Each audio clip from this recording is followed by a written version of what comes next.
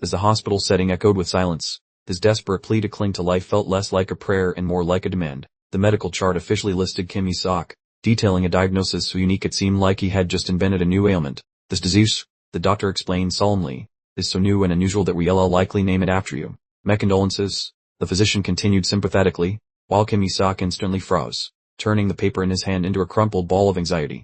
The doctor delivered the final death sentence, stating he had approximately 6 months of life remaining. Drowned by the hustle and bustle, Kim Isak felt like a ghost, completely unable to accept the terrible diagnosis he had just heard. He muttered to himself in disbelief, "No, absolutely not." The red light illuminated, triggering a flood of bitter thoughts. He had lived like a workaholic for so long, and his life was finally starting to improve. Now I am going to die? He thought sadly, unconsciously walking straight into the oncoming traffic of the busy street. A frantic bystander shouted, "Get off the road immediately, Dronzer. It's dangerous right there." But the warning came too late, and Kim Isak collapsed on the hard concrete sidewalk. He let out a bitter sigh, thinking that hearing he had only months left to live was truly unfair. The ultimate irony struck him when he looked at the lottery ticket in his grasp, realizing he had finally won the jackpot that exact day. Falling onto the frigid ground, he desperately whispered that he wanted to live, repeating that he absolutely did not want to die. Tears mixed with raindrops hit the lucky ticket, as he pleaded to anyone out there, "Please help me." He poured out every ounce of his energy and screamed for help, begging to be saved from death. His wish was granted, just not exactly how he pictured it. "Now a skeleton," he muttered. "I asked for survival, but I didn't mean becoming this bag of bones." Stuck in a dark dimension, he complained about being a bald skeleton, realizing this body severely limited his ability to enjoy anything. Right then, the terrifying horde of hideous monsters came charging directly at the solitary skeleton figure. Fiery red eyes and empty sockets glowed intensely, signaling his very first major challenge since becoming undead. "I'll eliminate every single one," Kim Isak roared, swinging his giant sword and plunging into the massive group of foes. The colossal weapon became instantly stained with fresh crimson after every single strike. He suddenly perceived a new threat and immediately turned with a cautious look in his empty sockets. A huge, muscular monster roared fiercely, charging directly at him with its razor-sharp claws extended. The creature was instantly met with a ridiculously fast strike right to the face. Taking advantage of the opening, Kim Isak instantly shot upward, driving his blade deep into the monster's shoulder. He whispered to himself, clenching his bare, bony hand tightly in anticipation, "I can finally finish this nonsense." Thorpe, his destructive power began concentrating in his grasp. "Perish," he commanded forcefully, watching the massive beast let out a final roar of despair. "Only one more," Kim Isak murmured, tensing his muscles in preparation to deliver the final blow from above. A rather unsettling grin, which was hard to pull off without lips, spread across the king's skull. The poor creature let out a high-pitched shriek of pure agony that echoed across the desolate wasteland. As the last foe hit the dirt, a cheerful, automated message chimed in. "Congratulations, rebel forces annihilated successfully." This whole ordeal kicked off when he came back to life, not as some cool demon lord, but as a lower-level skeleton minion. He climbed the corporate ladder of undeath, eventually becoming an immortal left and a ruler of all. "Behold, our eternal king," Kerr single-handedly saved the demons from total extinction and made them prosperous again. He patted his skull proudly, thinking, "I may have lost all my hair, but at least I am still the magnificent Demon King Zack." His followers, completely clueless, cheered, "Long live King Isak," confusing him with another skeleton. "Actually, my name is Kim Isak," he corrected testily, snapping his fingers and adding, "You simpletons, farewell now." He coldly declared his destination, to finally reclaim his prize, specifically to become human again so he could enjoy a sandwich and feel things. Having thoroughly annihilated an untold number of foes, including those dumb enough to take on the gods themselves, the Skeleton King, finally fed up with the commute, marched straight up to his bosses, the ones who gave him the mission. He strode right into the divine realm, where the deities were sitting round on their comfortable, oversized chairs. Kim Isak declared with confidence, "I've completed all the work, so honor the agreement and transform me back into a human." One god mumbled in genuine shock, as they figured this whole mission would keep him busy for about 500 years or so. Kim Isak, however, had overheard chatter about their nefarious exploitation scheme and promptly stated, "I know what you're up to." This patient snapped, and he growled, "Stop stalling, I finished every single chore you assigned me." The supreme god smiled in a condescending way, then casually suggested, "Could you just do us one tiny little favor more?"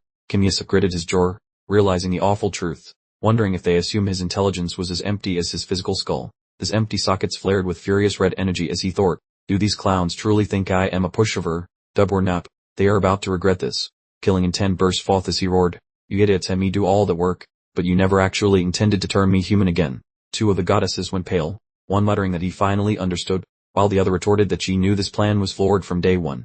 As fiery red power surged around him, Kim Ye-seok confirmed his immortality, becoming an existence that even the so-called divine realm had to genuinely fear. If you fools really are incapable of turning me back into a regular human. The gods started shaking in fear, begging for additional time while promising to address a few minor complications. Then you'll simply pay with your lives, Kim Ye-seok stated, reaching for the treacherous gods to deliver their punishment.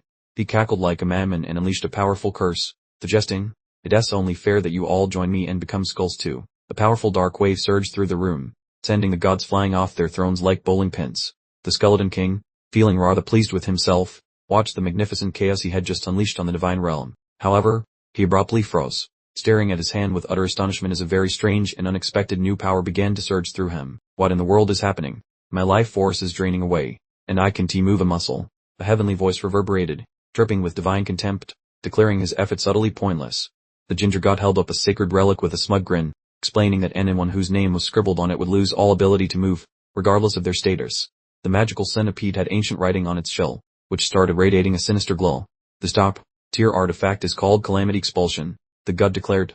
"So now you get to exist just like a tiny cockroach." Kim Ye-seok seared back, "Couldn't you have picked a hairy caterpillar instead of a centipede?" While the god scoffed, "Honestly, why are you so fixated on fuzziness, you pathetic creature?" All at once, the holy relic in the god's grasp burst into an extremely bright light, startling him greatly. Kim Ye-seok let out a scornful laugh, meeting their eyes with utter defiance.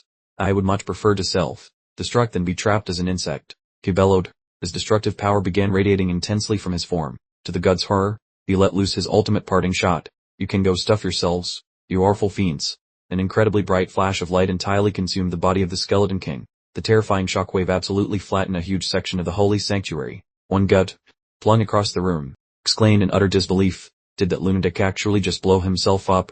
What kind of crazy stunt was that?" Amidst all the debris, a pair of gods discovered the centipede, with one anxiously inquiring if the sealing spell had succeeded.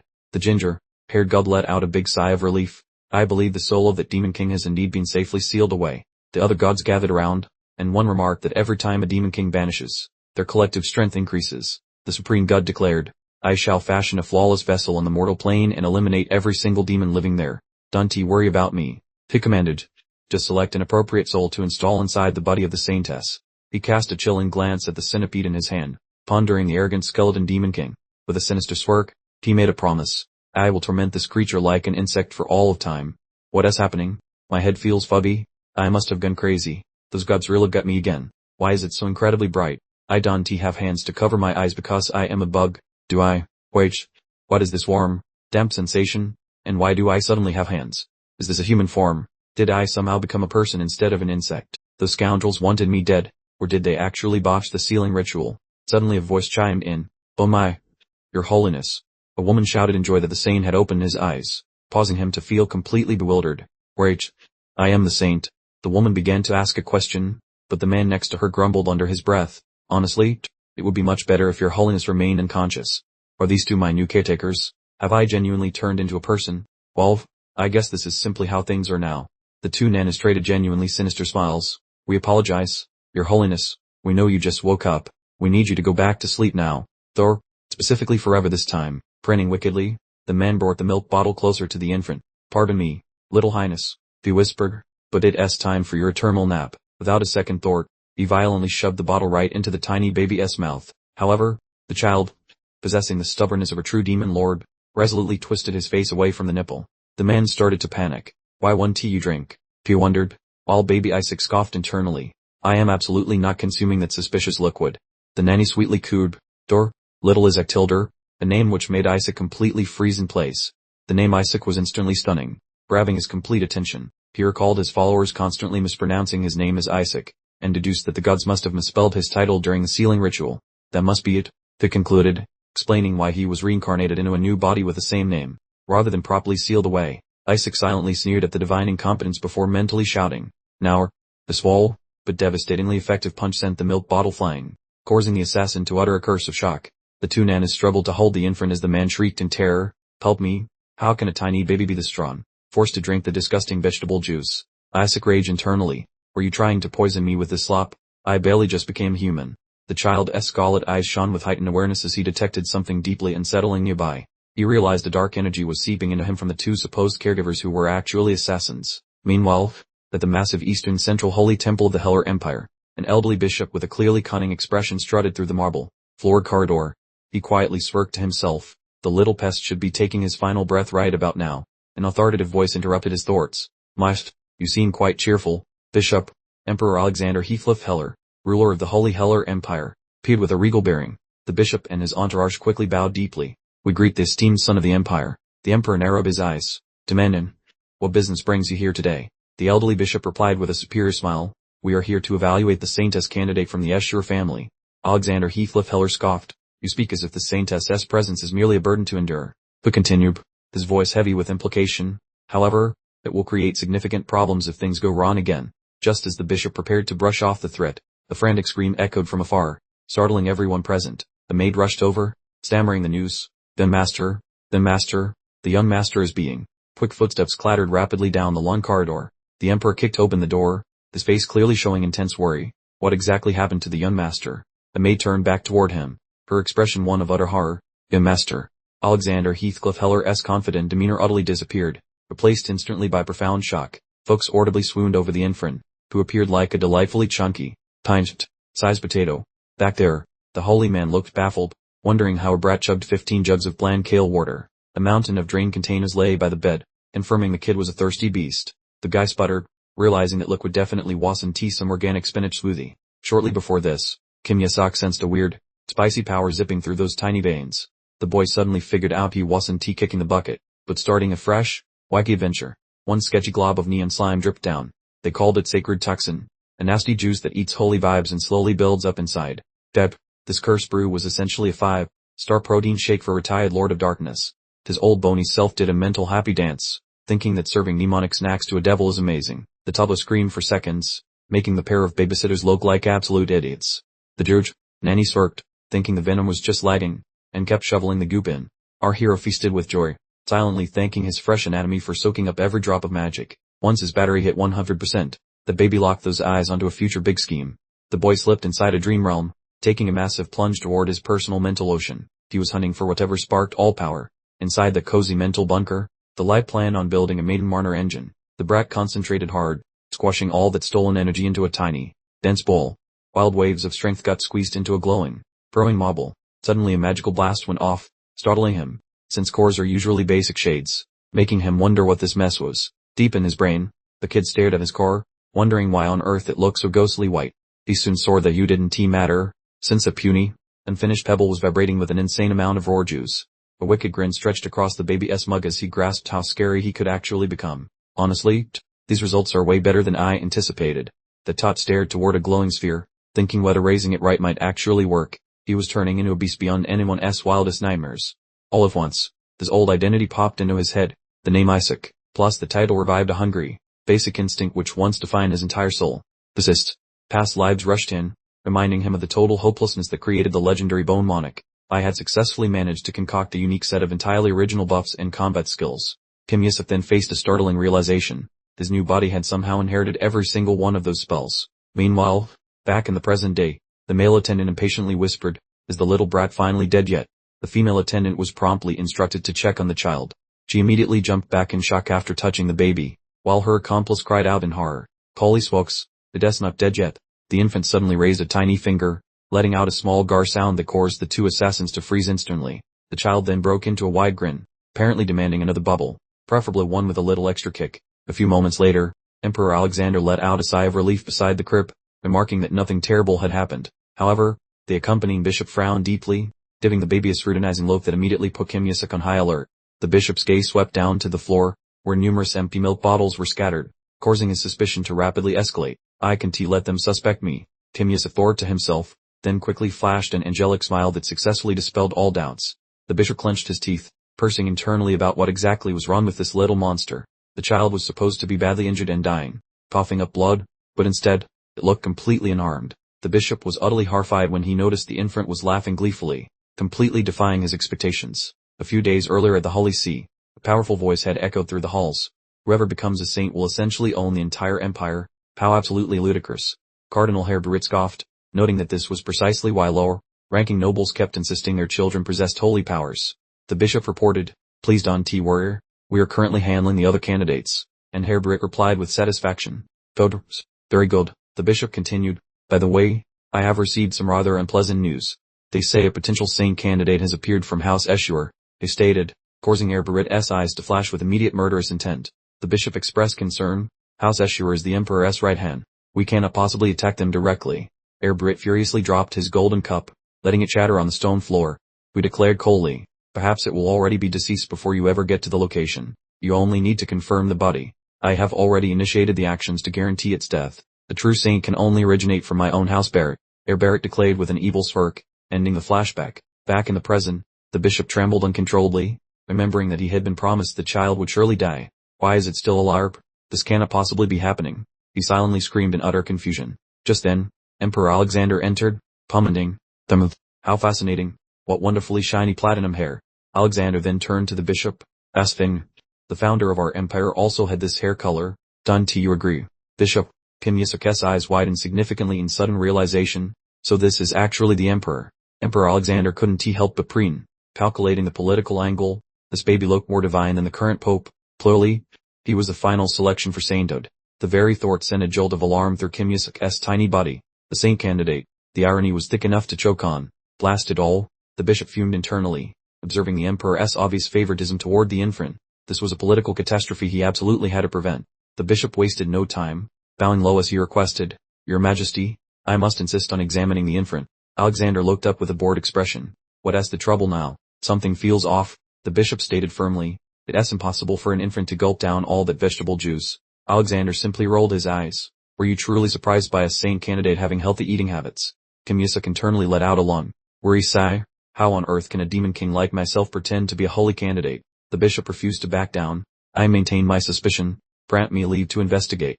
Suddenly, the small, dark tendril of demonic energy unceremoniously oozed from the infant's surprisingly tender little body. The undigested demonic energy. Kim Yisuk thawed in horror. He immediately realized the magnitude of his disastrous slip. Inside the infant's head, thoughts were screaming in utter panic. "Oh no, did I just blow my cover?" As the bishop's hands gradually crept closer, Kim Yisuk experienced a wave of pure, unadulterated dread. "Your Majesty," the bishop announced solemnly, "I have just detected strong demonic energy coming from this infant." A truly sinister grin spread across the bishop's face. "Quite peculiar. Listen to it." Kim Yisuk could only curse internally. That absolute scumbag. The infant felt a sudden, cold sweat break out as his tiny heart hammered against his ribs. Has he finally figured out my secret? The bishop's mind raced, formulating a strategy. This infant could be a fraudulent candidate. I need to get an inquisitor to investigate him right now. Emperor Alexander immediately put a stop to it. "You insolent man. How dare you insult a potential saint candidate?" The bishop then played his most powerful political hand. The Pope has already announced that the child from the Barrett family is the chosen saint. Alexander inwardly seethed. How incredibly brazen. At the same time, Kim Yisuk suddenly grasped the whole scheme. "I see now. He is trying to completely remove me from the running." Realizing this, Kim Yisuk subtly tensed his small muscles, bracing himself for the looming conflict. The bishop then picked up the infant, issuing a smug command. "I hereby order a priest to summon an inquisitor to this location without delay." Not so fast. The determined hand suddenly raised, halting the bishop right in the middle of his action. Emperor Alexander stepped in, asserting his authority. "The Asura family are close allies of the crown, so I recommend we postpone the examination of this child until another occasion." The bishop, momentarily stifled by the emperor's decisive power, reluctantly bowed. "Understood, Your Majesty." The bishop offered a meaningful smile. "In other news, I recently had a conversation with His Holiness the Pope." Emperor Alexander scowled deeply upon hearing that the crown prince's investiture ceremony would be delayed until the selection of her saint was finalized. Alexander immediately recognized the blatant political maneuvering. The church was essentially holding his son's legitimacy hostage until he accepted their chosen candidate. Kim Yisuk, listening intently, cursed under his breath. "So this is the Holy See's little game. You bunch of petty little schemers." The infant thought to himself, "Honestly, I am officially submitting my resignation as a saint candidate. It is far too hazardous, and my real identity is constantly at risk of being revealed." The cunning bishop then added, "Of course, we could always conduct the examination of the child immediately. Should you prefer?" Clenching his tiny fists, Kim Yisuk made up his mind. "Let us do this. If the infant is truly human, no harm will befall it during the procedure," the bishop announced with supreme confidence. Just as he was about to declare that any demon would be utterly destroyed, the sharp impact landed squarely on the bishop's face, silencing his pronouncement completely. The elderly prelate froze in utter shock, blood immediately beginning to gush from his mouth in disbelief. The tiny culprit, Kim Yisuk, offered a smug expression, his fingers now stained crimson from the enemy's unexpected injury. The child raised his weapon high, issuing a silent challenge. "You arrogant fool, let us see how well you handle a real fight." The old man gasped, clutching his bruised and rapidly swelling cheek, struggling to fathom how a mere baby bottle caused such intense physical trauma. At that moment, the nearby spectators cried out in amazement, "Look at the brilliant light. It must be divine power. This child truly is a saint." Tim Yesuk, looking thoroughly amused by the situation, vigorously swung the brightly glowing bottle. The infant continued his relentless assault while babbling nonsensical sounds. His inner voice scoffed, "Let us see you handle this, you old geezer." Unceasing strikes rained down, creating spectacular, dazzling flashes of golden illumination with every hit.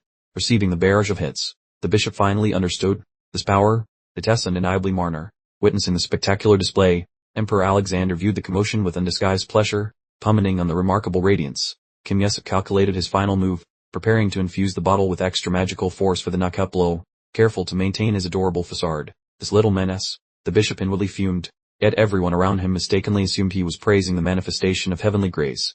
What a peculiar phenomenon, Kim Yesuk pondered, finding that a subtle current of divine energy emerged whenever he utilized his demonic powers. He realized the two energy types were fundamentally incompatible, concluding the unusual white core he possessed must be the source of this peculiar interaction. The old bishop dripped with sweat, his expression horribly distorted by intense suffering. The bishop, reaching his absolute limit, tossed aside the bottle and loudly proclaimed before the emperor, "I absolutely guarantee this child is a blasphemer." The suggestion for an immediate exorcism earned only a look of disdain and a mental comment, "You disgusting worm." The child cooed playfully, while secretly thinking, "I didn't mean to escalate things this much, though well." The infant's small hand touched the bishop's chest, immediately detecting a stream of dark, malicious energy, hiding something genuinely intriguing right there. Tim Yesuk extracted a withered demonic limb, bound tightly in gauze and decorated with a shiny golden rosary.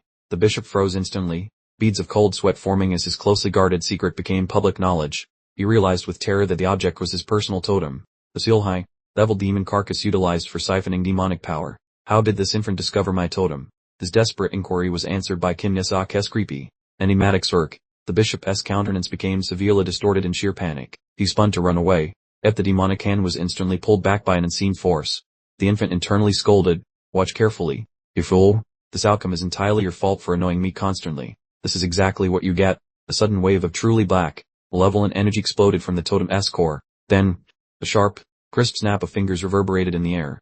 "Arch, the demonic creature, I don't believe this." The bishop cried out as a massive shadow emerged from the ground. "Get ready to defend yourself now." Kim Yesuk chortled with glee, "You filthy amateur."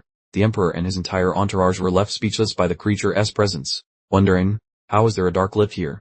Emperor Alexander furiously bellowed, "Bishop Mothaburet, how dare you let a demon run completely wild in this holy temple?" The aging bishop frantically denied everything. That was the infant. He threw the totem. How could a sealed artifact possibly come back to life? "All troops," Alexander commanded, "protect the young master from both the demonic beast and the deceitful bishop." The guard quickly snatched Kim Yesuk from the stunned bishop's grasp. Kim Yesuk sneered internally, "Fool, you've completely fallen for my trick." The shadow lick appeared within the encirclement, making Kim Yesuk curious. Let us observe how effectively this bishop handles the situation. However, the shadow creature only whispered a single, chilling instruction, "Culve, pill, then if orb," making its target explicitly clear, "Eliminate the saint." Kim Yesuk was utterly dumbfounded, finding it hard to believe his own summon minion was targeting him. The lick charged directly toward the baby, causing the guard to clutch him tightly in absolute terror. The other knights immediately rushed forward, vowing to safeguard the young master regardless of the cost. The bewildered guard yelled, "I saved it. Why in the world is it attacking me instead?" Kim Yesuk calmly closed his eyes, calculating the situation. "In any case," he confidently thought, "the knights will shield me," just as one of those knights was abruptly sent flying away. But when the helmet tumbled off, revealing a skeleton underneath, the guard realized in horror, yes, actually dead already. Meanwhile, the lick continued to shriek, "Kill the saint," while another group of demons shouted, "Save the captured king." Timur, Sok sighed as he saw the guard stumble. "I guess I'll just have to deal with this problem myself first." His glowing red eyes flashed, as he reasoned, "No one here will realize I am actually using magic in this chaotic situation." The lip charged, making the baby inwardly lament. Why does everyone keep trying to end my life in this new body? Timur, Sok glared sharply at the creature, thinking, you dare try to murder me, after I am the one who resurrected you.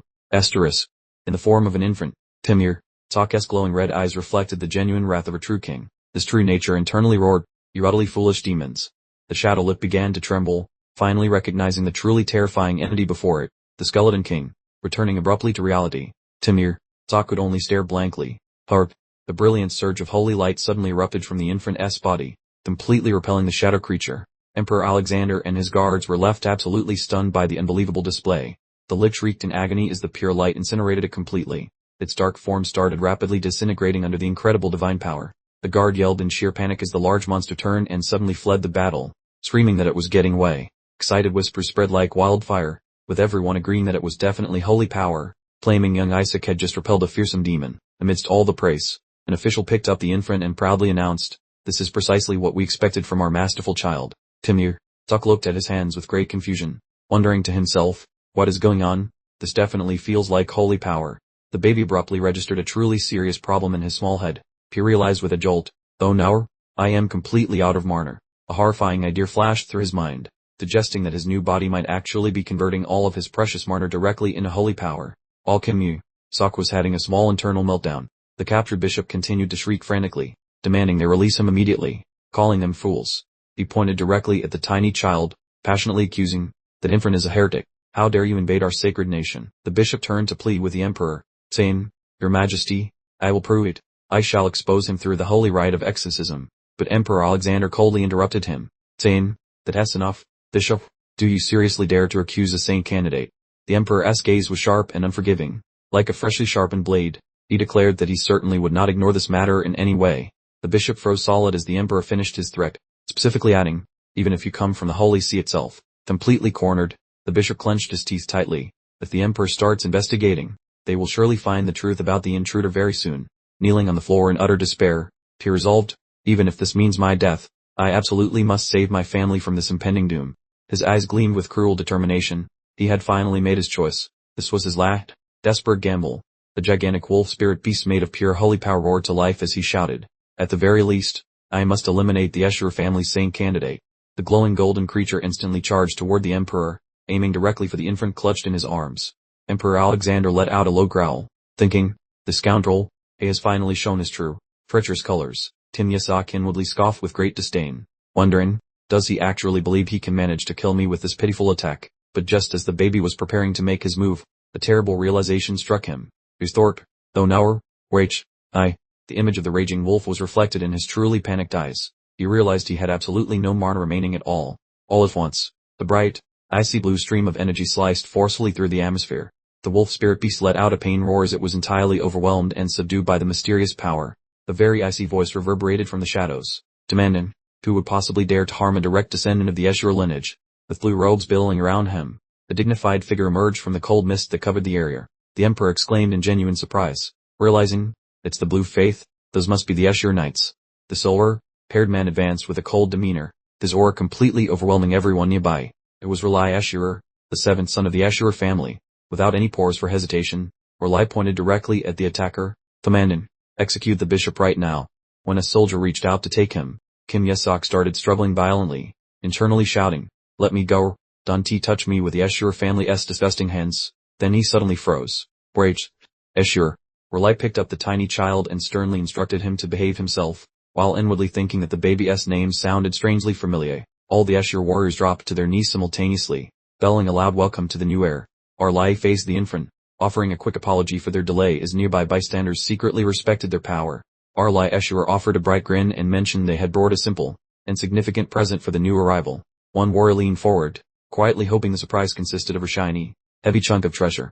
The knight proudly presented the present, announcing it was a tiny replica of her decapitated skeletal monarch. Much to Isaac's horror, they then displayed additional variations, including one where the bony royal was set on fire and another where the saintess flattened him, utterly baffling the child. "How adorable," the knight exclaimed, mistaking the boy's stunned silence for appreciation and beginning to cry. Isaac inwardly panicked, wondering how he would ever endure this, while the knights outside celebrated. "Luft, he loves it so much he's in tears." Held hostage in the arms of an adult, the baby could only let out an exhausted huff, pondering how to survive this bizarre clan. Then, a sudden flash of understanding sparked in the boy's crimson eyes as he quietly repeated the name. "Wait, Asura, it is Asura." Past memory surged forward, and the vivid image of the saintess who had tried to exterminate him returned clearly. He specifically recalled the 45th saintess proclaiming her endless war against anyone named Asura. Next came the enraged declaration from the 61st saintess, "Down with the Asura family." Isaac realized his lifelong adversaries were all Asura, then panicked. "Wait, did I just get reborn into the rival family?" The infant silently questioned what terrible deeds he had done in his previous existence. while Arlai Escher simply stared straight ahead with an icy expression. An elderly bishop unexpectedly caused a scene, loudly accusing them of heresy and demanding to know where they obtained the little monster. Pointing directly at Isaac, he hysterically screamed, "I am going to reveal exactly what the creature truly is.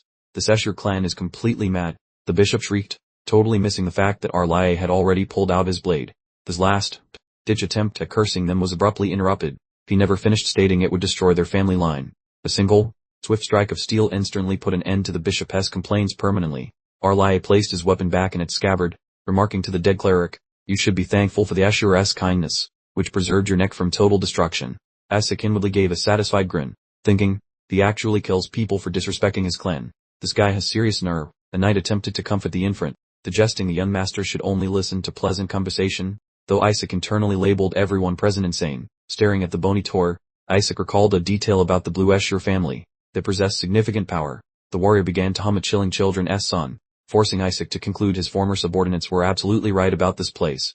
At that moment, Emperor Alexander worked closer and stated that he seemingly owed the child a favor. The emperor stared directly at Arlai and proposed an astonishing deal, saying, "Inform your clan head that the imperial palace intends to raise this boy." Arlai was stunned, replying, "Your Majesty, surely you must be joking," while Isaac rejoiced inwardly. "Yes, I am getting recruited by the palace." Alexander clarified that the holy nation would target the child, and Ashura's power might not be sufficient to protect him. Is the current blue faith truly capable of keeping this child safe? The emperor asked, leaving the question lingering heavily in the room. He continued to blabber about the perils, particularly the Pope's utter disapproval since Isaac's hair hue was a sacred banner for the holy nation's forebears. On top of that, the skeleton king appears to be on his tail, the notion that left Isaac utterly flabbergasted by the emperor's words. "Wait, I am the skeleton king, why on earth would I chase myself?" An official stood firm, adamantly refusing. "Your Highness, this young lad is infused with Escher lineage, therefore, he must be nurtured by the Escher clan." With a bold declaration, Arlai swooped up Isaac, proclaiming with gusto, "Be it the Pope or the skeleton king, the Escher family can more than handle them." The emperor chuckled, a sly grin playing on his lips, picturing the former Saintess Melissa's sheer delight should she ever cross paths with the skeleton king again. The pronouncement sent a jolt through Isaac, while Arlai firmly asserted, "How could I possibly surrender Saintess Melissa's direct descendant to the emperor's court?" The torrent of memory surged back, and Isaac realized with dawning horror that Melissa, the most bonkers and formidable saintess he'd ever encountered prior to reaching godhood, was the one. The universe delivered a cruel, ironic punchline, leaving him utterly bewildered. "I am Melissa's direct descendant, so why is my existence this much of a mess?" "Sir, in all honesty, what exactly constitutes a saintess? They're essentially the ultimate divine weaponry, the divine experiment after countless flops against the pesky skeleton king. They were heralded as the beacon of the holy realm, foul standards, fabled to bring the skeleton king's ultimate downfall. Yet, the reality was quite the opposite, because the skeleton king, you see, knows absolutely nothing about showing any mercy. Within the skeleton king's own recollections, he'd never once lifted a finger against any saintess, figuring it would only play into the god's hands, paving the way for an even tougher successor. The young fellow was utterly floored by the brutal honesty of it all. Saintess Melissa, the most daunting adversary he'd ever grappled with, was, in fact, his very own ancestor. Arlai Escher offered a gentle smile, completely oblivious that the little tyke nestled in his arms was the very nemesis the saintesses had vowed to vanquish. Emperor Alexander simply listened, his expression unreadable, as Arlai waxed lyrical about the Escher lineage's profound honor and their robust protective prowess. The junior knight chimed in, recounting tales of the martyred saintesses, prompting a silent, internal scream from Isaac. "I swear, I didn't tee off anyone." The ridiculous fabrications kept piling up, and Isaac could only offer silent, futile refutations within the confines of his own mind. "It's quite alright," Arlai soothed gently, but Isaac was drowning in utter misery, thinking, "I am really not alright at all." The gentleman hoisted the child, proclaiming with great affection, "We're incredibly thrilled you came into this world, and we have just one singular desire. Please, just don't end up like that dreadful skeleton king." A well-intentioned wish that landed like a fatal blow. Those words felt like a sinister enchantment, conjuring the specter of that ruthless skeleton from bygone days to haunt Isaac's innocent psyche. The boy could only offer a silent, secret apology to the paternal and maternal figures he'd never had the pleasure of knowing, thinking, "I am so sorry for being a rather bad chap." Alexander continued their parley, casually mentioning that her solid century and a half had elapsed, prompting Isaac to do some quick mental math, realizing Melissa should have long since succumbed to old age. The emperor stressed the escalating menace from the demon horde, highlighting the child's holy lineage as an invaluable asset to the entire kingdom. Furthermore, the Escher line currently lacks a saintess. Alexander delivered the final, crushing blow. "Your mother vanished about a year back." It was like a bolt of pure shock struck Isaac, leaving him utterly speechless at the mind-boggling revelation. My mother was actually a saintess. Arlai quickly offered reassurance, stating the family's matriarch was indeed still breathing, as Isaac frantically attempted to piece together the bewildering cascade of information swirling in his head. But the very next designation that tumbled from his lips was pure, unadulterated dread. Lady Melissa is slated to make her grand reappearance shortly. Alexander let out a snort of disbelief at Melissa's astonishingly long lifespan, while Isaac's jaw dropped, the horrifying realization dawning that his ultimate nemesis was very much alive and kicking. The young boy was terrified, because he understood better than anyone else precisely how dangerous Melissa truly was. Then, driven by a pure instinct for self-preservation, the tiny hand made a decision, grasping tightly onto the Emperor's finger. Kim Sok used every ounce of his baby-acting talent, blinking cutely while silently pleading to be taken away, which instantly melted Emperor Alexander's hardened heart. The triumphant Emperor turned to Arlai, pointing out that the boy clearly wanted to join the imperial palace, but Arlai merely scoffed, insisting the child was simply clinging to people. Your Majesty. Alexander pressed on, suggesting that while House Asura might be great at producing saintesses, when it came to actually raising a saint, they were all complete rookies. Arlai Asura refused to back down, arguing that this was the very first saint, so he highly doubted the imperial palace had a better training manual than anyone else. The argument quickly escalated into a ridiculous physical tug, or, forcing the subordinates to cry out in genuine panic, fearing their young master was about to be stretched in half, on the absolute brink of life and death. Timur, Sok screamed internally. I definitely want to go to the imperial palace, because I absolutely refuse to die right here. And then, the boy felt an unexpected sensation. The warm, vital stream of light, which seemed to be the source of all life itself, emanated directly from the Emperor, presenting the true path to survival. I simply cannot miss this chance, the boy internally decided, and the Emperor smiled knowingly, almost as if he had heard, calling it a wise choice. Young master. But simultaneously, a sudden, cold premonition crept into Kim Sok's heart. Elsewhere, under the pale moonlight, the disgraced bishop was kneeling on the cold ground, pleading for mercy and claiming he was completely innocent. He frantically tried to justify himself, insisting that thing used Marner, which definitively proved it was a demonic product. An icy voice echoed from the heavy shadows, demanding if he was actually suggesting that the gods would bestow divine power upon a lowly demon. The old bishop desperately insisted that it was undeniably Marner, just as a sharp sword was pressed firmly against his face. The mysterious leader slowly and deliberately pronounced that the Holy See had a specific name for such accusations. The sword flashed through the air, quickly cutting short the bishop's last frantic appeal. With blood splattered across his cheek, the cardinal concluded in a cold tone, that was blasphemy. Brushing aside his predecessor's embarrassing failure, he commanded that there was no need for a new assassination squad, because the emperor would take the child, so they simply needed to wait for the opportune moment at the imperial palace. Back in the warm room, Kim Sok suddenly shivered, sensing a new deadly danger waiting for him in the near future. Deep within a dark forest, the group of black-robed priests gathered in secret, carefully plotting a truly sinister scheme. The leader coldly ordered them to simply target the child at the imperial palace since the emperor was going to carry him there anyway. From a great distance, their cruel thoughts seemed to reach Kim Sok, promising that he wouldn't survive this time around. The brilliant morning sun heralded the beginning of a brand new adventure. Lying in his crib, Kim Sok mentally replayed his recent momentous decision, realizing the time to execute his plan was right now. I am going to Yesur, he resolved, while his faithful undead army wailed dramatically in despair, asking why he would choose such a thing. Just a few days prior, an unusual flash of light had erupted inside the room, completely terrifying all those who witnessed it. Emperor Alexander was stunned as holy light shone forth from the child he was holding, while a nearby official insisted that the Yesur household was clearly not a good place. Arlai Yesur faced the emperor with a sneer, asking if he perhaps thought they only harbored maniacs and demon corpses, which caused the emperor to realize this was the true source of survival. Arlai presented his ultimate trump card, announcing that their most prized possession was the very physical body of the skeleton king. Kim Sok was utterly dumbfounded, internally screaming, wait a second, you mean my body is in your possession? Arlai held the tiny hand, completely oblivious to the child's inner turmoil, remarking, you really should have mentioned this information from the start. Suddenly, Kim Sok pointed decisively straight at Arlai, babbling out an emphatic gargle. The little boy smiled as brightly as possible and simply concluded, let us go find Yesur. Arlai Yesur, the notoriously iron, old man, instantly melted from the cuteness, stammering out the name Isaac. Back in the carriage, Kim Sok accepted the compromise. He had to give up the imperial palace, but there truly was no other method to regain his old physical form. He vividly recalled his terrifying strength, a body forged with sufficient martyr to stand against even the gods themselves. He realized that the source guiding his survival had plainly instructed him that following Arlai was his only chance to live. The Neshur Knight posed a question, wondering why the Holy See's forces were still targeting the young master, a mystery Kim Sok was also trying to solve. Arlai revealed a shocking secret. The gods had issued a prophecy claiming the saint would eventually be adopted as a child of her divine entity. Kim Sok's jaw dropped, thinking, What on earth is going on here? Upon learning the saint was set to become the pope, it was a position of immense authority, essentially making him the king of priests and holy knights, on par with the emperor. The Barrett household, which previously monopolized the papacy, now found its position threatened, igniting a serious power struggle. Inside the luxurious carriage, their long journey continued uneventfully.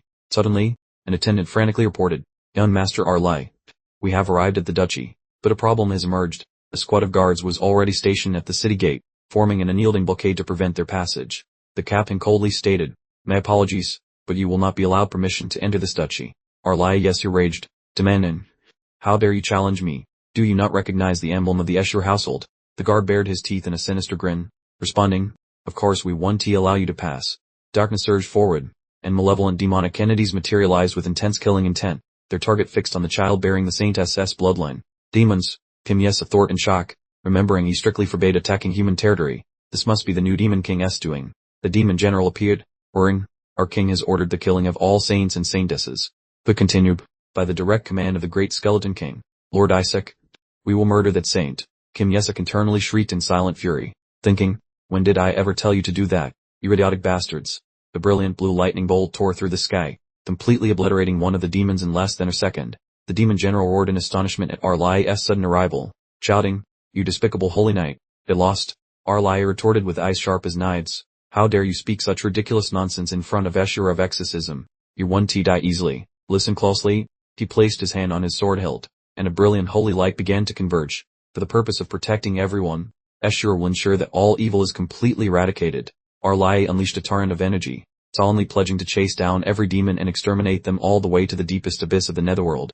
Arlai Escher scoffed in derision, finding the skeleton king truly pathetic for sacrificing his own minions solely to preserve his miserable, mortal life. The demonic creatures howled in outrage at these claims, one particularly incensed fiend lunging forward and bellowing, "You insignificant mortals, how dare you provoke us?" The entire horde of demons shouted in unison, prepared to make the ultimate sacrifice for their faith. "Do not disrespect Skeleton King Isaac, for the resurrection of Lord Isaac must not be impeded." Meanwhile, the distinguished knight from the Escher household drew his blade, ready to engage in combat to protect the carriage carrying his young master. The sudden blast sent him tumbling backward, forcing him to clutch the young lord tightly to his chest. "I apologize for this, my young master," he murmured. As he was hastily gathered up, Kim Isaac's thoughts exploded in a silent shout. "What in the blazes is happening? And who on earth is pretending to be me?" The faithful warrior carried the child and sprinted into a thinly wooded area, searching desperately for a brief sanctuary away from the chaos. He carefully set Kim Isaac down on the forest floor and instructed him, "Kindly remain here for just a moment while I assess the situation." A luminous magical circle ignited, surrounding the boy in a protective sphere, causing Kim Isaac to consider, "Well, look at that. A magic shield." The boy prodded the new protective field, silently recognizing its strength. Even senior demons couldn't breach this. Kim mused, "Rather remarkable, actually." But then a sudden realization struck Kim Isaac. The fact that nothing external can get in also means nothing internal can escape, creating a perfect prison. The boy shut his eyes, determining this was his chance. The Bible source. Activate. Initiate magic release. He commanded internally. Within the vast, otherworldly cosmic void, the boy commenced his incantation. "Answer my summons, you who are both spectral energy and existence." Whisper, the tireless watcher.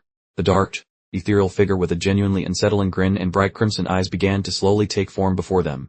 The entity cheered enthusiastically. "Thor, my magnificent overlord, my master." Kim Isak quickly cut him off. "Long time no see indeed. Now, shut up, or we'll be found out." Suspended within the magical shield, the dark being struggled to contain its sheer delight. "I genuinely believed our paths would never cross again. Oh magnificent one. It has been quite a while." Whisper, Kim Isak elaborated. "This is my sentient surveillance magic, which I invented because I found it too tedious to continuously monitor detection spells in combat." Whisper fawned over him. "Your malevolence remains unmatched, my lord. I applaud your ruthless acquisition of this infant's physical form," which left Kim Isak flabbergasted. "Seriously, this guy?" The entity suddenly grew furious. "But those despicable deities actually dared to assault you." Kim Isak immediately commanded, "That's enough. Scan for hostiles." Whisper's crimson gaze flickered brightly as it began carrying out the directive, starting the process of identifying enemy targets. From its vantage point high above, Whisper relayed the information. At the present time, the effective surveillance range extends to 100 meters. It rapidly pinpointed the threats. There are exactly 88 hostiles out there, all of them demons. However, rest assured, they won't manage to touch you. A hidden, masked demon covertly assessed the situation. If the security measures here escalate, this will become problematic. I must deal with them personally before the Yesir family finds us. From inside the magical containment field, Kim Mi-sok made a grim determination. Even if it drains all my remaining mystical energy reserves, I have to take care of these pests. But then Whisper abruptly stopped counting. Wait. What? The current hostile count is now 51. Kim Mi-sok was utterly stunned as the number plummeted even further to 31. What on earth is going on? And why is this happening? As it turned out, Arlai Yesur and his knights were efficiently dispatching the demonic forces. The knight yelled out, "Den Lord, a new threat is approaching." Arlai instantly ordered, "Prepare a defensive structure." The masked demons were being thoroughly overwhelmed, leaving only 4 still standing. One of them excitedly shouted, "You have finally shown up, my companion." A demon resembling a vampire materialized, making a request, "Please join forces with us to achieve our goals." He announced their objective, "We are going to execute that saint today," causing Whisper, who had been observing, to hone in on the specific word saint. Without warning, a crimson wave of energy swept through, eradicating the remaining demons who shrieked, "Glory to the Skeleton King." As they dissolved, the Yesur family knight immediately became paralyzed with fear by the sheer magnitude of the dark power that had abruptly appeared. Whisper quickly updated its master on the situation, reporting, "There are officially no enemy forces remaining. I have just detected a shadow lit," was reported, as the massive, shadowy entity materialized before the knights. The creature unleashed a fearsome threat, "You who dare to lay your grimy hands on my king shall pay for it with your lives." Hearing the creature's threat, Kim Mi-sok, safely tucked inside the barrier, started screaming in panic. What in the world is wrong with this lunatic? The shadow lick's crimson eyes flared brightly as it reiterated its chilling malediction. Den Asuk, meanwhile, still failed to comprehend exactly what was happening around him. The lit continued its enraged rant. "What king? My one true master, how dare you keep him imprisoned?" Due to its liberation, the entity's loyalty had warped into a bizarre fixation upon realizing its master was trapped within the body of an inferior child. The spectre let out another deadly threat. "Stop looking at him with those filthy eyes of yours, or I will gouge them out myself." Arlai Yesur remained completely bewildered, unable to decipher the creature's strange speech. Inside his magical bubble, Kim Mi-sok muttered to himself, "Prates, what a disaster. This guy actually thinks I am the Skeleton King."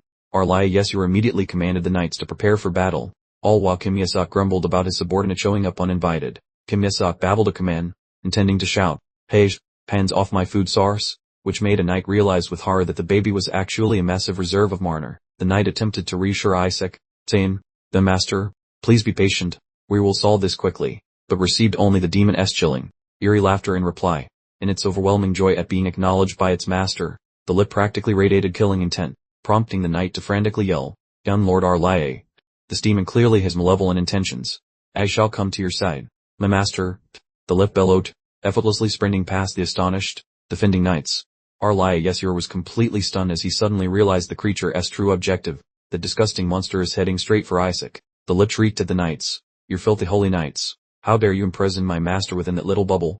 All while Kim Mi-sok silently cheered, thrilled to finally have its attention. "I cannot allow this valuable Marner source to be destroyed." Kim Mi-sok determined, babbling a new directive, "Take down this barrier immediately." The lick immediately complied with the order, responding, "Des, master," and swinging its large shadow scythe. A massive, powerful strike landed, causing the magical barrier to shatter with a deafening roar. As the lift muttered, "Your wish is my command." The knights could only shriek in utter despair as the protective shield surrounding their young master was completely annihilated. Now liberated from the barrier, Kim Mi-sok gave his subordinate a pat, babbling a complimentary phrase, "That was well done." Then he issued another command, "Stop causing chaos and rest now," which completely bewildered the lip, leaving it absolutely stunned and confused. Master," the creature stammered, totally failing to comprehend the new situation. Kim Mi-sok suddenly unleashed his power, forcing the lip to shrink down while letting out a desperate scream. Why? Arlai Yesur stood there absolutely dumbfounded, barely able to process what his eyes had just witnessed. The boy just, after the demon turned into a weird statue, the men screamed in pure horror, staring at the infant sitting next to the petrified demonican. One knight let out a joyous cheer, celebrating the demon's instant transformation into a funny monument. "The boy truly is astonishing. Listen he boasted. The entire Azure Knight squad clapped enthusiastically for the small child, while Kim Isaac internally corrected them. "I didn't use any holy magic at all, that was just my usual tricks." Arlai Yesur still looked doubtful, prompting another knight to cheerily chime in. "In moments of sheer terror, a person's true potential often shines through the most brightly." He continued to hypothesize that the demon sensed the young master's great power, so it charged immediately to strike him down before being stopped. The knight commander lifted the infant into his arms, confidently stating to Arlai, "There can be no doubt, Master Isaac truly is a saint." Arlai brushed off the excessive praise, but in his mind, he had to agree that saint or not, this infant possessed something incredibly unusual. He ground his teeth together, as his most significant warrior surfaced. "Why on earth," he lamented, Must it be a male child? The curse of the Skeleton King came to mind, making Arlai suddenly clench his fist tightly, his gaze burning with resolve. I have reached my conclusion, he announced. The Knight Commander declared with great solemnity. As the leader of the Azure Knights, I hereby vow to save our Gem Master Isaac, who represents the entire future of the Asura lineage. Arlai absorbed the words in silence, feeling his own resolve harden in response to the Commander's vow. He spoke in a low voice, almost confessing to himself, I understand everything now. It seems I have acted rather foolishly. While he dreaded the Skeleton King's curse, he recognized this child could significantly boost the Asura family's standing. Reaching out to grasp the infant, Arlai lifted Kim Isaac, a brilliant smile spreading across his face. Time to go home, then Isaac. As your new uncle, I am going to teach you quite a lot about life. I shall mold you into a magnificent holy knight, he vowed, completely unaware that his nephew was simply wishing, please just hand my original body back to me. As Arlai promised to search for a solution to prevent his short life, Kim Isaac suddenly went rigid. Excuse me, what was that exactly? Arlai playfully tossed the child high into the air, completely misinterpreting Isaac's frantic cries as pure, unadulterated joy. The first lesson when we get home will be learning precisely how to curse the Skeleton King, Arlai declared enthusiastically, leaving Kim Isaac completely dumbfounded and internally thinking, I cannot believe this ridiculously chaotic Asura family. In short order, the carriage passed through the grand entrance gates and onto the truly magnificent Asura Ducal Manor grounds. Opulent artistic statues lined every pathway, clearly meant to flaunt the Asura family's incredible wealth and influence. Even Kim Isaac, who used to be a powerful king, found himself secretly admiring the breathtaking extravagance. You thought, this is something else. As he continued to look out the carriage window, Kim Isaac became absolutely enraged by the Asura family's excessive display of wealth. His anger intensified as he thought back to his impoverished history, recalling how he had struggled to provide food for his hungry subordinates. Whisper materialized and started admiring the luxury. Yet Kim Isaac just scowled and told the creature to silence itself immediately. While nestled in Rely Asura's arms, the child was introduced to the manor, the legendary birthplace of all exorcism magic across the entire continent. Rely gestured toward the main training area, excitedly announcing, check this out.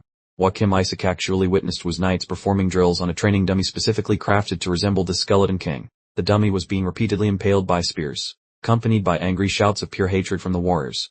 The knights were frenziedly assaulting the target, unleashing a barrage of curses aimed at the family's arch nemesis. While Rely watched with a satisfied smile, Kim Isaac thought in absolute dread, this whole thing looks exactly like a fanatical religious cult. The young boy gave himself a small pep talk, convinced this current nonsense wouldn't mess up his master plan one bit.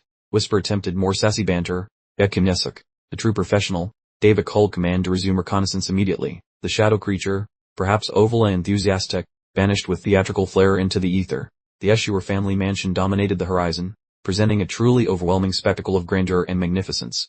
Even Kim Isaac and Whisper stared slack-jawed, astonished that thousands of valuable manicures were casually used for interior design.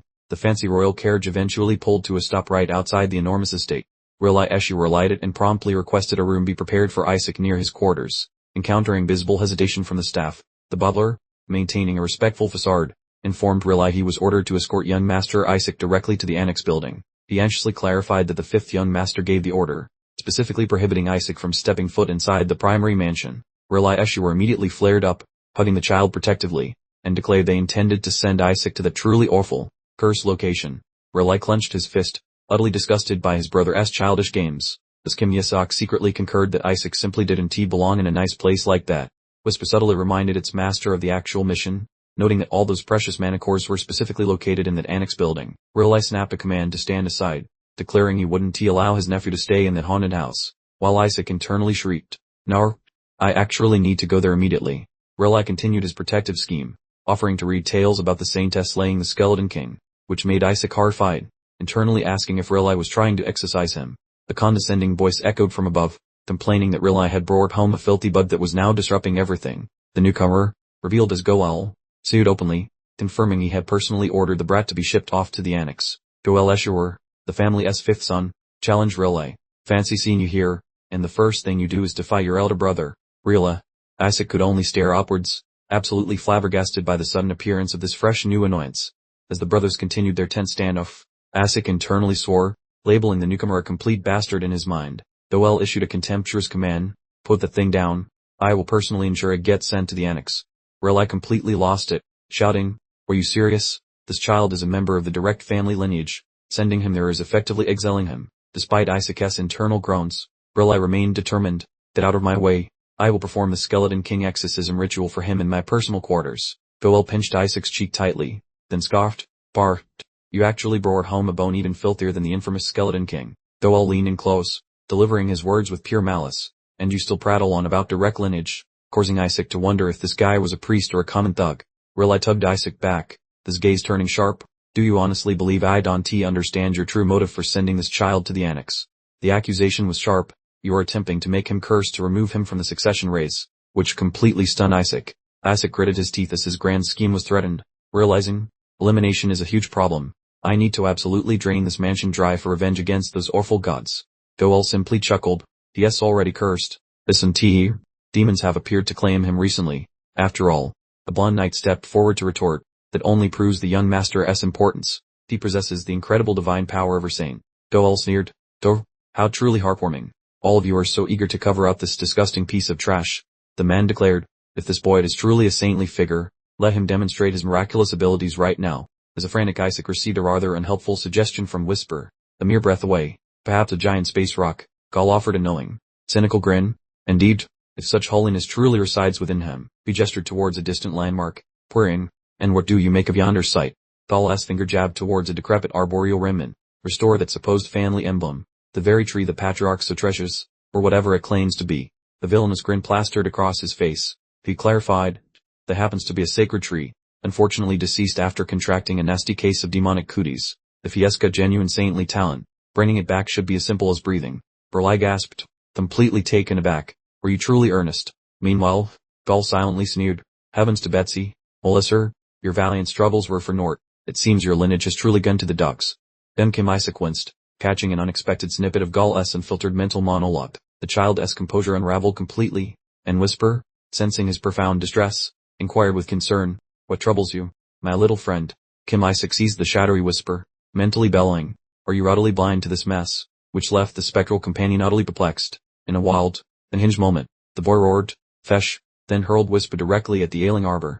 While continued his vociferous objections. The poor tree has been beyond saving for a full 7 decades. Now you're expecting miracles from a tiny tot who barely comprehends his own name, let alone your ridiculous demands. All at once, both Goel and Riley spun around, their faces registering absolute shock at a truly unanticipated transformation. Riley stuttered, utterly flabbergasted. What in the blazes is happening to our sacred foliage? Vibrant, emerald leaves burst forth, unfurling vigorously across what were once lifeless, shriveled boughs. The sacred tree had made a full, spectacular comeback, now radiating an incandescent glow that prompted Riley to yelp in sheer disbelief. It's alive. It's actually alive. Goel stood utterly dumbfounded, mumbling under his breath, that impossible tree, not even the most potent healing or purifying holy magic could bring it back. Isaac sported a rather self-satisfied grin, inwardly musing, honestly, it was just a minor inconvenience, hardly rocket science.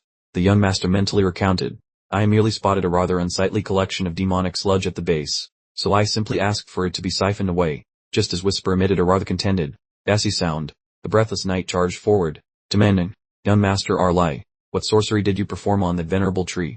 Only for Arlai to respond with an almost trance-like murmur, my good man, I assure you I've done precisely zero. The warrior's wide-eyed astonishment then drifted towards the tiny infant nestled within Arlai's embrace, adorning suspicion growing. Could it possibly be the little one? Meanwhile, Isaac was privately bemoaning, alas, another precious Marner expenditure, such a regrettable squandering, while Whisper slyly chimed in, what's a little regurgitation among friends? I could always bring it back up for you. The assembled knights erupted in thunderous applause and proclaiming, absolutely astonishing, young Master Isaac clearly worked this miracle. Goel Escher, however, merely waved away their praise with a contemptuous smirk. Have you all collectively lost your marbles? What earthly good could a mere infant accomplish? As the throng showered Isaac with adoration, Goel vehemently argued, Nar, someone else was certainly involved. Indeed, it must have been Arlai. Clearly, Goel cornered Arlai directly, jabbing a finger and declaring, you're irresponsible for this, aren't you? Prompting Arlai to feign bewilderment. Whatever are you babbling about? His temper truly boiling over, Goel violently clutched his younger brother's collar, bellowing, you've been secretly wielding the Saintess's power, paving you, letting that useless little run take all the credit, you sneaky charlatan. In the midst of the escalating pandemonium, Isaac quietly pondered his ancestress. Sir, concluding with grim certainty, this entire family lineage is teetering on the brink of utter ruin. The astute lad considered, hold on, why does our elder sibling bear absolutely no resemblance to Melissa, while Arlai seems like her perfect masculine doppelganger? Sudden, startling realization struck Isaac. Could they be half? To once, hang on, That one looked suspiciously like the Pope. Though L continued his merciless assault. Stop trying to conceal the obvious. Do you honestly believe I am unaware that you intentionally brought him here, hoping to turn him into the next sanest contender? Isaac flashed a cocky grin, hearing about the rival, deciding to let the moron play favorites before he flattens him like a pancake. Rely stood his ground, asking if they expected him to dump his own kin, since the kid belongs to the big bro and deserves the keys to the castle. Bull gave a nasty look, mocking the sower. Paul's firstborn is nothing but a coward who bolted the moment things got spicy for the clan. Hearing the dirty laundry aired, Isaac finally saw the light, figuring out why everyone treats him like a stray cat at a dog show. Bull kept spitting poison, calling the boy the spawn of that holy lady, the mixed up kid dragon from the streets. He leaned close to Rely, planting seeds of uncertainty by questioning if the rugrat even shares any of their fancy DNA. Once Gull crossed the line, Rely snapped and delivered a knuckle sandwich right to his brother's annoying mug. Isaac enjoyed the free show, thinking that sibling brawls are great for picking up juicy secrets without even trying. His guards scrambled to play referee. The kid plotted, glad the household is a mess because eating them for breakfast will be a breeze. The devious grin spread across the small face, planning to turn that lady's rotten estate into a pile of smoking rubble. Whisper mocked him, joking that his brain size matched his tiny pants, which earned a loud demand for silence from Yasak. Inside the fancy Yasak manor, an incredibly awkward and stressful family meeting was just about to get started.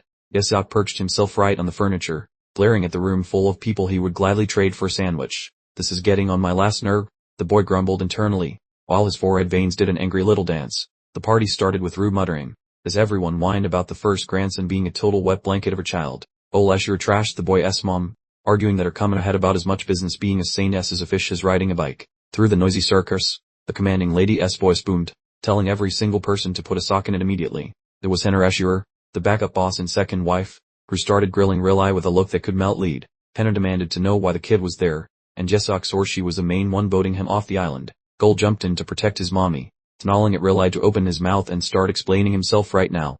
Rely blew him off, simply asking where the actual boss and father was hiding during this pathetic little drama. Henner quipped that he stepped out because of all the noise made by the wannabe saints currently clogging up the house. Such a bummer, Rely sighed, showing he was genuinely let down by the lack of attendance. An old butler crashed the party, gasping out the news that little Isaac just brought the holy tree back to life. Gull bolted upright, yelling that it was pure luck and probably just the result of everyone else's hard work and prayers. The senior member nodded along, claiming a mere toddler could never pull off such a magical miracle on his own.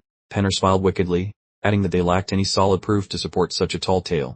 The local holy men called it a miracle, which only made Yesok roll his eyes and laugh at them on the inside. You desire evidence? They asked, stretching out his little hands to provide a demonstration they would never forget. Faced with an unexpected blast of raw power, the whole crowd went quiet, staring in absolute disbelief. Pimysk, clearly having skipped leg day for arm day, conjured a divine hurricane, sending the doubters scurrying faster than a cat from a cucumber. An elder shrieked in sheer terror, this raw power, transforming the sinister, dark energy into a shimmering crystal. The young lad mentally bellowed a thought only he could hear. That's the divine tree's juice, you scoundrel. And to the sudden, church, mouse choir, Riley clarified, it appears Yisak has successfully evicted the demonic entity which was, shall we say, giving the sacred tree a persistent case of spiritual indigestion. The bewildered clergyman choked, impossible, a mere toddler, not even old enough to pay taxes, managed this feat. The venerable figures muttered amongst themselves, conceding, truth be told, the particular spirit eviction was no cakewalk. The sacred flora was practically on life support. Bolesherer, demonstrating excellent table smashing technique, bellowed, Pavakak, are you implying that minuscule, drooling human possesses such formidable capabilities?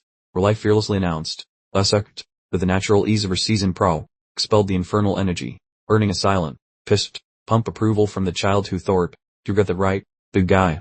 He pressed on with his rhetorical assault. This tiny prodigy has managed what our esteemed Escher clan couldn't in 7 decades. Bless their slower, moving hearts. Gull, spinning to face the bewildered elders, thundered, we absolutely refuse to swallow such a ridiculously implausible fable. He gesticulated wildly, insisting, if word of this nonsense leaks, our venerable family will become the cosmic punchline of the century. Gull, scraping the bottom of the insult barrel, sneered, just look at him. He is probably the offspring of some alley, dwelling vagrant. Timysk, however, simply yawned and scratched his ear.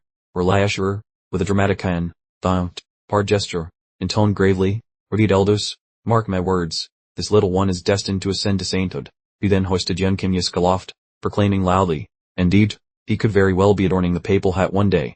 Overcome with giddy excitement, Rely swung his nephew skyward, betting, and one glorious day, DLL personally vanquished the dreaded Skeleton King. This caused Kim Yusuk to instantly stiffen, mentally retorting, On second thought, I recant every single word. The mere mention of the Skeleton King sent a ripple of outrage through the room. As Asura flashed a wicked grin, thinking, well, life, you're certainly preparing your own eternal slumber, aren't you? Capitalizing on the moment, she provocatively suggested, if you were so utterly confident, then perhaps we should put the young man through a little trial. The truly wicked sparkle danced in Henner's eyes as she declared, excellent, I shall formally demand entrance to the hallowed holy artifact vault, far within the eerie black forest, situated northwest of the hallowed kingdom of Heller. Amidst the swirling pandemonium of battle, the esteemed Asura family patriarch calmly returned his blade to its scabbard, having tidied up the monstrous disturbance. He remarked with icy indifference, such a dreadful expenditure of my precious minutes. The vigilant knight immediately dropped to one knee, floating, Master, my sincerest greetings. What news brings you? The armored warrior, bowing respectfully, relayed, the esteemed Weiss family matriarch has formally sought leave to access the sacred holy artifact vault. Asura declared resolutely, as Ivy repeatedly articulated, the holy see itself is forbidden entry. The knight quickly interjected, she is not asking for the holy see. Sir, your grandson, the valiant chap, apparently rescued the divine tree. The knight elaborated, thus, the Weiss family head desires to utilize the vault, verifying if the youngster is indeed a genuine saint. The family patriarch halted, this tone thick with profound disbelief. What precisely does the asterisk imply? Pray tell. He whirled around, a thunderous roar escaping his lips. Hold on. Why in the heavens is there a saint residing under my asterisk roof? Asura adamantly declined. Absolutely not. The chamber is a deadly trap for anyone who isn't a saintess candidate. Inform them to refrain from instigating a completely pointless domestic conflict. Abruptly, a commanding voice reverberated from just behind them, simply stating, allow it. Matriarch Asura materialized, her gaze as keen as a freshly sharpened blade. This entire kerfuffle is about Isaac, isn't it? She gave a meaningful smirk. He actually managed to rescue the divine tree itself. What a genuinely promising little sapling. On to you think, since the vault doors are already wide open, Melissa proposed, perhaps we should just toss all the saint candidates inside as well. A suggestion which caused the knight to blanch in horror and sputter. Madam, the knight fretted anxiously, madam, an interloper from another lineage might actually claim the greatest holy artifact, to which Melissa responded with a mysterious grin. I sincerely hope that's exactly what happens. She finally unveiled her real objective, explaining that with that holy artifact in hand, they could finally track down and annihilate the dreaded Skeleton King once and for all. Melissa's gaze took on a sly glint, suggesting, in fact, we should definitely offer a significant prize to whoever successfully retrieves it for us. She issued a firm decree, announcing, spread the news immediately, the young person who returns with the most important holy artifact will receive a compensation package that exceeds anything the Pope could possibly grant. Melissa finalized her enticing promise, declaring that they would not only receive the Saintess family heirloom, but she would also personally train them in the secret techniques passed down through the generations.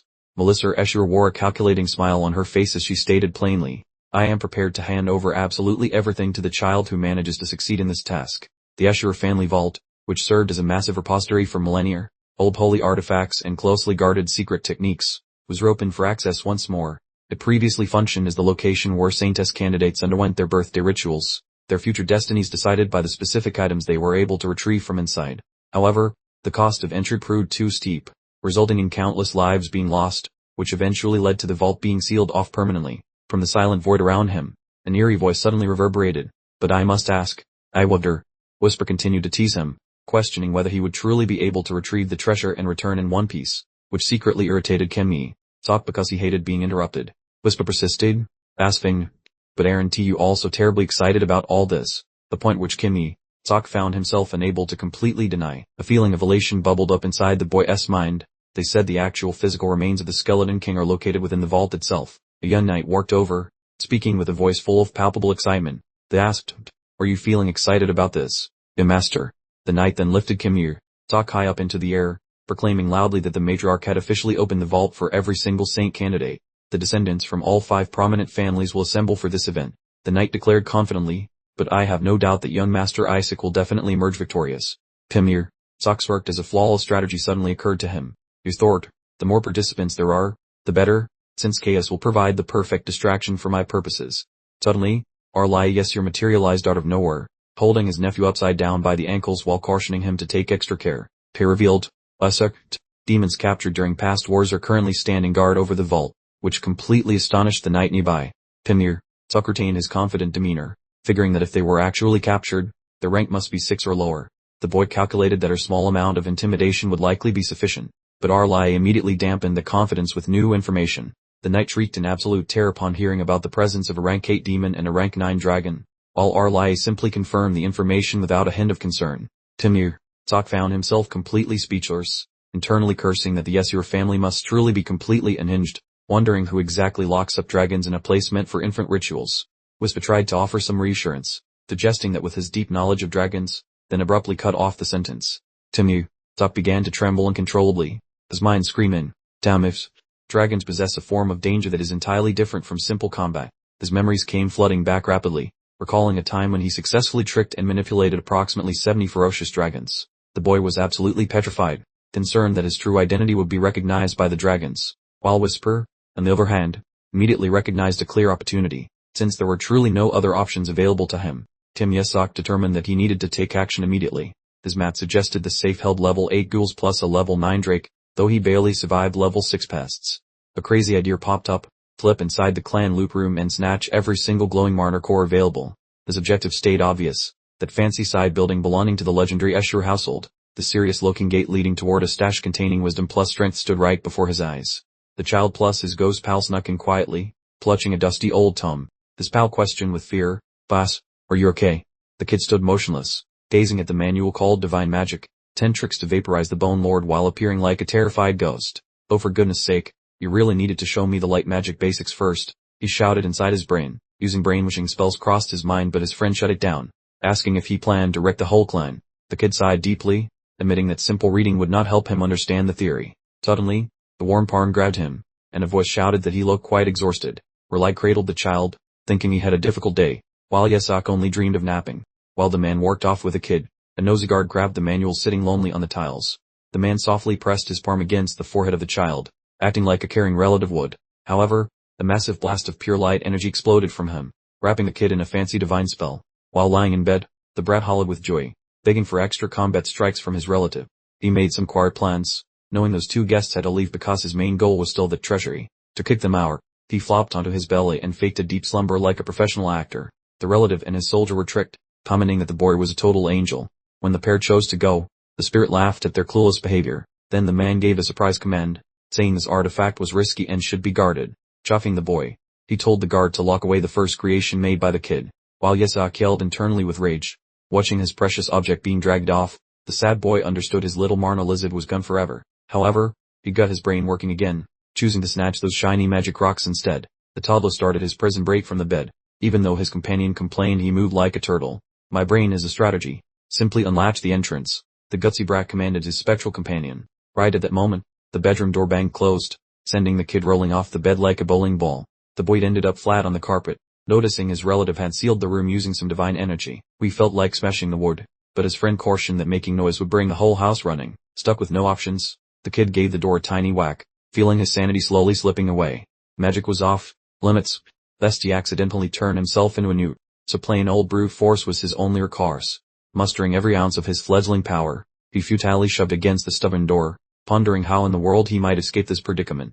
Abruptly, the portal swung inward from the other side, sending Kim Yusuk tumbling headfirst into an unexpected, gravity-assisted faceplant. A completely unknown lad, sporting a rather conspicuous bandaged hand, stood there gaping down at the prone figure with utter bewilderment. The Zun man sneered, utterly dismissive, internally scoffing at a mere tot who clearly hadn't mastered bipedal locomotion. Kim Yusuk pondered incredulously, is this squalling menace actually my competition? As Whisper let out a low, menacing rumble, indignantly affronted that anyone would harm its liege.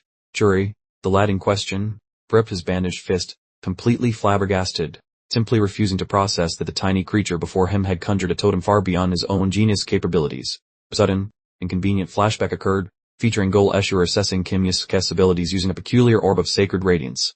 Snapping back to reality, Shuri Escher grandly proclaimed, enveloped in an aura of divine energy, that he alone was destined to ascend to sainthood. "You absolute rascal!" Shuri shrieked, accusing him of usurping his rightful place, all while Kim Yusuk clung stubbornly to his leg, inadvertently dislodging a full milk bottle. Shuri, alas, stumbled dramatically over the rogue container, face planting spectacularly, as Kim Yusuk cackled with pure delight, privately believing this was his chance to break free from the infernal Escher clan. With an expression of utter victory, Kim Yusuk indicated the defeated boy sprawled on the ground, announcing, "I've located my personal chauffeur." Shuri bellowed furiously, demanding if anyone recognized his noble status. Concurrently, Kim Yusuk shrewdly deduced the lad's uncanny resemblance to a certain uncle, concluding he must be the direct offspring. Furthermore, I distinctly observed your accumulation of sacred energy, clearly intended for my detriment. You scoundrel, Kim Yisk mentally declared, brandishing the milk bottle like a tiny, terrifying weapon. The infant hurled the bottle precisely at Shuri, letting out a fierce growl, convinced his adversary richly merited a solid thump. Whisper enthusiastically chirped, superb toss. My esteemed lord. Simultaneously, Kim Yisk imperiously commanded, you pompous wretch, you shall serve as my personal transportation. Thoroughly mortified, Shuri gripped his aching head, the torrent of indignant holy energy suddenly beginning to unleash itself from within him. You infuriating miniature tyrant, Shuri roared, instantaneously summoning a shimmering holy light barrier to intercept the rapidly approaching infant. Launched missile. Kim Yisk simply observed with mild interest, perceiving Shuri's insufferably confident mental monologue.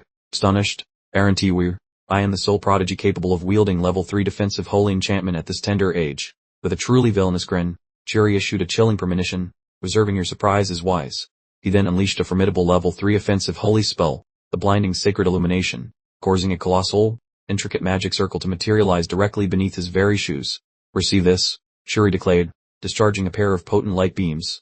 Kim Yisk only calmly evaluated the incoming assault, pummeling, "Thumut," that appears rather delectable.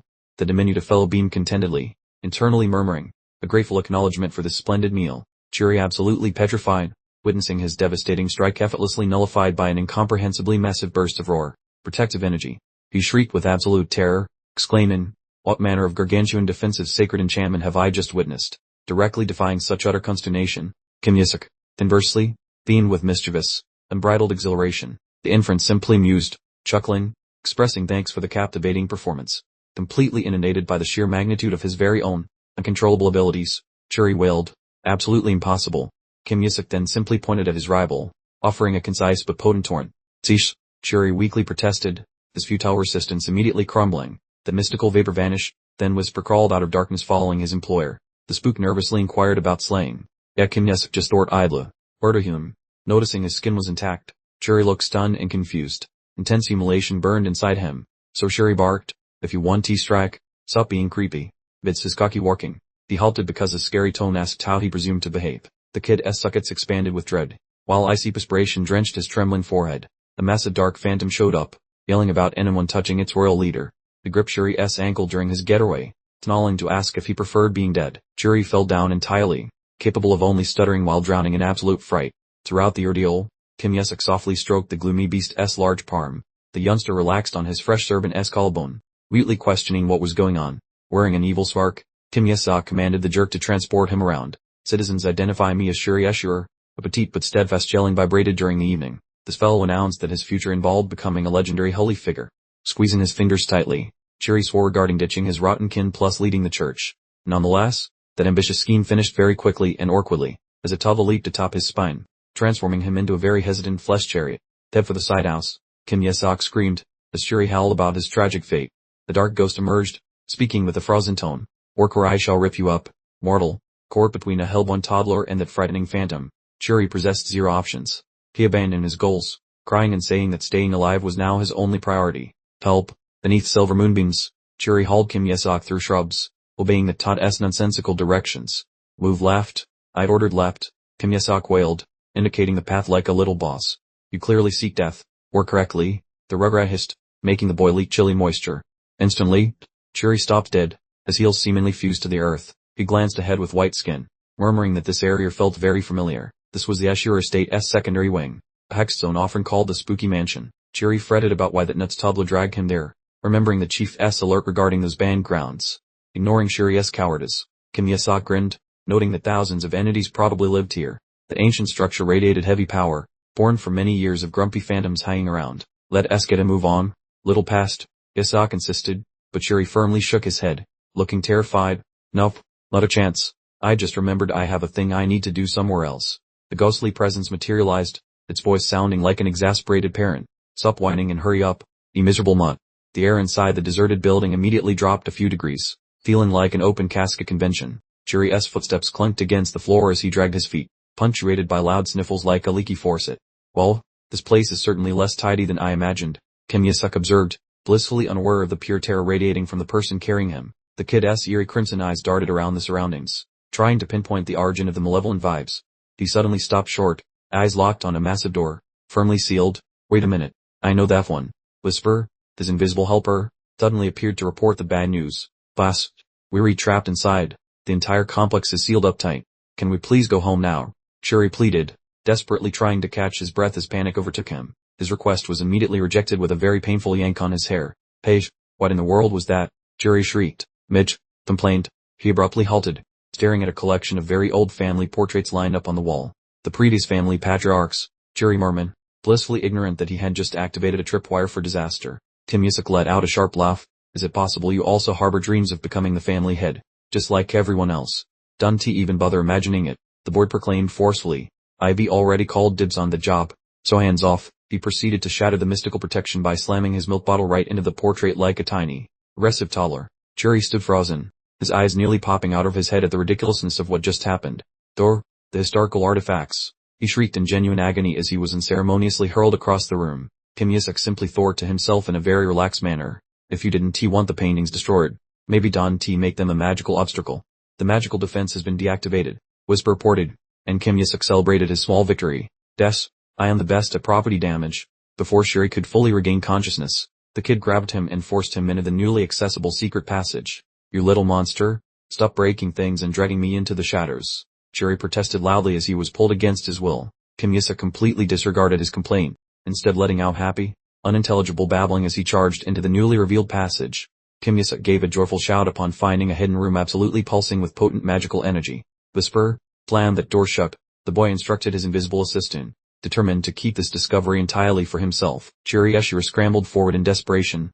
Dylan, Page, wait just a second. What exactly are you planning to do in there now? Kim Yusuk shot back with a triumphant smirk. Something for me to know and you to worry about, he declared as the heavy door slammed shut in Shuri's face. Inside the room, the boy composed himself, sitting on the floor to begin the very serious ritual he had planned. Time to get this party started, he announced as brilliant azure power started whirling around his tiny frame. Outside, Shuri was frantically hammering on the heavy door. You come out right now, or I swear I am going to tell someone on you. The frantic boy kept making empty threats. I'll go tell the adults to punish you severely and kick you out of this house. Suddenly, a voice colder than a freezer door announced its presence from behind, instantly turning Shuri into a statue. The bossy gentleman with snow white hair materialized, hoisting Shuri off like a misplaced umbrella and demanding an explanation for his presence here. Shuri attempted a rapid-fire explanation, but a matriarchal roar, loud enough to shake the chandeliers, cut him off with, what in the blazes? Shuri, we strictly barred access to the Forbidden Zone. Faced with this thunderous accusation, Shuri could only blink slowly, uttering a sound similar to a confused houseplant.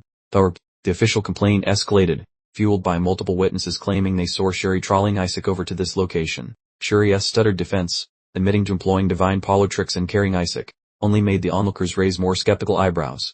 The silver-haired gentleman sighed dramatically, proclaiming, Shuri, you've truly hit a new low this time, bothering an innocent little baby like that. He clamped down on Shuri's shoulder with surprising force, pressing for answers about Isaac's supposed hiding spot, while Shuri could only howl denials worthy of a cartoon villain. Right as Shuri was about to blurt out that Isaac was the architect of his own confinement, a cacophony of banging and crashing erupted violently from behind the closed door. The white-haired man instantly bolted toward the sound, shouting with genuine worry. Isaac, were you currently waging war in there? He pressed his ear firmly against the wood, his features tightening like a drum skin as he concentrated on the ruckus emanating from within. In the blackness, the performance commenced, featuring Kim Yusuk's utterly pathetic wails echoing around like a poorly tuned musical score. The senior lady rushed over, shaking Shuri accusingly while simultaneously coddling the child. Oh heavens, Isaac, look at the poor dear, totally terrified. The distinguished man carefully lifted the supposedly distressed infant, noting with satisfaction, the little chap is sound, stunned, but thankfully no visible structural damage. He gazed down upon the small bundle in his arms, his countenance a mixture of relief and deep contemplation, like a chess master finishing a tough game. He then turned his stern gaze upon Shuri and lectured him severely. You were to feel utterly ashamed, tormenting a child like this, pausing the boy to protest weakly. But it wasn't me. I swear, he did it all himself. As he was being marched away, Kim Yusuk managed a hidden, utterly sarcastic smirk in Shuri's direction, signaling an unseen, silent thank you for the distraction. The sugary innocent facade melted away, replaced by a truly evil grin as the infant pondered to himself, thanks for setting up the buffet.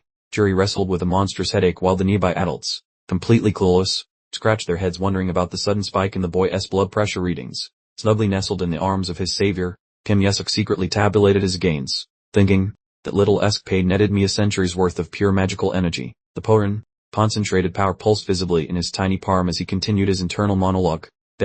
With this magnificent influx of juice, He cemented his decision about proceeding with a grand scheme, his malevolent expression totally misread by the gentleman as residual trauma effects.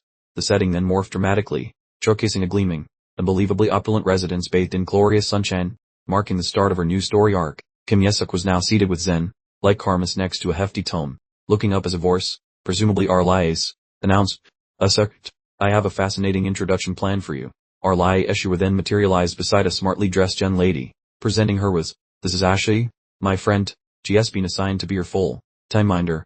The woman stepped forward, delivering her title with almost formality. "I am Ashley Lark, serving as Eshua's devoted holy guard." She dropped gracefully on one knee before the tiny form, pledging her unwavering loyalty until her dying day. "Young Master Isaac, my allegiance is yours." Kim Yesuk's eyes narrowed suspiciously, a silent query forming. Did they deploy an observer to keep tabs on my every move because of that recent ruckus? He promptly emitted a sound similar to a confused, purpling duckling to gain the new attendant's immediate focus. "Hey, you there?" The baby then instantly escalated into a full-blown, armed, flailing toddler meltdown, roaring at the top of his lungs, "I absolutely do not require your services. Chew now." The genuinely terrifying, dark aura burst from the child, instantly locking both Ashley and Arlai in a comical tableau of sheer, barge-eyed bewilderment, with Ashley practically melting down and calling her manager, Kim Yesuk. Conversely, just fixed Arlai with a fiercely challenging stare, clearly spoiling for a confrontation. Amidst the new maid Esra the dramatic shrieks, Kim Yesuk merely rolled his eyes, utterly exasperated, silently questioning why this particular household seemed to double as a convention for peculiar personalities. Arlai Eshua smiled, kindly announcing the young boy's name, Asuk, almost as if presenting him. "This, my dear, is my present," the man announced, popping open a small case to reveal what looked like a perfectly ordinary ring. Kim Yesuk, barely suppressing a disdainful snort, mentally scoffed at the Eshua family's apparent descent into cheapness, offering what seemed like $1 sore bauble as a birthday token. Then, like a surprised opera singer, Ashley Lark shrieked in absolute awe, gasping, "Good heavens, is this truly the legendary treasure of the Holy Maiden herself?" Arlai, with a casual pat on the child's head, confirmed it was indeed a hand wave down, straight from the elder's personal collection, specifically for his new little buddy. Kim Yesuk's eyes flashed a dangerous crimson, and he abruptly understood. So this humble trinket is intact. The genuine article. Suddenly, a torrential downpour of past life memories came crashing down, revealing this was the very same dreaded elder's ring that those pesky holy maidens had once wielded against him in epic fashion. Cradled in his surprisingly diminutive hand, the millennial-old sacred trinket began to pulsate with a rather comforting, gentle radiance. Kim Yesuk's lips curved into a sly, knowing grin, acknowledging that while its current charge only allowed for a couple of uses, he possessed the perfect, undoubtedly mischievous, method to supercharge it. Suddenly, he detected an undeniable new presence, heading straight for the impending drama. In the distance, a man loomed, arms defiantly folded, his jaw clenched tight enough to crack walnuts, and his eyes practically spewing lasers of pure, unadulterated loathing. Kim Yesuk shot a quick glance, his internal monologue confirming, "Well, that's Gallon, tough. That expression clearly isn't just for show. This fellow means business." Real life, turning with a sunny grin, practically chirped his greeting. "Ahar, my favorite nephew, Isaac." Dol Eshua, the man in question, instantly underwent a personality transplant, plastering on a smile so unnervingly bright it could both blind you and give you nightmares. Then purred, "You just get cuter with every viewing, darling." He then bent low, conspiratorially murmuring something into the child's ear, a move so utterly unsettling that Kim Yesuk visibly recoiled in utter revulsion. The boar, utterly horrified by Gol's bizarre antics, could only muster a silent, internal scream of protest, realizing things had indeed taken a decidedly strange turn. Apparently, Gol had previously, and rather clumsily, tampered with the blessing device, and was now positively fuming, erupting into a volcanic rage upon seeing the precious treasure once more land in Isaac's tiny grasp. During an early confab, Will.i had rather earnestly explained this elaborate process was designed to guarantee impartiality, a revelation so shocking it had utterly dumbfounded the elderly lady present. Gol had desperately pleaded, "Kindly let my own son have one too," but it appeared his fervent begging had fallen on entirely deaf ears, yielding no success. During a brief flashback sequence, a high-ranking lady icily brushed off Gol's whining, stating, "Yes, already had his blessings, dear, so let us not be grasping, shall we?" Gol, now grinding his molars with visible fury, seethed with utter indignation that his master plan to swipe the coveted treasure had been thoroughly thwarted by a mere toddler. Returning to the present, Gol sauntered up to Real.i, sporting a smile so utterly insincere it practically screamed fake, then proceeded to criticize the gift, as per usual, while meticulously faking indignation. He then pivoted to face Kim Yesuk, a predatory smirk stretching his lips. "And my dearest Isaac, how on earth could you possibly entertain accepting such an utterly worthless trinket?" Gol, not to be outdone, dramatically unlatched his own box, unveiling a truly splendid ring, and pompously declared, "Witness this marvel, an artifact personally imbued with innumerable divine blessings directly from the hallowed Holy See." Real-life, caught off guard, physically stiffened as Goal's snarky comments registered, immediately realizing his rival was gleefully attempting to publicly humiliate him right in front of the impressionable youngster. Observing Kim Yasuk's hand extend, Dole erupted in a premature burst of triumphant cheer, absolutely convinced he had clinched a decisive victory. However, in a shocking twist, a rather forceful, resounding slap echoed through the room, connecting precisely with Goal's face, instantly followed by the child's brutally honest mental command, "Sram." Kim Yasuk snagged the box with a face of utter disgust, silently grumbling about the foul stench that smelled suspiciously like the Pope's laundry. The kid yanked his arm and chucked the pricey present with zero remorse, barely noticing poor Goal tripping over his own feet backward. The shiny ring soared skyward, then plopped right into the fountain with a sickening splash. Quiet as Goal let out a very dramatic wail. Real-life roars, mouth agape, completely dumbfounded that such a priceless heirloom had been tossed aside while Kim Yasuk stood there preening like he'd won the lottery. Depth, there is absolute bewilderment. The youngster beamed while proudly displaying the modest little ring Rayleigh himself had given him. Rayleigh practically overflowed with joy, emotionally yelling out the name of his beloved nephew who had just declared him the favorite. As Rayleigh and his accompanying knight cheered for young Yasuk, Goal's nervous lackeys were splashing around desperately in the chilly depths. Kim Yasuk internally smirked because he magically weighted the ring down, earning heaps of praise from his shadowy entourage. He commanded his trusty underling to fetch it under the cloak of night, receding a begrudging, slow nod of assent. Observing the pathetic mess, Kim Yasuk was already figuring out how to fence the treasure for cash, while Goal just sagged over in utter defeat. Pure ire boiled up inside. Goal balled his fists, utterly despising that insolent little whippersnapper for making him look like a fool. Back in his private study, he slammed onto his desk in a fit, howling about the massive fortune that had just taken an unexpected swim. Goal Escher tried to calm himself with a sneer, muttering, "Well, fine, that old relic's power wouldn't have done him any good anyway." A nervous guard delivered word that the artifact required some sort of absorption from actual divine energy to switch on. A wicked grin spread across Goal's face as he mentally tallied up the small crowd, figuring, "Well, maybe 10 people will grace his first birthday bash." Right. The very next day, the Escher residence officially kicked off the grand celebration for the boy's first year. Carriages and streams of aristocratic guests clogged the entrance, creating a turnout that spectacularly blew past every single prediction. Ashley Larch excitedly announced the figures. "Sir, it's absolutely unbelievable. We have 148 aspiring saints present, plus 4,000 nobles and their staff." She kept rattling off the attendance of dukes, marquises, and even the emperor himself, but Kim Yasuk just scowled at the excess.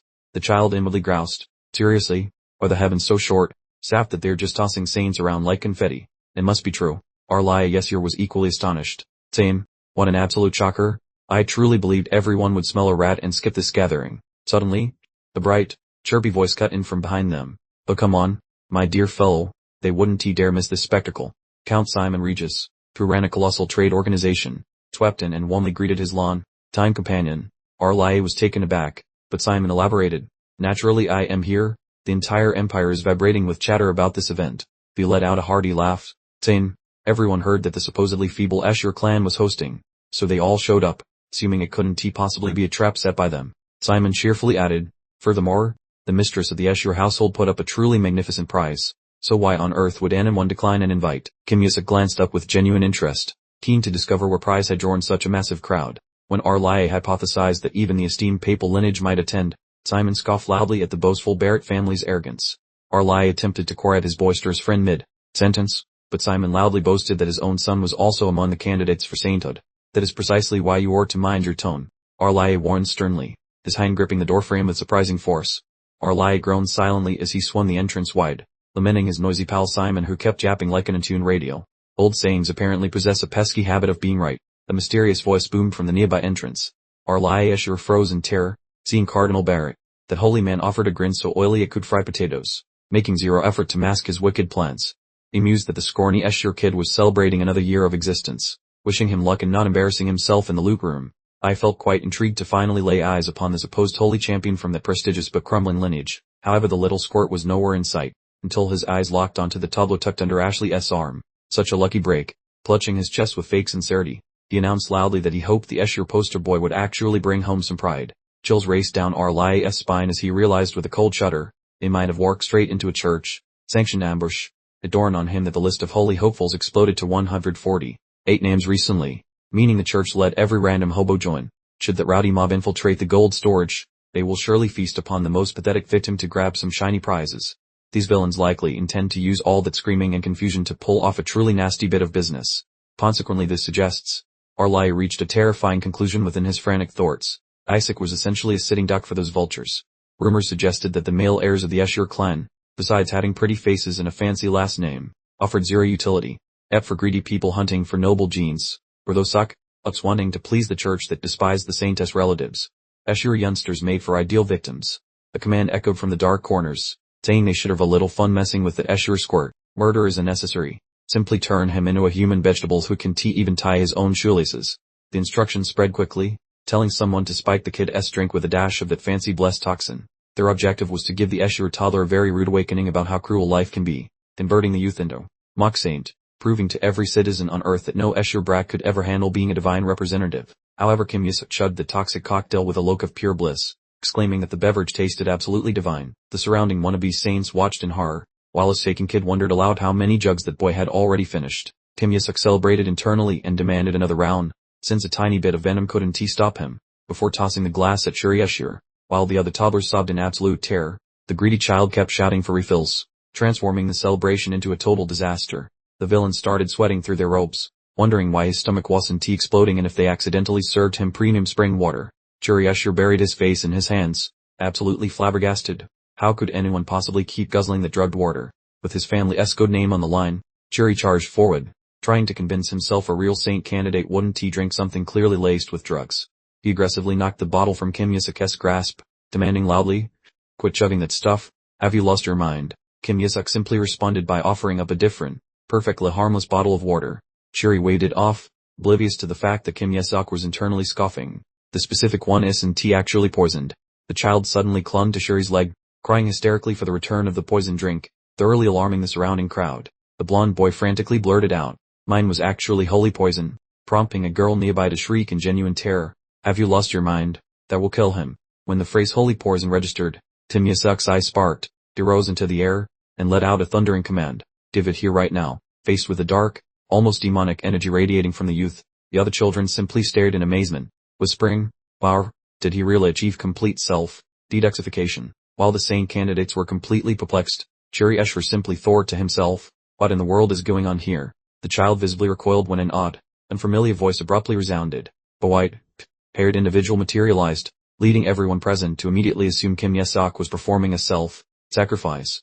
Shuri Asura cried out in genuine alarm, "Kina Barrett, why in the world is he here right now?" It turned out to be Kina Barrett, the immediate heir from the Pontiff's house, making an appearance as an unexpected intruder.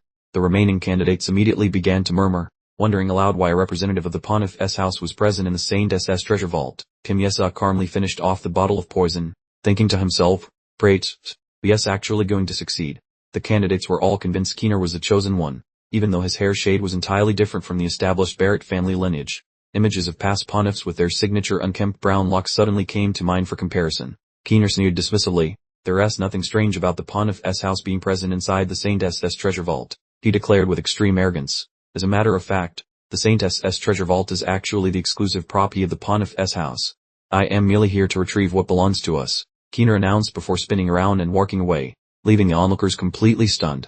Kim Yusuk just offered a significant smile, nodding, "That really proves he is one of the Pontiff's people." All at once, a brilliant golden holy energy erupted from Keener's body, revealing a power level that exceeded the capabilities of even high-ranking bishops. "I suppose that's the reason he's called Saint Candidate Zero," Kim Yusuk muttered, feeling disdain for those who sought to inconvenience the host. Tina turned around and reprimanded them. "You all are absolutely subpar individuals. What exactly do you hope to achieve by frightening a small child?" He moved closer, calculating that a child simply couldn't have the capability to regulate a true toxin immunity. He knelt in front of Kim Yusuk, thinking to himself that this entire family line must simply be genetically unintelligent. He then smiled gently, bringing forth his holy power. "You poor thing, everything is fine. I shall heal you immediately." As the other candidates started whispering about Keener's amazing abilities, Kim Yusuk simply observed with disinterest. Look at that spectacle." Keener Barrett's bubbly encased the boy in holy energy, internally musing, "Well, look at that. That's actually quite clever." Out of the blue, the Sask fellow aimed a moist gust of lung breath at Keener's startled mug. The radiant divine orb performed a magic trick, making Shuri's family and company completely mute. Everything vanished, and Mr. Barrett just stood there, failing to comprehend the mystical robbery he observed. He gobbled at the smirking run, finally grasping that this tiny human had dismantled his consecrated shield. A spooky realization struck Keener, suggesting this miniature person might actually be packing more heat than himself. Through the thick fog of tension, Churi's relative sprinted over to stand guard beside the Yasuk boy. Keener Buret howled in frustration when he saw the Eshurkin attempting to act as a human shield. The Yasuk kid remained stubborn, clutching his glass container while his gaze asked if the man wanted a photo. In a heartbeat, Keener grabbed Churi's clothes and yanked him upwards, forcing every drawer in the room to drop. That men stared at both victims with contempt, questioning if Churi's relatives realized they were picking the wrong fight. You think you can shield him? Keener mocked, adding that without him, Churi would have eaten that bottle. He finally let go while pretending to be nice, claiming the kid was just rattled since he is small.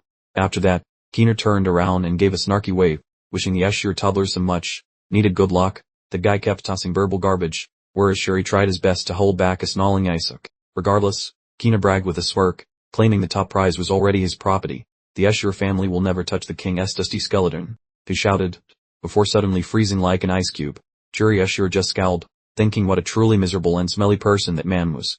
The Ashur man gripped his young companion while hollering, curious why he was acting so weird about those old bones. The small boy started weeping, mentioning the old lady promised greatness to whoever hauled those royal ribs back. An incredible secret power would be mine, and that specific sentence felt like a mental stabbing for Kim Yasuk. Churi Ashur hit the floor, desperately mumbling a random girl's name repeatedly.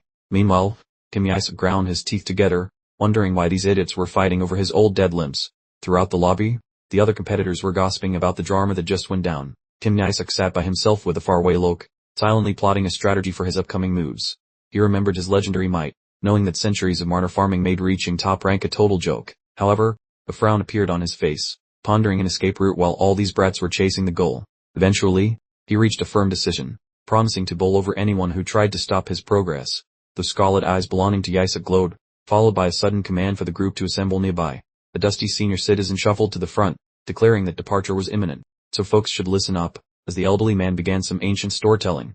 Desk sighed, realizing he had to endure a very dull speech. Ignoring all the chatter, the boy slithered away like a sneaky lizard, sending Churi Ashur into a total meltdown. Page, wait up. Churi Ashur hollowed at empty space, wondering where that little rascal thought he was escaping to. Suddenly, a massive boom echoed, making Churi Ashur jump nearly as high as the ceiling. He pointed a trembling finger, screaming, Elder, look at Yasuk. He's doing it again. Kim Yasuk bolted like a caffeinated lightning bolt, thrilled to finally test out that shiny new holy magic he just learned. The old man could only shriek in pure terror. Dilling, not that way Yasuk, that place is strictly for authorized personnel only. If you step in there, every single deadly trap in the treasury will activate. The elder screamed while losing his mind. Patch that little menace, he bellowed, chasing him pointlessly while the other children scattered around like panicked ants. Meanwhile, inside the fancy Ashur Manor ballroom, a completely different set of dramatic events was starting to unfold. A lady fretted about the young master's safety, though the silver-haired guy nearby maintained a frosty and indifferent expression. The glowing magic sphere flickered to life, and the announcer declared, "We have successfully tapped into the treasure vault feed. I will provide a play-by-play narration through the magical beast currently stalking the kid in the third-place spot."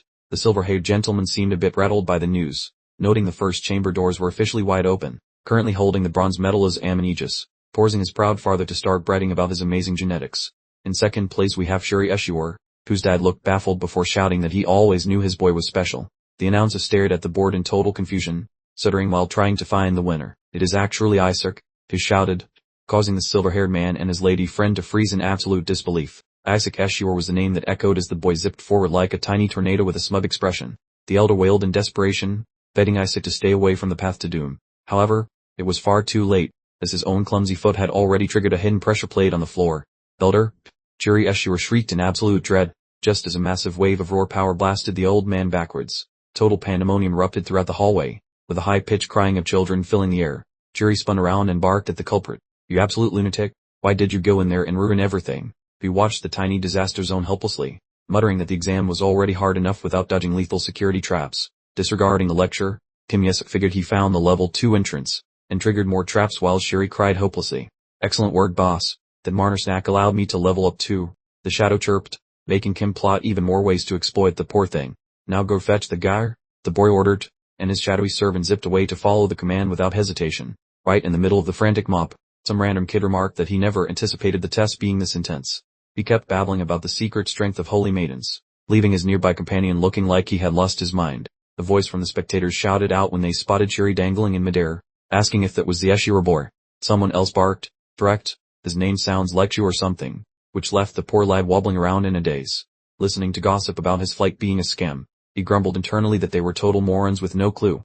Clutched by the spooky darkness, Churi Yesur wailed that he was soaring against his desires and demanded a drop. Bust. I snagged the snitch, the ghost announced while tossing Churi directly onto his snout near the Yesok kid. Even though he hurt, Churi warned that this lunatic would perish in the next chamber without exercising extreme caution. While Churi explained the test goals, Kim Yesok stopped him cold by stating that he was being way too loud. The kid stared at the moaning heap on the tiles, deciding he wanted facts about the upcoming area rather than boring stories. Summoning his final breath, Churi delivered a vital tip, saying that attacking anything in the second room was forbidden. Kim Yesok thought that sounded silly, but Churi screamed that survival required waiting 3 minutes for the threats to vanish. Even with the frantic warnings, the youngster dismissed it as a boring patience trial that felt like a cheap trope. Churi pleaded that death had already struck, but Kim Yesok skedaddled while dismissively chanting that it sounded like a total breeze. Scrambling ahead, Kim Yesok whispered that staying peaceful for a few minutes was easier than resisting a fresh donut. Tiny fingers brushed the portal, triggering a booming announcement that he had entered the realm where nobody speaks. Within the fresh enclosure, card symbols flickered to remind everyone that being patient was golden and they should be quiet. Kim Yesok remained still while a voice declared that those who wait would eventually find the light. Meanwhile, those lacking any restraint bolted. The Barrett fellow and his squad hung back using calculated laziness. The twitchy teammate questioned if they were safe being the last ones in line while biting his nails. Kina Barrett grinned like a villain, noting there was no point in being first when they could use sacrificial lambs. A different fellow chimed in that the speedsters would probably get jammed at the doorway like a bad internet connection. The Barrett guy gestured ahead. Behold, a massive explosion of brilliance occurred, which sent the dark-haired kid into a state of shivering panic. That exam finally kicked off. The Barrett kid giggled. A bright golden flash erupted ahead, confirming that someone had successfully triggered the very first deadly prank. The speaker repeated that they should not be rattled, while Kim Yesok and a fellow hopeful shared a look. The golden phantom arrived, smiling like a cat with a secret. Opening his arms wide, the ghost reiterated that staying calm was the only path toward the sun. You jerk, an angered guy yelled, sprinting forward to bash the spirit into 1,000 tiny sparkles. The cost was his physical form crumbling into ash while he screamed, leaving Kim Yesok staring in shock. The different lad fell to the ground, gnashing his teeth and spitting out a frustrated swear word. Enormous gory appendages sprouted from the dirt, as some panicked loser shrieked that someone was a complete moron. Kim Yesok cringed while biting his tongue, wondering why he should behave when those deities have faces only a mother could love. The chilled machine voice announced that the user was a complete failure. For people lacking any chill, Kim Yesok balled up his knuckles, choosing to toss the rulebook into the trash. The rock boss roared about them getting hit by a celestial fly sweater. A random kid shook like a leaf, crying about their impending doom, while Kim Yesok started charging his internal batteries. Spooky crimson sparkles exploded aggressively from his tiny frame. The massive electrical bolt smacked the oversized bouncer right in his face. The kid with mud-colored hair inhaled sharply, questioning what kind of sorcery just happened. That nasty strike went straight through the pebble monster's juicy center. Kim Yesok scowled at the deja vu, asking why this specific annoying dude keeps popping up. To the shock of many, the supervisor turned into a pile of gravel. Kim Yesok mentally scoffed, doubting that such a pathetic level 8 hunk of junk was for real. It was obvious, as his own underlings clearly built this oversized garden ornament. Flashbacks of the 14 hellish captains, the Bone Monarch's varsity squad, rushed into his brain. He pondered if the Asura clan was pulling the strings, or if his own celebrity status triggered it. Seeking answers, Kim Yesok skedaddled on all fours, ignoring some brat asking where the heck he thought he was headed. Out of nowhere, a distant chuckle rang out, mocking how those Asura toddlers actually turned out to be somewhat handy. Someone shoved the thick bushes out of the way. A new gang of munchkins arrived with Nigel Seffett acting smug, bragging that he knew an Asura squirt would find the exit. Nigel smirked, thanking them for killing the bouncer before telling them to beat it so his crew could enter next. Kim Yesok judged the crowd, noting many people were still breathing. Nigel Seffett wagged a finger at Kim's sidekick, mocking the Asura lineage for being a bunch of scaredy cats. The accused boy stuttered, asking if he was realer with that fellow. Dismissing the excuse, Nigel looked at his buddies, pointing out that everyone saw the run-evade every single landmine. Suddenly, Nigel's peepers widened when he saw the jewelry on Kim's neck, shouting that they had found some shiny loot. He grabbed the trinket without a second thought, claiming the circular piece of metal was the secret to everything. Flaunting the treasure, Nigel boasted that the band would keep them safe, while the other kid realized Nigel was totally delusional. Kim Yesok being so chill creeped his friend out, since normally he wouldn't let a thief walk away with his lunch. Feeling like a winner, Nigel barked that the Asura kid was now redundant. Wearing a wicked smirk, he proclaimed that the Red Faith's Seffett lineage had dibs on the Bone Monarch's carcass. I shall personally retrieve the prize, Nigel Seffett roared before lunging forward like a caffeinated rhino. However, that Nigel fellow only managed one pace before a radiant explosion from the dirt knocked his socks off. Gigantic waves of heat swallowed the whole front line while everyone started screaming for their lives. Watching the chaos, the brunette kid finally understood that Isaac was actually a total menace. Through the inferno, Kim Yesok wore a smug look while his peer figured out they were bait. The flashy display died down, leaving behind only soot and thick smog. Kim Yesk hoisted his pal over his shoulder and strolled past the charred losers to reach room 2. The teenager smirked at the defeated bunch, thanking them for volunteering as professional human shields. After bypassing the hurdles, Kim Yesk scrunched his face while plotting how to handle the next mess. A fresh headache surfaced when he saw a pack of survivors still sniffing around his heels. In the huddle, a youth with violet eyes claimed the guy had holy powers from the Saintess' residence. At the same time, Kim Yesk looked annoyed because he really didn't want their fanatical worship. Dangling from his back, Chiri Escher prayed for the others to run from the monster carrying him. The Escher youth tried kissing up, saying that if a saint existed, it was definitely this scary guy. Suddenly, the golden, paired youth introduced himself as Prince Paris Julius, eager to meet the young Escher heir. Kim Yesk immediately thought that this fancy royal brat might actually be worth keeping around for once. Glancing at his human vehicle, Chiri Escher timidly spoke up to get the boy's attention. Ultimately, the Isaac fellow declared their rival. The grand doorway stood right in front of the group, heading directly into the third chamber. A powerful tone resonated from the shining sphere, greeting the new challengers. Some feathered dude appeared, stating that the next area was meant for deep thinking. An official ordered everyone to show off their guts and willpower. The trailing pack cheered, happy they followed the winner instead of that loser Nigel and his bones. The cloaked official explained that the trial was easy, just clobber them and take the glory. Kim Yesk squinted his gaze, feeling like something was fishy about this weird sentinel guy. He gave a little chuckle, feeling totally certain that his theory was actually right. The devious expression stretched across the kid's face as he anticipated the upcoming chaos. A sudden shout from Kim Yesk sent everyone else spinning around in a total panic. Chiri Escher froze when he realized that Isaac was correct about the sentinels telling lies. First was the choosing room, where Kim Yesk sprinted ahead without a single brain cell in sight. Then came the quiet zone. Yet he continued his noisy rampage because impulse control clearly was not in his vocabulary. Thoroughly reaching the thinking spot, Kim Yesk figured out that the secret source was hidden in the previous messy events. Seeing the truth, Chiri Escher yelled a warning that they definitely should not punch the scary things. Instead, Kim Yesk just gestured at the stone guys, rambling orders to move out while everyone stood there totally confused. Chiri Escher tried to cope, convincing himself that the holy genes were finally kicking in to lead them to victory. Maybe I was too harsh, Chiri mused, failing to notice that nasty grin or the glowing ball of doom Kim held. Right then, Kim Yesk hiked the glowing ball of power straight at her stone guard's face. Chiri Escher turned into a human popsicle, his brain completely failing to process the level of stupidity he just witnessed. Drenched in bad vibes, the guard roared loudly. You definitely lost, the voice boomed while the beast grabbed its stick for a big smash.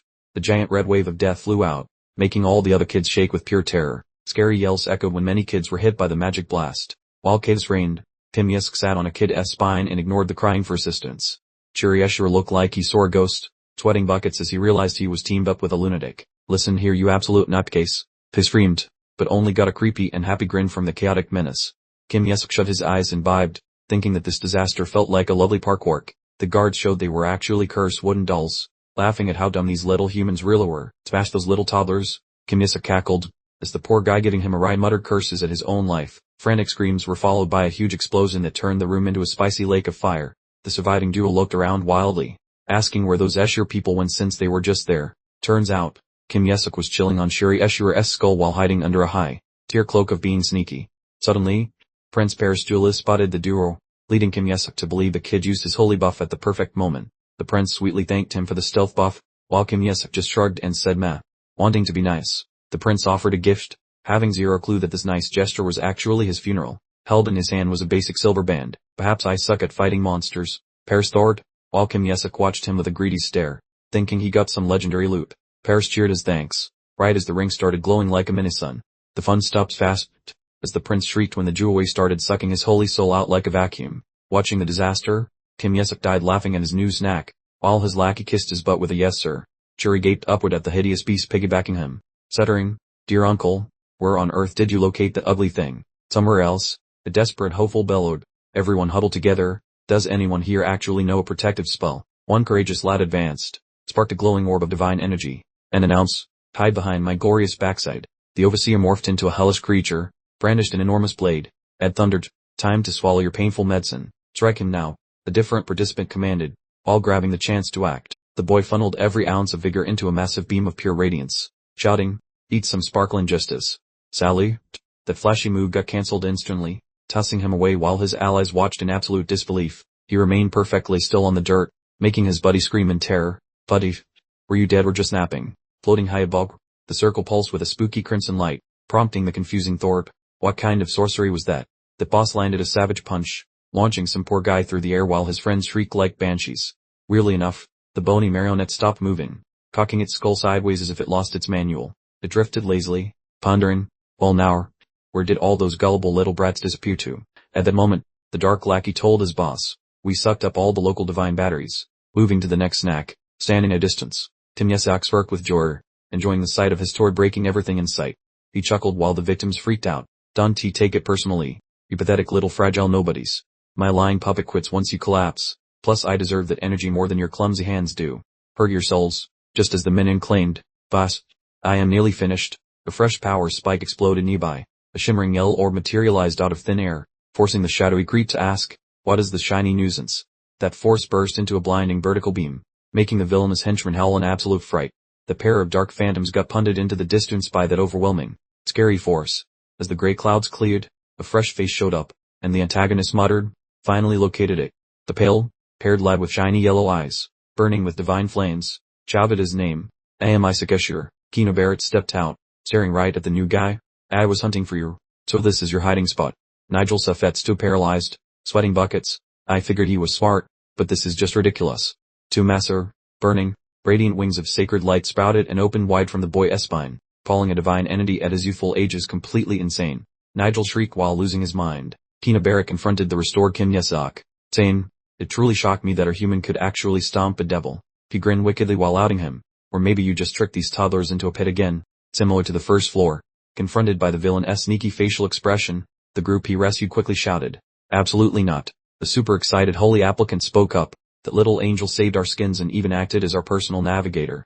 Watching the mess, Yesak wondered if these idiots had developed a crush on their kidnappers. The Kina girls smirked mockingly, questioning if they lacked any dignity while claiming to be holy recruits. A kid with ebony hair snapped, asking why a coward hiding in the rear was torquing so much trash. The small fry grouped up to shield the boar, yelling that Isaac was way more saintly than her. In that moment, Escher grasped the horrifying reality, yelling that the weird kid was sucking them dry. Elsewhere, some other survivors felt thankful, knowing they'd be in a massive pickle without those guys. Instantly, the pair of lads looked upward, feeling totally petrified. An enormous flaming rock dropped from above, causing the dirt to shake like a scared puppy. The living folk huddled by a giant door, gossiping about it being the path to the third area. The spicy meteor announced grandly that they cleared level 2. Introducing itself as the vault's ultimate bouncer. Decide, looking at the gasping runts. The protector suggested they grab some jewels and quit the test immediately. One kid almost blurted out a choice, but a chilling threat stopped him, demanding he weigh the risks. The girl kept her composure while the heavy ultimatum was restated among the terrified group. The warden noted that winning meant getting the third room's gold, but losing meant game over. She'll be dead. A harsh outcome that left the hopefuls looking like they saw a terrifying phantom. Only Yisak didn't panic, while his spooky phantom friend noted that the speaker was actually a dragon. He narrowed his gaze, figuring out that the danger of expiring was totally for real. Ignoring the peril, one brave soul yelled that grabbing the prize would surely make him holy. Every other hopeful screamed in agreement, wanting to rush straight into the next chamber. The doorman gave a frosty alert, saying they must risk their lives to beat this challenge. Hanging off Shuri, the boy named Yisak just whispered that he understood the deal. Though tackled that ordeal, the voice roared, just as some unseen power nudged the crowd ahead. The sentry started his declaration, addressing the crowd that showed up hoping to join the holy ranks. You need to undergo a challenge, Fick concluded, just before a brilliant flash swallowed the group. Once relocated, that fellow grimaced while sensing a huge wave of nausea. Meanwhile, Yisak smirked when the gatekeeper claimed the final part would be a total cakework. The gigantic pebble person materialized, followed by an order to pay respects to the boss. Tobar, more masonry, one kid shouted, spotting the likeness of that fancy cardinal guy. The gravelly tone explained that just those who suck up to the sculpture get inside the final area. These hopefuls mumbled about how bending down and chanting seemed way too easy for this trial. To Kim Yesak, such a request felt like a slap in the face, making him grind his molars at the lunacy. Recalling his hated rival, he screamed internally about the sheer audacity of bowing to this absolute piece of garbage. One different applicant figured it was merely a quick chant, so he decided to perform. The lad dropped onto his knees without any stalling. He pressed his palms together, praising the stone figure as the greatest deity in existence. The granite figure grunted back that the child finally understood how to suck up. Approval granted. The lad bounded away happily, causing the rest of the group to start buzzing with newfound optimism. Shuri suddenly yelped for assistance because a creepy wave of pure murderous vibes radiated from the kid nearby. Just as the leader tried preaching about holy rituals, he received a swift boot directly to his unsuspecting gut from the angry boy. Skidding across the tiles, the angry teen gripped the other guy's limb like a barnacle while crawling ahead. Over there, Kinbart strolled toward the carving, mentioning he would use that fancy chant the church folks taught. Pay attention, he remarked, before gradually pressing his palms against the dusty floor like a dramatic actor. dropping into a flawless squat while glowing like a cheap lamp. He proclaimed this was the right way to praise gods. Seeing the shiny display, the rest of the applicants began shouting their desire to join the holy floor party. One shaking kid folded his fingers and started chanting that the statue deserved every gold star and participation trophy. Swashed by a heavy magical weight, the boy shrieked that he would definitely comply with the demands. Those remaining tykes scrambled to imitate him, desperate to mutter some holy words before the scary rock man. The giant hunk of rock vibrated slightly, letting out a very bored-sounding hum. The statue asked Kim Ye-sok why his knees were still locked, but the teen figured only morons would bend down. People started gossiping about his weird behavior, questioning if his religious engine was missing a few spark plugs. Jury Escher mentally raged, telling the jerk to stop ruining their reputation and start chanting already. Kinnabart grinned while realizing the cameras were rolling, wondering if the idiot actually wanted to fail this holy audition. Skill means nothing without the religious Jews, Kinnabart noted, feeling smug about having one fewer competitor to worry about. Glaring at the stone face with fiery spite, the angry teen silently challenged the entity to take action. He internally screamed that death was better than bowing to a lorn ornament, yet the monument offered no reply. Battling a horrific horror, the boy shook like a leaf but challenged the entity to merely end his life instead. Right away, some creepy shadows exploded out, covering every single corner like a broken fog generator. The ghost inside the carving bellowed its verdict, stating that anyone lacking manners was about to meet their maker. Completely lost in fury, he yelled at the entity to finally finish him off. That moronic slab is history, the man shrieked, as a gloomy henchman desperately attempted avoiding total catastrophe. Chief, say away. Zero hesitation occurred as he toasted his sidekick with a sudden inferno, murmuring for the fellow to go find a coffin. Suddenly, a grave tone boomed from the glowing monolith as it sparkled with divine rays. Jobbing out top tier, the boy stood paralyzed, squinting at the crispy pile of ash formerly his friend in his palm. You succeeded, little applicant, the rock announced, leaving Tina Barrett gasping at the total nonsense she was hearing. He claimed respect was mandatory. Tina fumed while gesturing toward the toddler. How can he win without even a tiny prayer? Ridiculous. The monument answered that only this brat demonstrated true loyalty to the heavens, leaving Kim Ye-sok standing there like a confused penguin. Are you truly the dense? The sculpture questioned with a voice dripping in mysterious intentions. Your knees hit the floor for a hunk of mineral rather than the creator. The harsh reality hit Kino like a truck. The rock kept roasting their mistakes, asking if their religion actually encouraged worshipping fancy garden ornaments instead of actual gods. The different hopeful shouted in disbelief, claiming a carved stone remains a forbidden icon. Everyone else started whispering in fear, seeing they had worked right into a massive theological prank. Observe this small human. The sculptor boomed, noting how he maintained his cool even when the Reaper was knocking. Belief, Kim Ye-sok muttered, then puffed his chest like a proud bird. Everyone just be quiet. Tina Barrett gnashed his molars, refusing to swallow the facts, claiming this whole situation was completely trash. He argued back aggressively, pointing out the kid is a diaper, wearer with zero evidence of holy vibes. The boy folded his limbs and gave a relaxed nod to support his hater's logic. Keener screamed his ultimate argument, wondering if the little guy actually possessed such intense spiritual power. Why is there no glowing tattoo on him? Causing Kim Ye-sok to twitch awkwardly. Keener's interrogation sparked a riot as the others finally saw the stupidity, asking how a holy person could lack divine ink. Through all the chaos, the kid just grinned like a villain, clearly finding this entire circus quite entertaining. Keener kept pushing, noting the brat was the sole loser without a magic stamp, telling him to just go home. Out of nowhere, the rock rumbled again, its words shaking the floor, talking about a chosen one without any branding. The logic it dropped stunned the crowd. Even the boy was floored by the age excuse.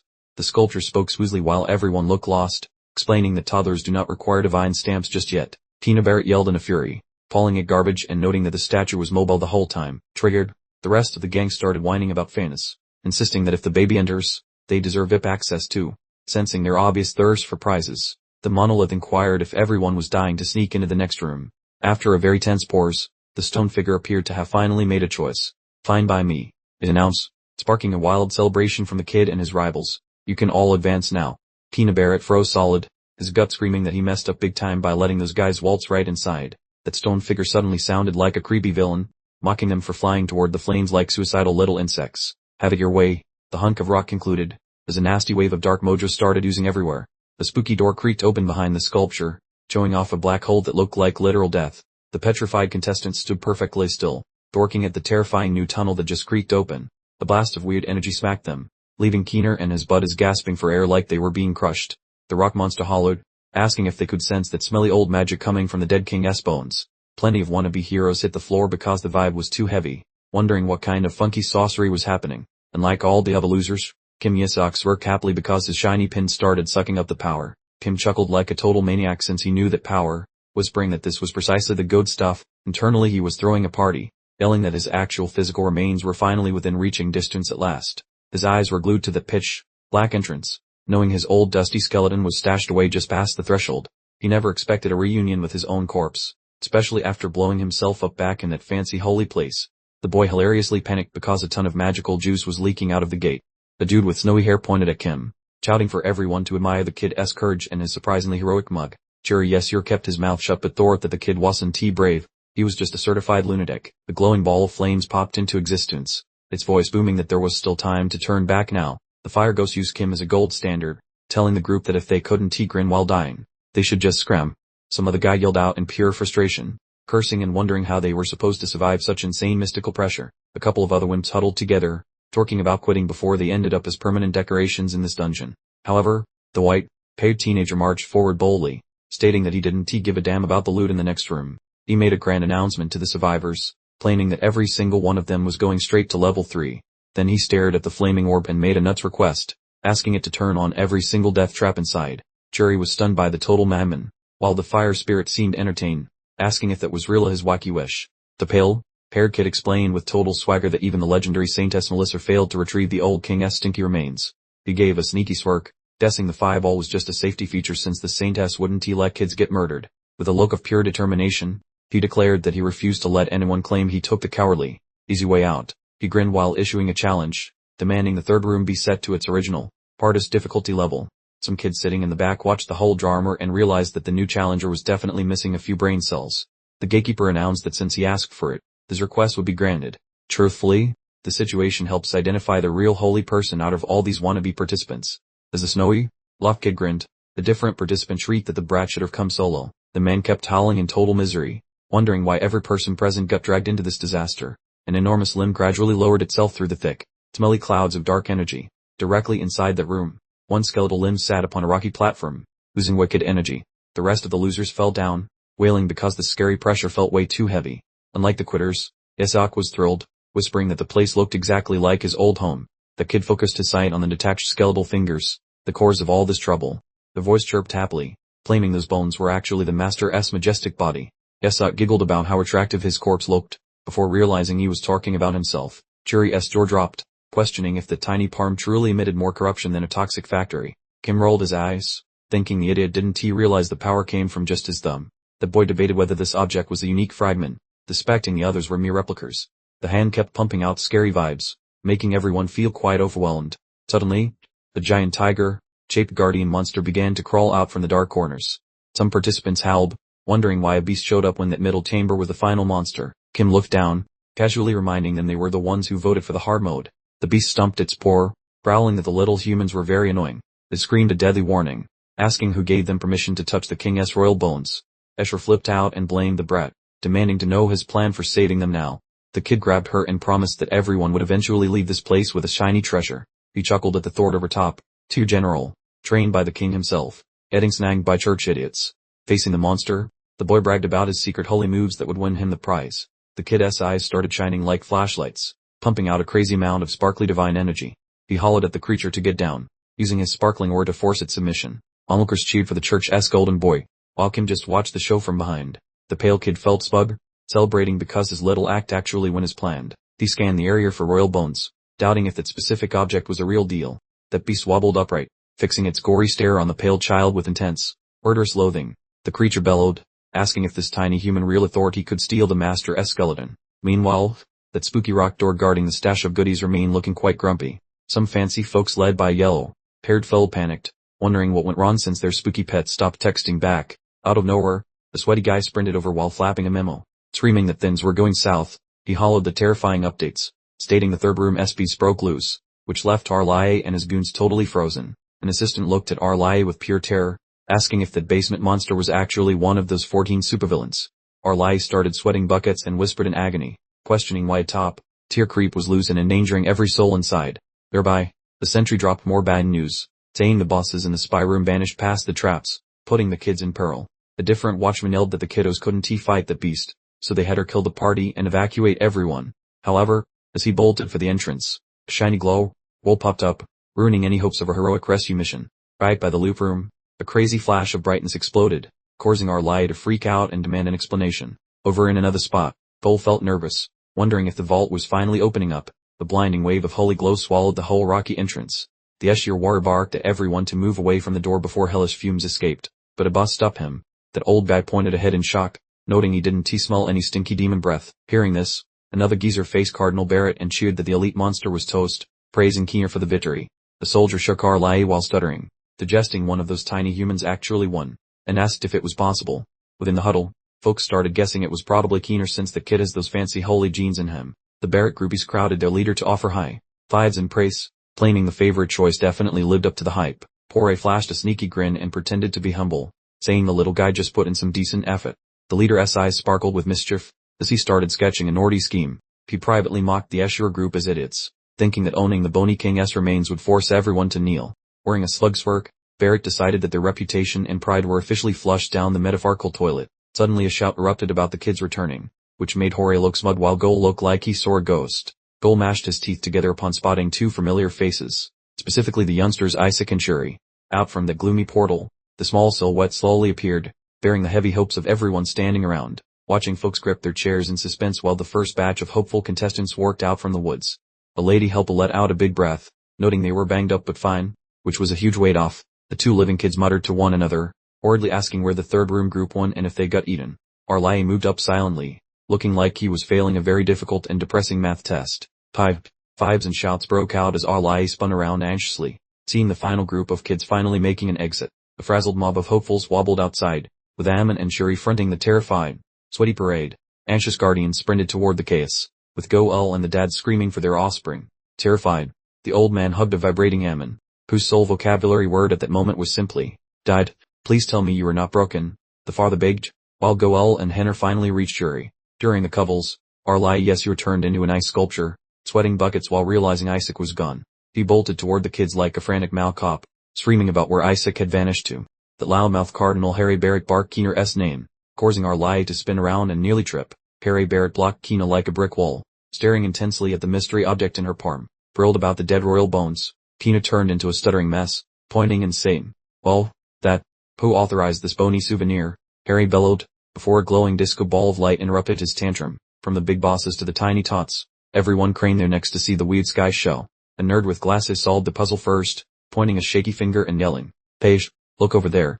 Floating high up was a massive shiny dog, and its latest chew toy happened to be Kim Nesau. "Hold your horses," Arlai yelled, lunging forward until a very confused knight tackled him to a stop. Looking closer, little Isaac was not even blinking. Instead, he looked like he just won the lottery. The sparkly wolf touched down and bolted, leaving Arlai and his crew to sprint after it, screaming. The assistant beside Arlai gasped, "Fast, that overgrown puppy is actually that fancy unholy dragon thing." It clicked, the thing with the legendary beast supposed to be watching the family's pile of gold. Arlai stared blankly, saying, "She is correct, that is the winged security guard from our vault." Arlai Escher felt the vibes and realized this ore definitely belonged to a genuine holy dragon beast. At that moment, a weird crunchy noise filled the air, forcing everyone to turn their confused heads. The noisy offender was just Kim Yesuk, who was busy treating some object like a giant lollipop. The knight shrieked, "Hey old man, look at what the kid is tasting. Is that really it?" The shocking truth hit them like a truck. It was the actual remains of the dead Bone King. "Stop eating the trash," the elder wailed, while a priest yelled. The kid literally fetched a corpse. Somewhere else in the crowd, Herr Barrett hissed Keener's name with the warmth of a freezer. He acted like a scary detective, asking if she handed the skeleton snack over to the toddler. Herr burned a hole in the girl with his eyes, thinking his scheme was a bit messy, but pretending everything is fine is a holy requirement. He joked, making Arlai want to explode nearby. The tiny dragon roared, "Quit lying, you fools. This toddler is the one who dragged the bones out." The celestial creature basically called everyone idiots, which totally fried the brains of both Herr and Keener. Keener shuddered while picturing that vault disaster, questioning why the universe hated her. During that mental replay, she panicked because her fancy golden magic did absolutely nothing to the monster. That massive security beast screamed like a banshee, calling everyone pathetic heaps of garbage. The towering brute exerted such heavy vibes that the holy trainees felt like wet noodles. "Pick the bucket," the monster howled, while winding up a haymaker intended to flatten them. Every single one to be sane, Keener included, shrieked in terror before getting tossed like discarded laundry. A giant blast of purple evil juice swallowed the scenery, mercifully stopping the terrible memory. Keener Barrett snapped back to consciousness among the bricks, looking like she saw a ghost. The shiny sapphire magic bubble popped up, protecting the shaking students from a painful demise. The boy stared at his palms, asking himself how this weird Asher magic actually worked. Keener suspected that the sparkly energy actually came from that little Escher brat instead. The sentinel monster barked, asking how those stinky monks dared touch the skeleton king's dusty bones. The beast lunged forward to punch them, screaming for everyone to die. However, Isaac's blue flaming punch intercepted the hit. While he called the demon a jerk, waves of power erupted everywhere while Isaac yelled, asking the beast if it forgot its boss. Returning to reality, the onlookers gossiped about the baby dragon's story, feeling quite doubtful. Arlaeshur worked out, nervously grilling the lizard about how close they came to dying. The tiny divine reptile just gave a smug little grin instead of answering the queer. He abruptly gestured toward Kina Barrett, claiming the pale, hey kid requested the seal be broken. Right away, the other students tattled, saying he dragged them into room 3 and nearly ended them. Flame circulated like a viral meme, with everyone gorking at the Pope's particular offspring. Herr Barrett clenched his jaw, annoyed that his kin got totally schooled by their biggest rival. Tucked away, Arlaeshur grinned like a proud parent, whispering that Isaac performed wonderfully. Elsewhere, some old geezers hovered around Kim Ye-sok, begging him to drop that dusty old bone. One senior tried grabbing it but got shoved aside, wondering how the kid became so buff. Kim Ye-sok swatted away a hand, thinking about how tasty the magic was as he slurped it. Seeing the display, the different elder beamed at Arlae, noting the matriarch would love Isaac's performance. But then his face went creepy, gloating that they finally possessed that specific magical item. He growled about his goals, excited to track the Skeleton King's spirit using a GPS spell. Kim Ye-sok froze solid, the big bone still clutched firmly between his teeth. He let out a confused little huh sound. The poor kid finally understood the terrifying reality. It turned out his perfectly normal body was apparently in high demand around here. A crowd of elders with disturbingly cheerful expressions stretched their hands out toward him. Hand over the item now. Usucked, they cooed in unison, as those grabby, almost demonic hands prepared to seize him. Kim Ye-sok mentally shrieked that these people had completely lost their marbles. The head elder grandly proclaimed he was finally going to resolve the ancient 150-year old feud, but Kim Ye-sok simply swallowed the bone right in front of him. A truly deafening burp reverberated through the air, causing every single elder present to completely freeze where they stood. Kim Ye-sok gripped his gut with a pained expression, staring at the elders' collective anger and furiously pointing fingers. The quick, thinking young holy dragon took advantage of the distraction, grabbing its master and quickly soaring into the clouds, leaving the insane individuals far behind. The setting changed to a solemn hall, where the atmosphere was almost unnervingly quiet. A masked elder asked if the missing item had been located, receiving the disheartened response, I really don't believe it's in this area. As the entire group of mages collapsed in despair, Kim Ye-sok observed them with perfect calm, thinking to himself, you can search for weeks, you'll never locate it. The boy pondered deeply, letting his mind drift back to the bizarre series of events that unfolded in the treasury. The memory started with the wolf skeleton king roaring at an enemy, questioning, how dare you not recognize your master? Due to the sheer, overwhelming power of the attack, the enormous guardian demon was left with nothing to do but scream in agony. But then, through its immense pain, the creature realized something shocking. This Marner's signature, wait, could it really be my master? The guardian demon in the flashback bellowed, I assumed the whole world ended when you perished, but I always knew you would find a way back. My master. Thoroughly overpowered, the demon mumbled a promise of total loyalty. I have to serve my true master. Kinabart screamed in frustration as the memory disappeared. Darn it all, why didn't you stay here to chat? I still have a pile of questions for you. Returning to the current moment, Kim Ye-sok considered the rumor that the papal palace itself had captured the group. I should investigate this whole affair later, he thought, as the baby drinking milk from a bottle suddenly stopped moving entirely. Yahello desperately shrieked, please just take a big number 2. Usucked, while the strange shadow beside the baby burst into hysterical laughter. Through the menacing laughter, Yahello bellowed for additional, stronger lassitives, while Kim Ye-sok ground his teeth together, swearing to dismantle this entire family. An elder nervously warned, if the matriarch discovers what's happening, she could literally gut Isaac, but Yahello simply tried to calm his nerves. The elder continued in a state of terror, claiming, she cut open her very own son's side once, which left Arlae completely stunned. She actually disemboweled her kid. Kim Ye-sok pondered this terrifying discussion, wondering if Melissa hadn't already left on a pilgrimage trip with the head of the family. He felt confident, planning, I only need to quickly absorb all the Marner here and then escape before she gets back, when a man suddenly appeared in the doorway. The man called out, Arlae, you need to come with me immediately, causing Arlae to turn around with a look of total bewilderment. He dropped the bombshell, announcing, the matriarch wants to see you, which left Kim Ye-sok completely flabbergasted. Yahello sputtered in disbelief, my mother is already back. She has never once returned from a trip this quickly before. Kim Ye-sok clenched his teeth, a wave of cold dread washing over him. Darn it, did this happen because of me? The young boy gripped his stomach, feeling the volatile, undigested energy churning inside. A truly dangerous magical indigestion. He clearly hadn't finished processing all that Marner yet. Sheer terror gripped his thoughts. Knowing Melissa's usual methods, he was certain she would probably just slice him open to investigate. Suddenly, the voice shrieked in shock from behind a massive pile of glistening presents. Oh my goodness gracious.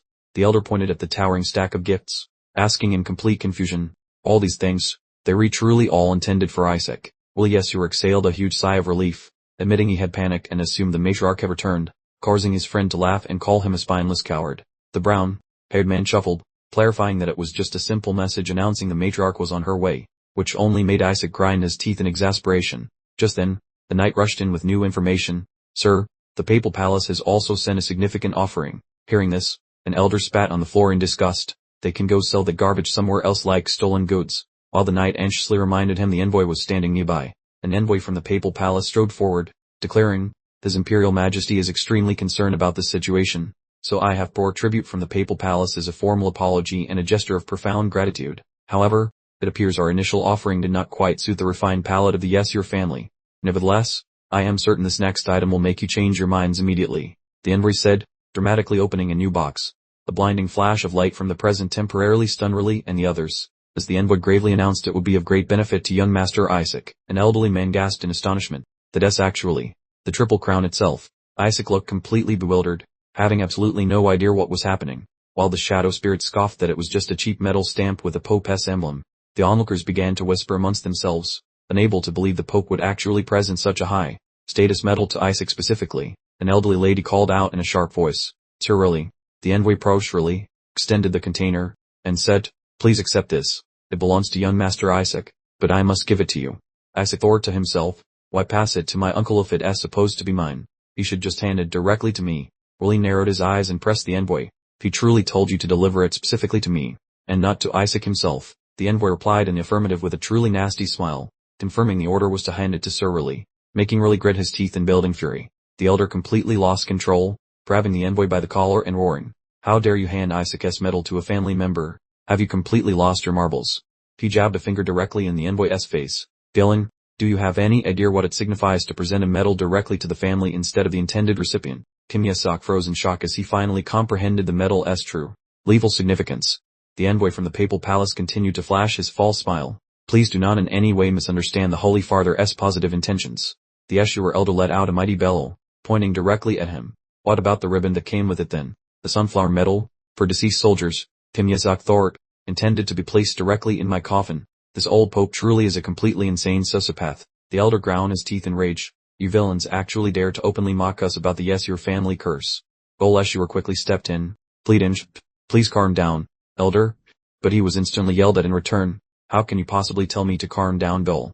Gol persisted in attempting to inject some logic, trying desperately to extinguish the dangerous flames of conflict that threatened to annihilate the entire family. One more haughty noble chuckled under his breath, remarking that he never imagined they would stoop to such a contemptible present just to show them who was boss. Definitely a masterstroke from the ancient cardinal. He mused. He silently celebrated, figuring that with Riley and that little rascal out of commission, his own life was about to become delightfully free. A personal victory indeed. Gol spun around, practically shoving his little brother, Riley, demanding what on earth he was dawdling for and to just grab the blasted present, completely ignoring Riley Escher's feeble protests. Annoyed, Kim Ye-sok decided this situation absolutely would not stand, resolving to take immediate, decisive action. Out of nowhere, the diplomatic messenger visibly recoiled when the package clutched in his grasp initiated an eerie, cerulean luminescence. More power burst forth with uncontrolled fury, quickly consuming the entire container within a mystical azure sacred fire. The fiery container launched itself from his grip, leaving the startled messenger only enough breath to let out a truly panicked, fish shriek. Gol Escher, completely aghast, witnessed the spectacular energetic eruption unfolding directly in his field of vision. Right in the very center of the magnificent chamber, the colossal sphere of divine flame materialized, effectively silencing every single person present. Poor, who would even consider wielding sacred fire alongside a mere trinket, the shaken messenger stammered, practically vibrating with abject terror, under the utterly bewildered stares of the venerable elders. The tiny, blazing hand rather impishly materialized from seemingly nowhere at all. Behold, it was Kim Ye-sok himself, sporting a truly cheeky grin, as he jauntily lifted the very hand that was effortlessly commanding the sacred inferno.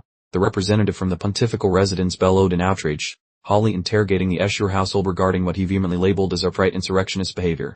One elder lady snorted derisively, reminding him that a mere baby had done it, then asked if he truly planned to fume at an infant. Attempting to salvage his dignity, the ambassador announced he would simply overlook the present's delivery, but Riley Escher, ever the interrupter, instantly put a stop to the charade. Feeling utterly trapped, the poor envoy's complexion drained of all color. He certainly hadn't anticipated such stubborn obstinacy from the opposing faction. Riley defiantly brandished the mangled medal, his voice oozing with utter sarcasm, demanding if he truly had her keep this deformed piece of refuse. even if it came from the esteemed holy man himself. Upon witnessing the divine relic genuinely dissolving into a puddle, both the flustered ambassador and the venerable Asura elders found themselves utterly consumed by sheer terror. In a frantic scramble to rescue the disastrous moment, the envoy stretched forth his hand, sputtering, "Hand it over. I simply must have grabbed the incorrect doodad." Alas, the point of no return had passed. An intense torrent of brilliant emerald sacred flame abruptly burst forth from the very heart of the metal. The unholy blaze completely swallowed the ambassador, his truly blood-curdling howls reverberating ominously through the opulent main chamber. Concurrently, the delighted elders joyfully squeezed Isaac's adorable cheeks, blissfully ignorant that the tiny tot was intact. The mastermind, who was internally muttering, "Release me now, before I set fire to all your posterior regions." The unfortunate messenger crumpled to the ground, his form badly scorched and writhing in unimaginable torment. He sprinted away in sheer terror, bellowing obscenities, with the gleeful cackles of the Asura patriarchs echoing merrily in his wake. One ancient statesman gestured toward the shimmering relic, declaring, "Splendid work, Usert. Simply dispose of that pesky contraption without further delay." We let out a booming chortle, quite pleased with himself, boasting that he had successfully shown the Vatican's little lapdog exactly who was boss. Nevertheless, for reasons utterly baffling, their admiration shifted to Arlai, commending him. "Bravo, Arlai." Deploying the sacred flame was a stroke of absolute genius, which left him utterly flummoxed. The old man clapped Arlai firmly on the shoulder, insisting, "Stop playing core, my boy. We all know you were the true master who unleashed the divine power upon Isaac." Arlai, completely dumbfounded, gestured at his own person, wondering aloud, "Weren't you gentlemen responsible for that little stunt?" That utterly innocent queer caused all three venerable elders to halt dead in their tracks, exchanging profoundly puzzled glances among themselves. A tiny disagreement erupted, as nobody admitted to firing off the sacred spell, leading to a truth so shocking it needed a witness protection program. They all spun around at the exact same moment, their terrified eyes glued to a single point, realizing none of them had actually pulled the trigger on that divine miracle. Every single gaze immediately locked onto Kim Isaac, strongly suggesting that the suspiciously powerful toddler was the culprit who summoned the heavenly blast. The incredible energy originated from the legendary secret skill scroll, basically a cheat sheet artifact allowing immediate mastery and deployment of forbidden spells. Kim Isaac mused inwardly. Grabbing this from the family strongbox was a solid decision, because even if its power dipped since the days of the Boner monarch, it clearly still works like a charm. The senior council remained utterly unconvinced. One old fellow speculated, perhaps Isaac's mom pulled off the trick, but a colleague instantly refuted him, pointing out her complete lack of fiery magical tendencies. An elder with a seriously magnificent beard bellowed, "This talent level is utterly unprecedented, considering even Saintess Melissa needed basic literacy before she could properly fling sacred spells." Out of nowhere, a helpful female secretary chimed in, "Esteemed seniors, the truly mind-boggling part is that this infant successfully cancelled the Pope's official protective aura." The eyes of two senior members suddenly gleamed, confirming simultaneously, "Absolutely correct. Your observational skills are truly top-notch."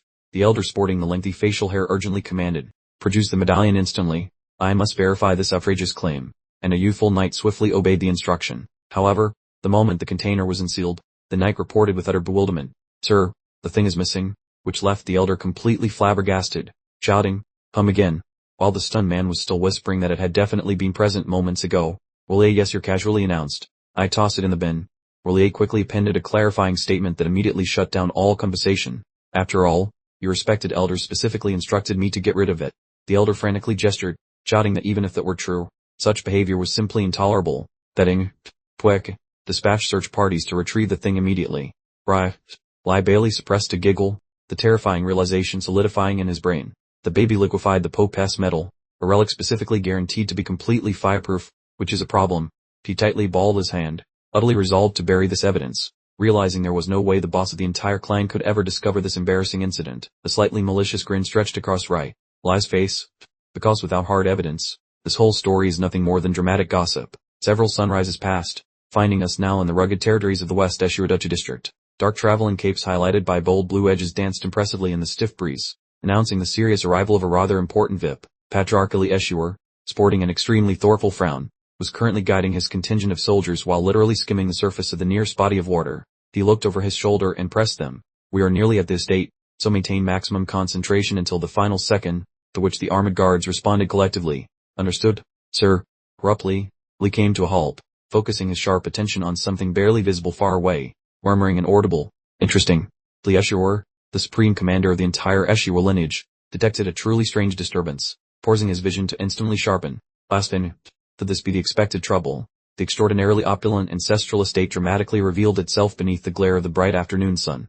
Then currently, within the lattice interior of the home, The gathered elders were soaking in absolute misery, with one wailing loudly, "Tell me what went wrong." Timir, Suf, reclining happily among a ridiculous pile of empty baby formula containers, patted his full little tummy smugly, pondering, why wouldn't he that bony royal shell shed? What a delightfully filling snack that was. The senior committee utterly deflated, understanding that hundreds of potent stool softeners and costly farce berries had achieved nothing more than a deeply satisfied baby burp. The infant flashed a mischievous smile, mentally noting, developing kinship with mystical creatures is definitely beneficial, as I will certainly require their help when crushing annoying deities and that ovalid cheerful pope later. Immediately after the dangerous thought formed, a massive, powerful energy tail whooshed terrifyingly close right behind him, prompting the immediate realization, though dear, the Asura clan certainly possesses their own massive magical pet. Kimir, Zuck jerked violently, whipping his head around in sheer terror at the abrupt and imposing appearance of the new entity. The Asura family's very own guardian divine beast, Tarin Bloom, made a magnificent entrance, manifesting in a bright stream of holy light. The baby broke out in a cold sweat, stammering desperately, "Rage. Hold on. Maybe we should just go straight to the party first." Just then, the Asura suddenly burst into the room, announced by a frantic knight shouting, "The family head is here." All the elders and really immediately bowed their heads respectfully as the head of the family dramatically strode into the chamber. Timyasa covertly observed him, thinking, so this is the Asura family head, who also happens to be my grandfather. The baby sensed a familiar energy surrounding the man and found himself feeling surprisingly comfortable with him. Really Asura hastily stepped in front of his father, pleading, "Father, please give us some time first. Cutting open Isaac won't do any good right now." But Ali Asura merely swept coldly past his son, not even bothering to spare him a glance. He pointed directly at Kim Yusuk, his eyes blazing fiercely, delivering his cruel command in a ringing voice, "Go ahead and burn it." Really Asura cried out in utter despair, "No, father," while Kim Yusuk froze in place, screaming internally as his plan fell apart. The baby gnashed his tiny teeth together as he heard Really plead, "The baby is much too young to be burned." Wondering what kind of twisted logic was at play here, another noble also rushed forward to intervene. Reem, the reward is far too much for the baby, which made Kim Yusuk want to scream because apparently getting burned alive was a prize.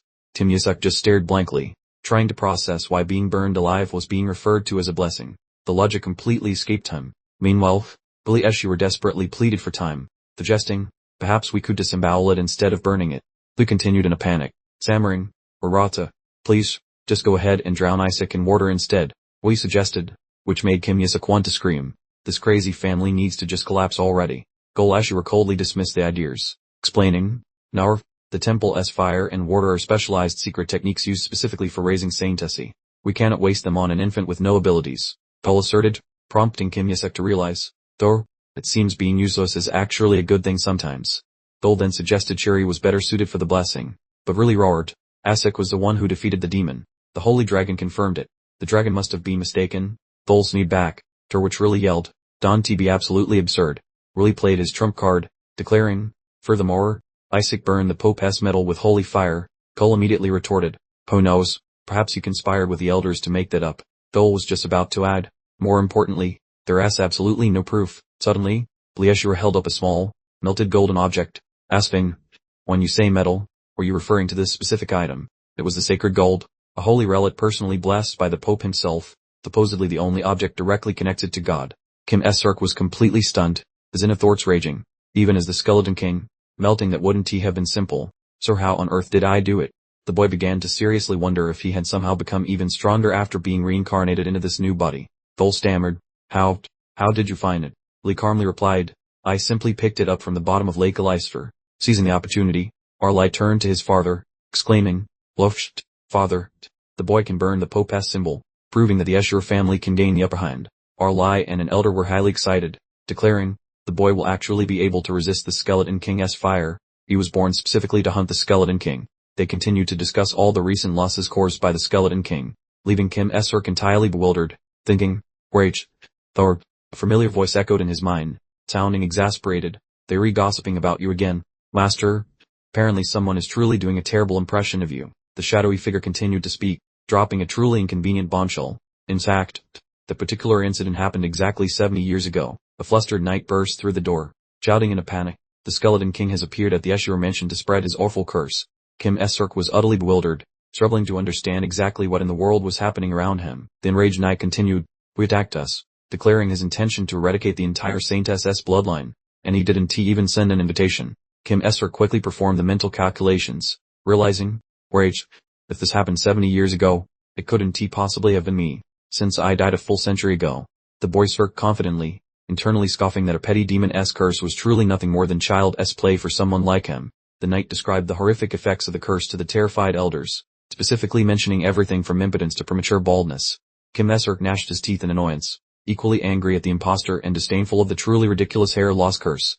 Just then, family head Asura appeared, fixing his unnervingly sharp gaze directly onto the small child, who declared icily, considering those red eyes, he must be affected by this terrible curse, because that's just basic logic. Asura dismissed the archaic purification methods, stating that fire and water were simply too weak, which left the elders in shock. Then he made a truly shocking decision, announcing, I will bestow a Holy Spirit upon him immediately. Kim Yesok was completely stunned, his eyes wide at the completely unexpected news. Our Holy Spirit? Seriously? He remembered that it was the ultimate divine grace, a direct shortcut to transcendent power that even the gods were constantly trying to steal. A cunning smile stretched across his face, and Kim Yesok was overjoyed. Japus, now I can go give those miserable gods a real good beating. Dol Escher, the fifth son, immediately rushed forward to vehemently object. Our Holy Spirit, that's far too much for this child. Father, he angrily demanded to know. Holy Spirits are only for those who have achieved great things. But what exactly has he contributed to our family? Dol continued to disparage the boy, claiming that burning the metal only managed to irritate the papal family, which made Kim Yesok look visibly dejected. Escher coldly interrupted him right there, saying sharply, listen to me, Dol. When the papal family sent us that humiliating gift, what exactly did you do about it? The Daver, Char question left Gul completely speechless. The family had roared, eyes blazing, they dared to make trouble right here on Escher land. Yet you let them go and now you're redefending their honor. Confronted by his father, Dol Escher was speechless. Besides criticizing my nephew, what exactly have you accomplished? You're even trying to take away his lifeline. Family head Eli's gaze was sharp. Even simple beasts protect their young within the pack, let alone the Escher family, the bloodline that protects even the most insignificant members. He declared grandly, while Isaac was inwardly gloating. The one we had to protect actually protected our family's pride instead. Is that not true glory? Dol collapsed to the floor in defeat before the stern verdict, and the order was given, gather everyone in the household at the main building immediately. Standing before the entire family, Escher announced grandly, we shall formally bestow a blessing upon Isaac. A few days later passed by at the magnificent Escher mansion. Escher hurried after his father, his heart filled with worry. Father, aren't you simply going to give him a Holy Spirit? What do you actually mean by bestow? Lee explained gravely. Don't you understand? The boy will be completely crippled if I use the temple's fire or water to purify the skeleton king's body. The sacred forces of fire and water were excessively strong, essentially vaporizing anything demonic before Isaac could even attempt an exorcism lesson. He concluded coldly that if this were true, the young man would never advance past level 4, destined to wallow in mediocrity for eternity. Instead, Lee presented an alternative proposal, stating that Isaac could select either fire, water, or genuine Holy Spirit from the choices offered.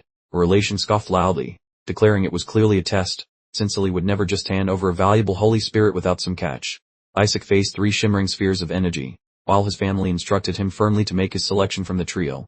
Escher held his breath tightly, silently wishing Isaac would select the white orb, which represented the Holy Spirit, instead of fire or water. Everyone in the chamber grew absolutely silent, fixed on the child's tiny hand as it prepared to make a potentially life-altering selection. Then, much to the universal shock of every person present, that hand suddenly closed around the bright red orb of fire.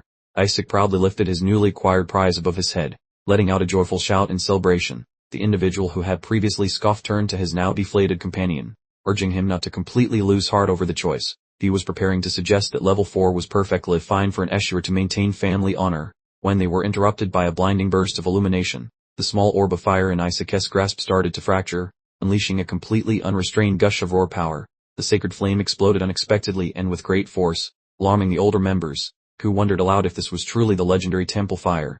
A lovely form of fissured skin slowly came into view, rising directly from the intense conflagration surrounding them. Escher stood frozen in complete disbelief, staring at the sight before him and realizing it had to be something unbelievable. A formidable Holy Spirit had been released from inside the supposed gem. Even patriarchal Escher found himself taken aback by the overwhelming force and incredible power of the being. Dol anxiously pressed his father for answers, only to receive a harsh response telling him to calm down immediately and stop being so dramatic. Lee revealed quite casually, I never specified there was only one spirit in the selection, leaving Gul utterly dumbfounded. He elaborated further, noting that while the Escher family traditionally centered on water, the child had utilized fire to melt the special papal gold. I successfully laid a trap, and he managed to pick the perfect solution. Chalet ground her teeth in frustration, her calm demeanor rapidly dissolving into intense rage. Noting that this turn of events was completely unanticipated, she let out a fierce bellow, her gaze filled with burning hostility, declaring that Asura must have completely gone insane. How could you possibly dare call me a king into this world of mortals? She challenged, causing the elders to shiver in fear under her dominant presence. The murderous ore poured from her blood, bright eyes, indicating that a destructive outburst was about to occur. A powerful torrent of angry flame rushed through the main hall, pushing back everyone present. As the pandemonium started, the elders desperately screamed, demanding that someone create a sacred defensive barrier. Gol yelled at his father from inside the fiery blaze, asking if he was attempting to completely incinerate their entire territory. I did not summon this thing, Li answered calmly, before directing everyone's attention toward the table. The boy summoned it, he declared, completely shocking Gol into silence. That fellow sported a knowing and quite amused little grin. You see. Meanwhile, the chap who caused this mess, started sweating bullets, muttering, heavens, I might actually kick the bucket right here. Amidst the fiery pandemonium, the fire spirit floated about with royal flair, while Asura just watched with a thoughtful, interested gaze. Isaac totally freaked out, thinking, geez, I was aiming for a small time spirit, how in the world did I pull a king? Devil one. The youngster broke into a nervous sweat, a wild scheme sparking in his head, perhaps using every bit of his sacred energy. The shadowy companion right next to him finally caught on, observing, a flame that resists magic. Precisely. It is a fire that converts raw magical energy into pure holy power. How neat. The shadow chap was thrilled, exclaiming, Master, this will be incredibly useful. The which Isaac only managed a reserved, that is certainly the case. He pondered how one could possibly compel such a powerful being to comply. As the massive fire spirit just incinerated the entire main hall, the boy nervously folded his arms, understanding that her spirit of such magnitude likely had divine ties, which was precisely what he wanted to dodge. The shadow entity silently pleaded to the cosmos. Dear ancestors, please recall these visitors forthwith. An elder shrieked in utter terror. Dagspt, that is the deranged holy spirit the very gods decided to shun. Lee gently stroked his chin, recalling the utterly silly justification. They actually complained about its shade of hair. Honestly, how small-minded. Silence, your insignificant morals, Charlotte bellowed, unleashing a blast of intense fire directly at the elder. She pivoted to question Ali, but he calmly stated, I was not the one who called upon your fiery presence. The Shalak stood there quite perplexed. Lee coolly gestured toward the tiny infant. That little one is the culprit. Singled out abruptly, could only muster a rather weak and artificial smile. Were you utterly bonkers? You used an actual baby to summon me. Sherlock roared, but Illy remained perfectly composed. She continued her lecture. Your lineage might be fading, but resorting to such an act against an infant is beyond the pale. Instantly, Isaac launched into flailing his arms and spouting gibberish, flawlessly portraying an unsuspecting toddler. However, within the boy's inner thoughts, a truly wicked strategy was brewing, one strong and hostile to the heavens. I absolutely must claim you. Fine. I shall verify this Gerard myself, Sherlock thundered. If that infant is genuinely my summoner, they must weather this fiery onslaught. The colossal ball of fire hurtled straight for Isaac, who was still sitting there looking utterly guileless. Yes, cried out, dramatically extending his hand as if to offer a futile barricade. That's the ticket. Sherlock sneered. I would much prefer to just put you out of your misery myself. Through the haze and the blackened earth, Isaac suddenly started babbling again, completely untouched by the heat. Yes, you're announced with icy finality. Now you must surely be persuaded. This little Munchin is the one who summoned you. He laid down the terms with an unyielding tone. Either sign the contract with him or break it and face the stipulated repayment. Sherlock clenched her jaw, pure wrath blazing brightly in her golden eyes. The penalty? She scoffed dismissively. I think I will use this chance to obliterate the Asura lands and finally savor my liberty. She aimed a finger right at the old man's nose, telling him to grab some popcorn and observe his ancestral holdings turn into a giant barbecue. You're utterly ridiculous, brainless tub-off. Her deeply offensive observation was rudely interrupted. Little Isaac had already snagged the fire sprite by the ankle, given that she had unfortunately miniaturized down to a cuddly toy size. Please remember that highly combustible entities are not snacks, shouted Asura and the others, sprinting over in sheer terror. This particular instant, the poor spirit Sherlock instantly achieved full rigor mortis, having grasped the deeply disturbing consequences of the recent alarm. You absolutely deranged maniacs. What kind of parenting manual did you use? She wailed, while Isaac cheerfully used her as a teething ring. You just wait your turn, she sputtered, struggling like a fish, promising to make a strategic withdrawal but vowing to deliver maximum payback for this utter indignity. Though dear, are we attempting to skip town by our magical shortcut? Mused Isaac internally, his gaze acquiring an ominous crimson glow. For all, you're utterly foolish women, Sherlock managed to screech finally before she dissolved into a brilliant, dramatic burst of luminescence. The entire chamber descended into a profound, chilling quiet, with every single person standing perfectly still, mentally short-circuited by the recent catastrophe. With the angelic appearance of one who has done nothing wrong, continued nibbling the tiny fire sprite. as his inner shadow self-muttered, well gosh, that seems like a real bummer, doesn't it? Imprisoned within her ridiculously small manifestation, Churlk's mind raced with dreadful knowledge, realizing her escape magic had been completely nullified. The horrifying, infernal essence from the dreaded Skeleton King felt exactly like burning. Pervy, red handcuffs clamping down, completely killing her magical capabilities. Elder Escher suddenly bellowed in utter shock, yelling, good heavens, what in the blazing abyss is going on here? This is the foulest demonic power imaginable. Blee Escher provided a very casual summary, saying, but that, all it happens when he consumes a Lex 7-digit, totally blowing off his son's look of abject terror. During a brief mental rewind, the flaming entity remembered her one crippling flaw, since, as a pure manifestation of divine light, she was basically allergic to hellish forces. Though sugar, my essential fiery mojo is fading fast, she moaned, feeling a definite urge to vomit as the horrible satanic corruption began infiltrating her system. Blee Escher desperately begged, insisting they cease this madness immediately, only to receive Illy Eston. Cold comeback, though dear, that's truly unfortunate news. An astonished relative demanded, could you kindly repeat that statement, considering you are the one who leads the charge straight in apparel any time the Lick Lord appears.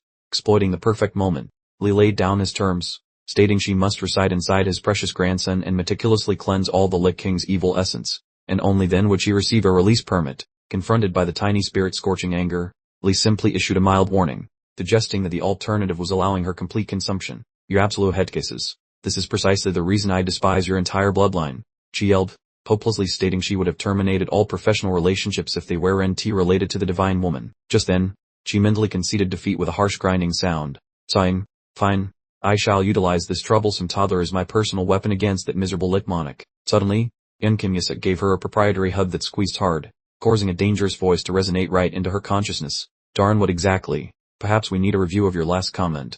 Utterly terrified, the flustered fire sprite immediately brokered a deal, requesting just 4 additional sunsets, demanding that the boy also be locked away with her for precisely 96 hours. Lee stroked his chin thoughtfully, mentioning aloud that his original expectation had been slightly longer than her measly 4-day period.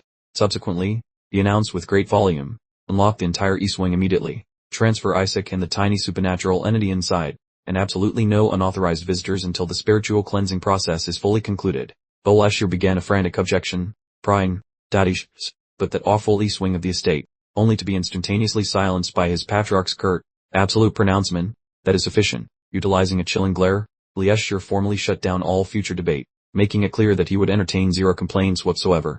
Much to the venerable man's overwhelming surprise, young Kim Yusek was happily chewing on the fire spirit as if she were a freshly purchased rubber chicken. The young fellow covertly rejoiced, discovering his designated banishment spot was conveniently situated right beside an immense Manhwa storage facility.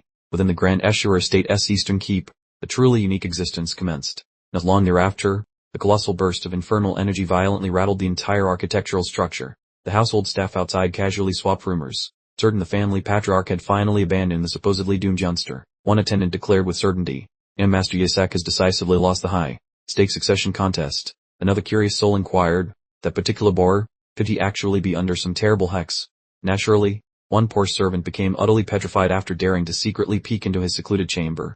Wild tales regarding Yusek's alleged appearance proliferated, ranging from descriptions of a bald, ancient man to a horrifying, skinless skeletal figure.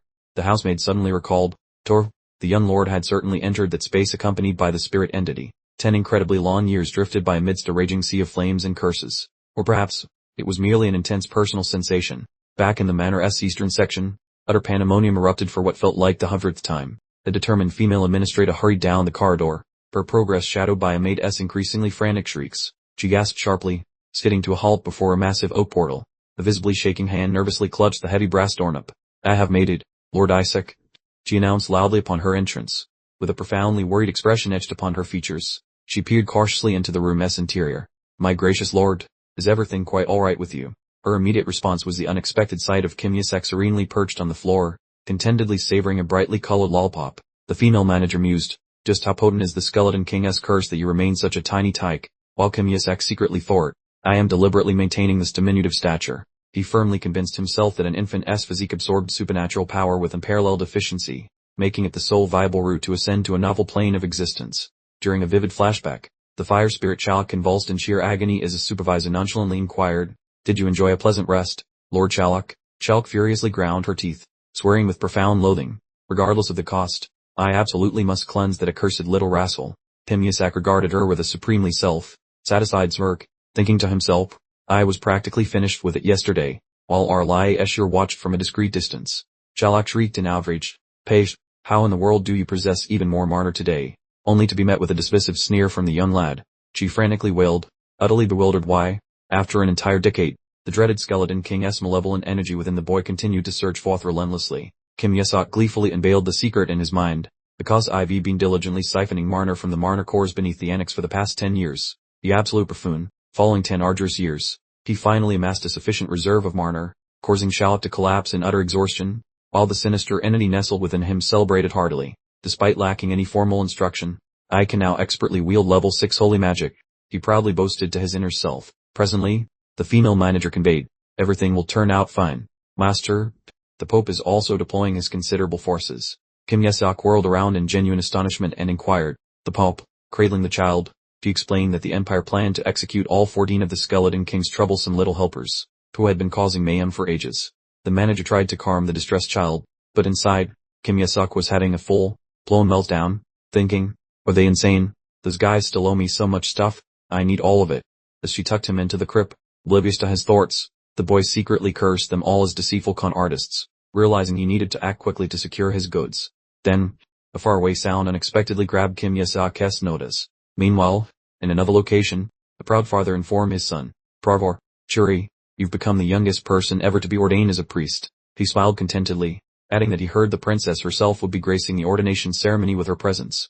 Churi Eshura humbly responded, yet with undeniable confidence, it was truly effortless. After all, I am your offspring. The ecstatic father gloated, agreeing repeatedly, exactly right. My boy has certainly matured into a fine young man. You succeeded because of... But his boasting was cut short when Shuri Eshur disappeared in a rapid burst of azure light, leaving the father only time for a confused gasp. Wait, Churi. In another location, Churi yelled in terror as he was violently launched skyward. He tumbled heavily onto the ground right before a small child, sprawled out on the floor. Churi stared up in absolute dread as a well-known voice greeted him. Well, hello there, Churi. Kim Yesok stared down at him from the railing with a dangerous intensity, asking, were you seeking an early retirement? Asik sneered. Still Haven T managed to stop fibbing. I see. Do you honestly believe getting into that academy is some kind of major accomplishment? Churi internally groaned, recognizing the familiar voice of his tormentor. Isaac boastfully claimed that every single one of Churi's accomplishments was actually a result of his guidance. Churi tried to argue. I put in plenty of effort myself. Do you really think it as simple to become ordained and finish first in the rankings? But in the end, they had her concede. You're right. None of this would have happened without your intervention. Isaac pondered aloud. Maybe I should begin working toward that myself, while Shuri explained that the majority of sacred magic spells were strictly forbidden before official ordination. You're going to assist me, Shuri? Isaac dictated, moving quickly toward the stunned young man. Confronted by Isaac's intense desire for violence, Shuri quickly altered his demeanor and asked, how can I possibly be of service to you? With an unpleasant grin, Isaac ordered, give me every single thing you possess, right now. Shuri was shocked by the incredibly specific demands, which included the quiz competition prize money and everything he received from Gull. Basically all of it. He internally labeled the person before him as a true monster. In an attempt to divert attention, Churi hugged Isaac and asked, Sir, what's the deal with the Skeleton King's minions getting executed? Anyway, Churi clarified that ever since the Holy Artifact Vault incident, those minions have refused all orders and seemed content to simply wait death, which meant execution was imminent, leaving Isaac momentarily speechless. Isaac spun around decisively, declaring, there isn't any alternative. I will perform this task this very year. Churi looked absolutely lost when Isaac announced he intended to conduct the priestly ordination ceremony himself, but when Churi innocently inquired, you haven't even joined the academy yet, how on earth will you manage that? Isaac promptly delivered a swift punishment. Isaac asked Churi pointedly, did I just hear you chuckle, causing Churi to immediately deny everything? Churi explained that although a recommendation letter could achieve ordination, it still demanded specific accomplishments to prove one's worth. Isaac exploded with anger, realizing, this little rascal actually understands exactly what I am thinking. Churi also mentioned that saving a significant individual's life was necessary for the recommendation, leading Isaac to understand he only had 30 days remaining. Seeing his chance, Isaac promptly grabbed Churi by the collar, demanding confirmation that the princess would definitely be there, for which he received a hesitant, yes, but, Isaac immediately smiled, a cunning plan forming in his head. After all, the princess held an extremely high social standing, didn't she? Simultaneously, across town, a completely different meeting was underway at the training grounds of Joshua Manor. A silver-haired man stood sternly, ordering the two visitors to leave the premises right away. He stood with his arms crossed, firmly declaring that Isaac would absolutely not be going to the capital. The female teacher pleaded. Sir, he really needs to attend this year's founding festival. It is where all the sane candidates receive their ordinations. The head of the family, however, remained completely inflexible, maintaining a cold and unyielding expression. Meanwhile, the aristocracy hadn't stopped gossiping about Isaac's miracle from 17 years ago, despite him being off the grid for a solid decade. Whispers of admiration and hopes to see Isaac grown up echoed through the manor, yet all this enthusiasm only earned an exasperated sigh from the family head. The female teacher continued to persuade him, explaining her lifelong dream was to educate Isaac and pointing out the ceremony happened to fall on the princess's birthday. She dropped her ultimate trump card, announcing that even the Pope would be attending, which finally caused the family head to interrupt, saying, Wait, the Pope.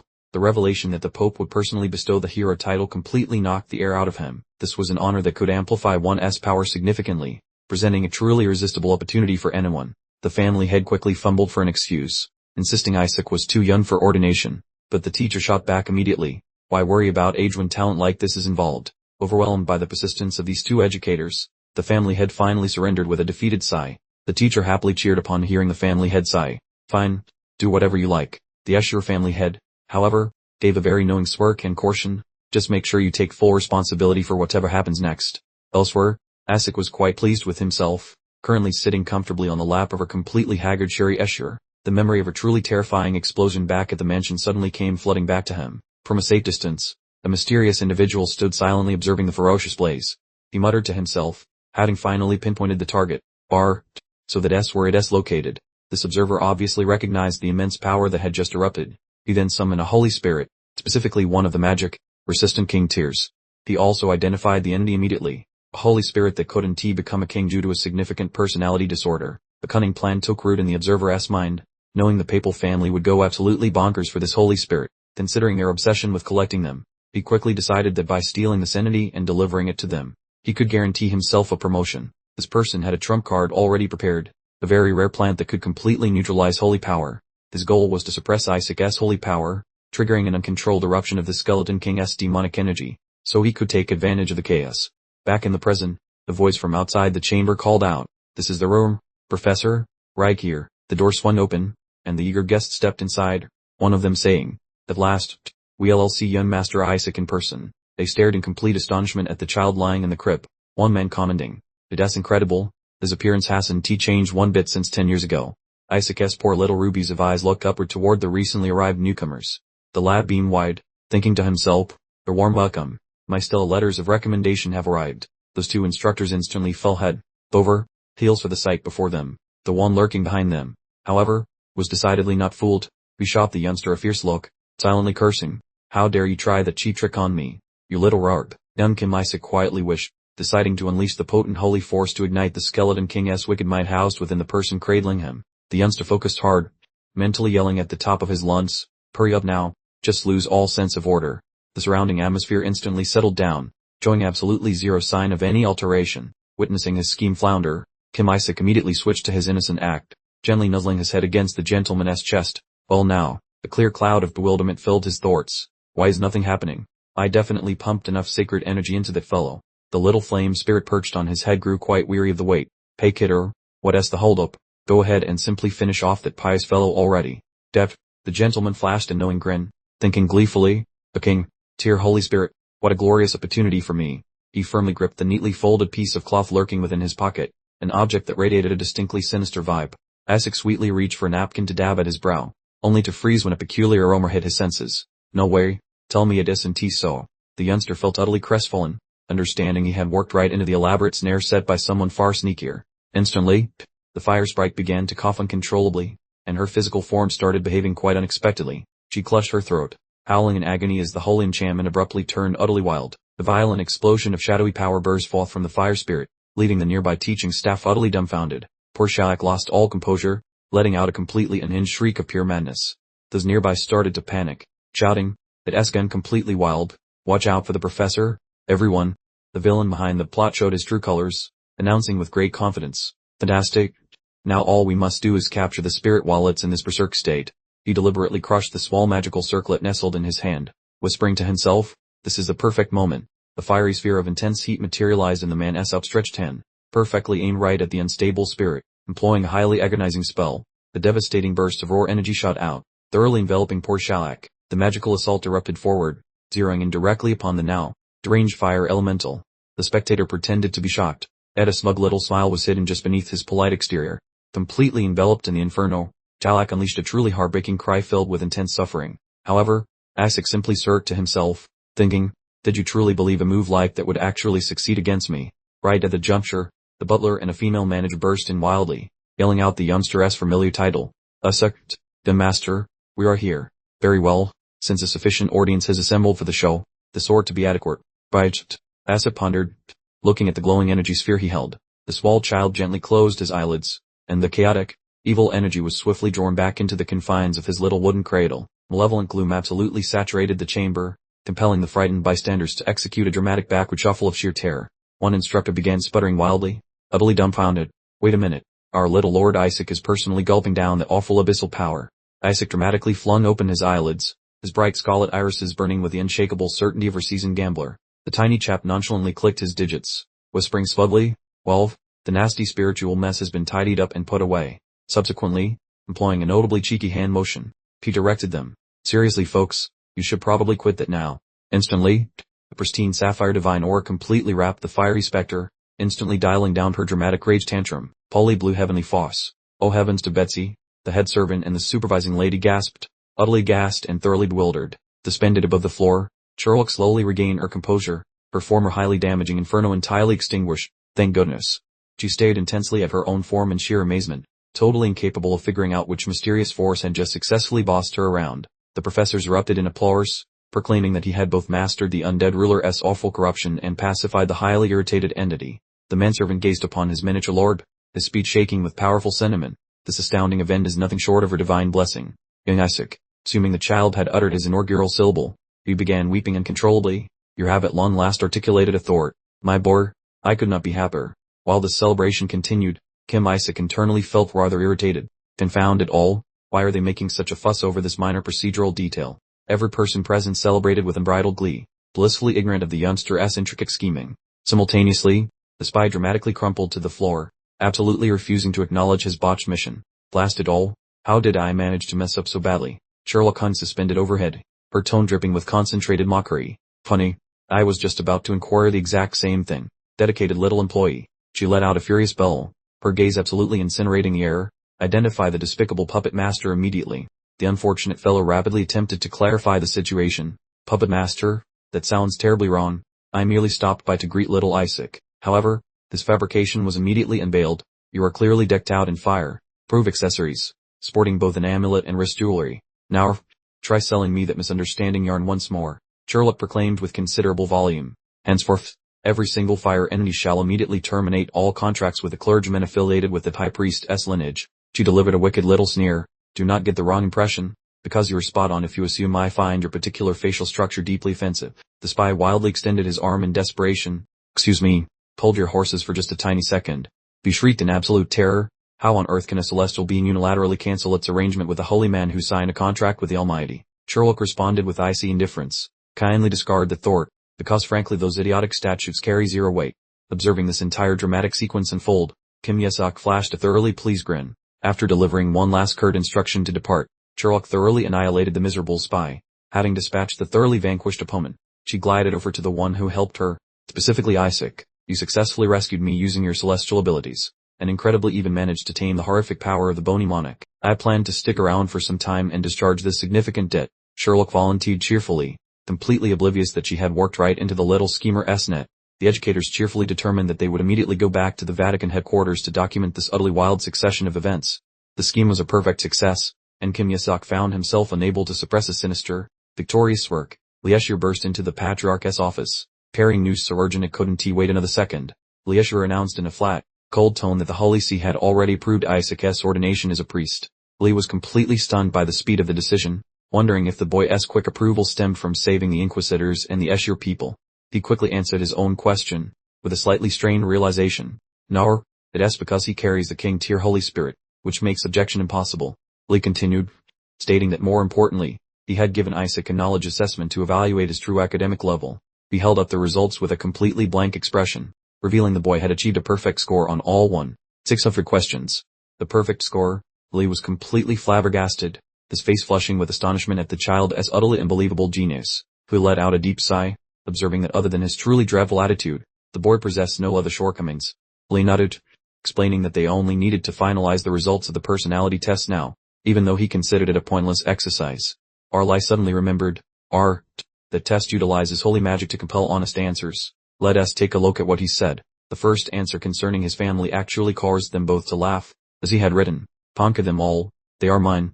But the second answer instantly wiped the humor from their faces, detailing his plan to behead all the gods as soon as he became a priest. The final answer made Arlai crumble the paper in his fist, as it bluntly stated, "Destroy this entire country." Lee narrowed his eyes, lowering his voice significantly to state that only they were privy to these results.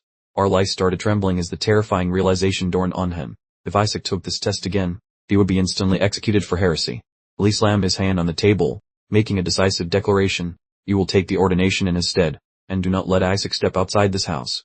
He stood up, his gaze sharp and cold, ordering them to prioritize Isaac's home education from now on. Meanwhile, in a completely different room, a door slowly groaned open. The dark, shadowy entity hovered in the air, murmuring a single word, "Master, have you decided yet?" The shadow asked, and Isaac's voice rang out with unwavering conviction. Naturally. Isaac's small hand gripped his luggage tightly, his determination visibly solidifying. With a mischievous grin, the boy hoisted his entire fortune onto his back, declaring, "Well, it's about time to run away from home." The scene shifted abruptly to the magnificent Roman Imperial Academy, located right in the capital city. Within the Holy Magic Department, the strange rumor was spreading rapidly. A mere 10-year-old child was reportedly scheduled to be ordained as a priest during the ceremony. In the waiting room, a group of students buzzed excitedly about this outrageous news, speculating that the upcoming graduation ceremony would hold even more bizarre surprises. Nigel Seffett, a red-haired young master with an irritating personality, sighed arrogantly at the suggestion. We scoff loudly, a kid who still struggles to walk.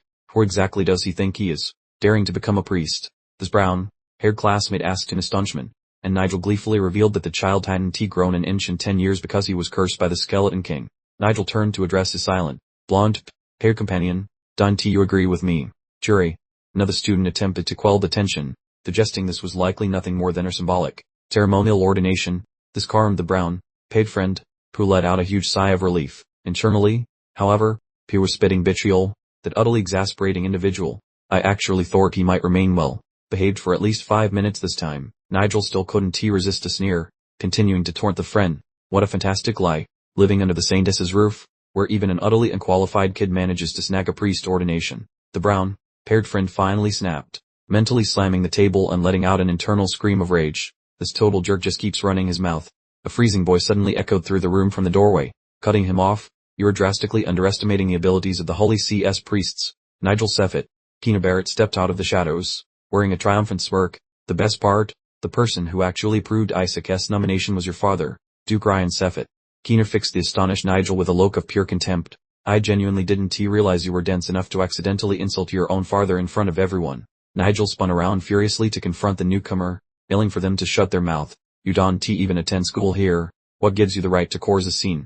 The other person simply replied, "I am here because I received an invitation." The stranger continued, revealing their identity as an invited advisor and holy magic instructor, starting after everyone's graduation, leaving Nigel and his friends completely flabbergasted. The fresh instructor then shifted their attention to Shuri, who seemed quite concerned, offering a similar worry.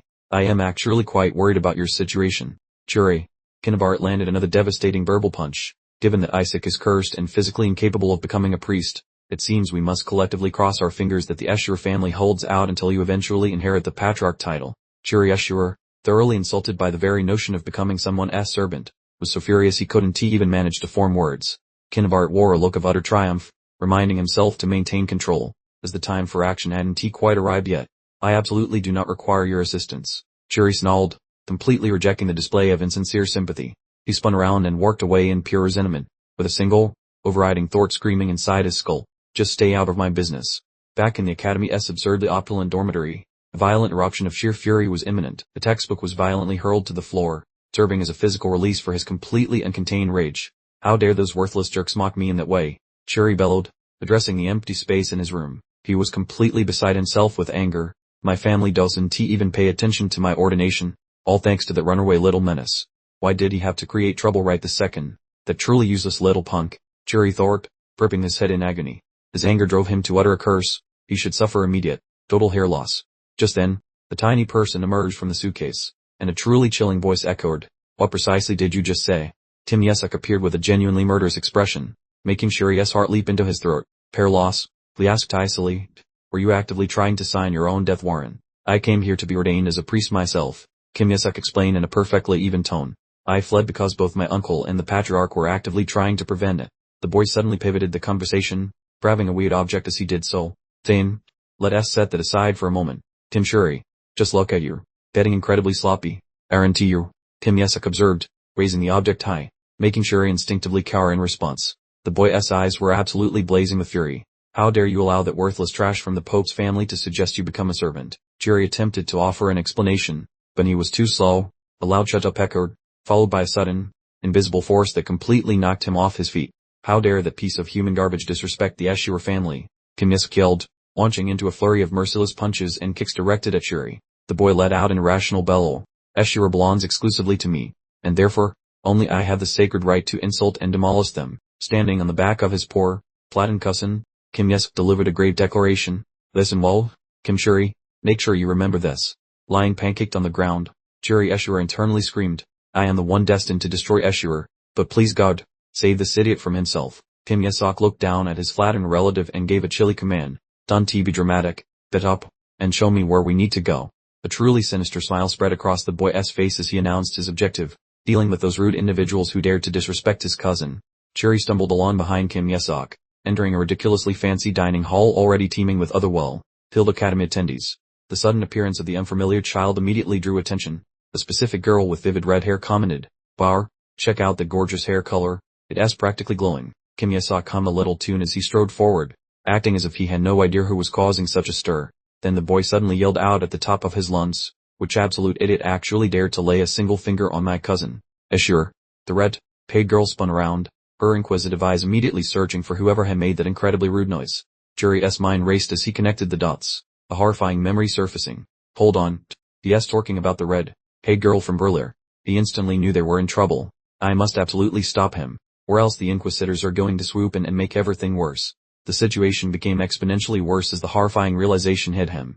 That specific girl was Naki Safet, sister to the infamous Nigel. A sharp, jarring noise suddenly rang out across the hall as something heavy made contact with a nearby table.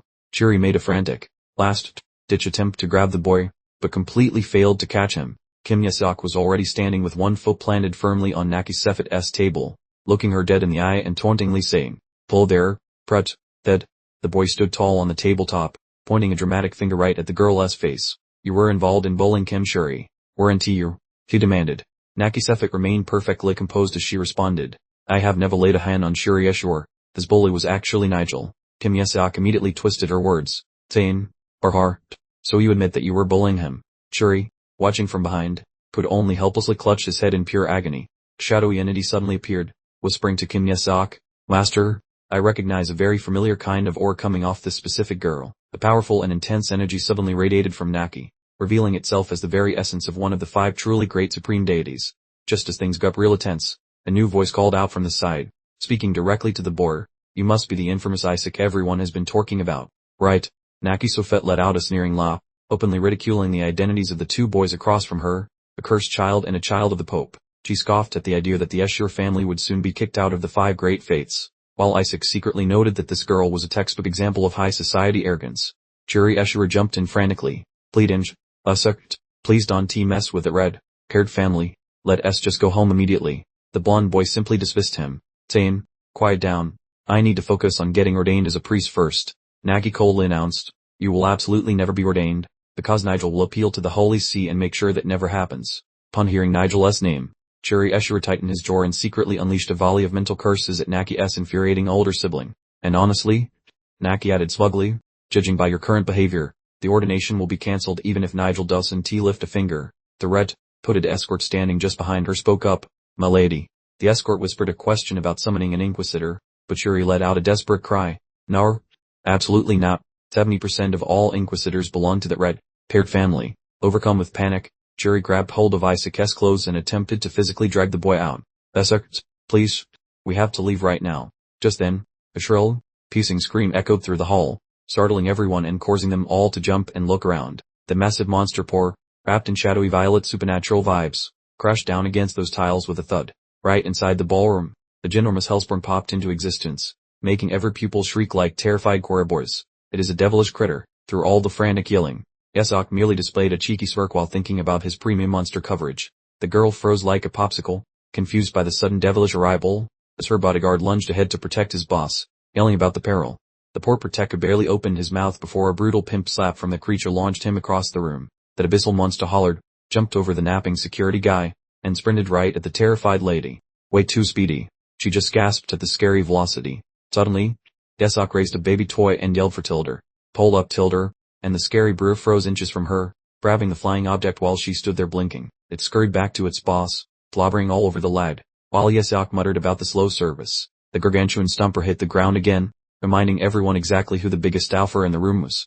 The hellish mutt rumbled, blowing with enough sinister violet smoke to fill a room. You absolute freak, Naki yelled at the top of her lungs, while her companion barely managed a tiny squeak. With scary red eyes, the boy simply told it to leave. Instantly, the terrifying predator started wagging its tail like a happy golden retriever and zoomed away. It gave a little whine and then just blinked away. Its departure left the place a total mess, featuring one scholar doing a dramatic floor kissing routine from pure terror. The ghostly voice mumbled admiringly that his lord was quite the actor, summoning a beast just for the fake rescue.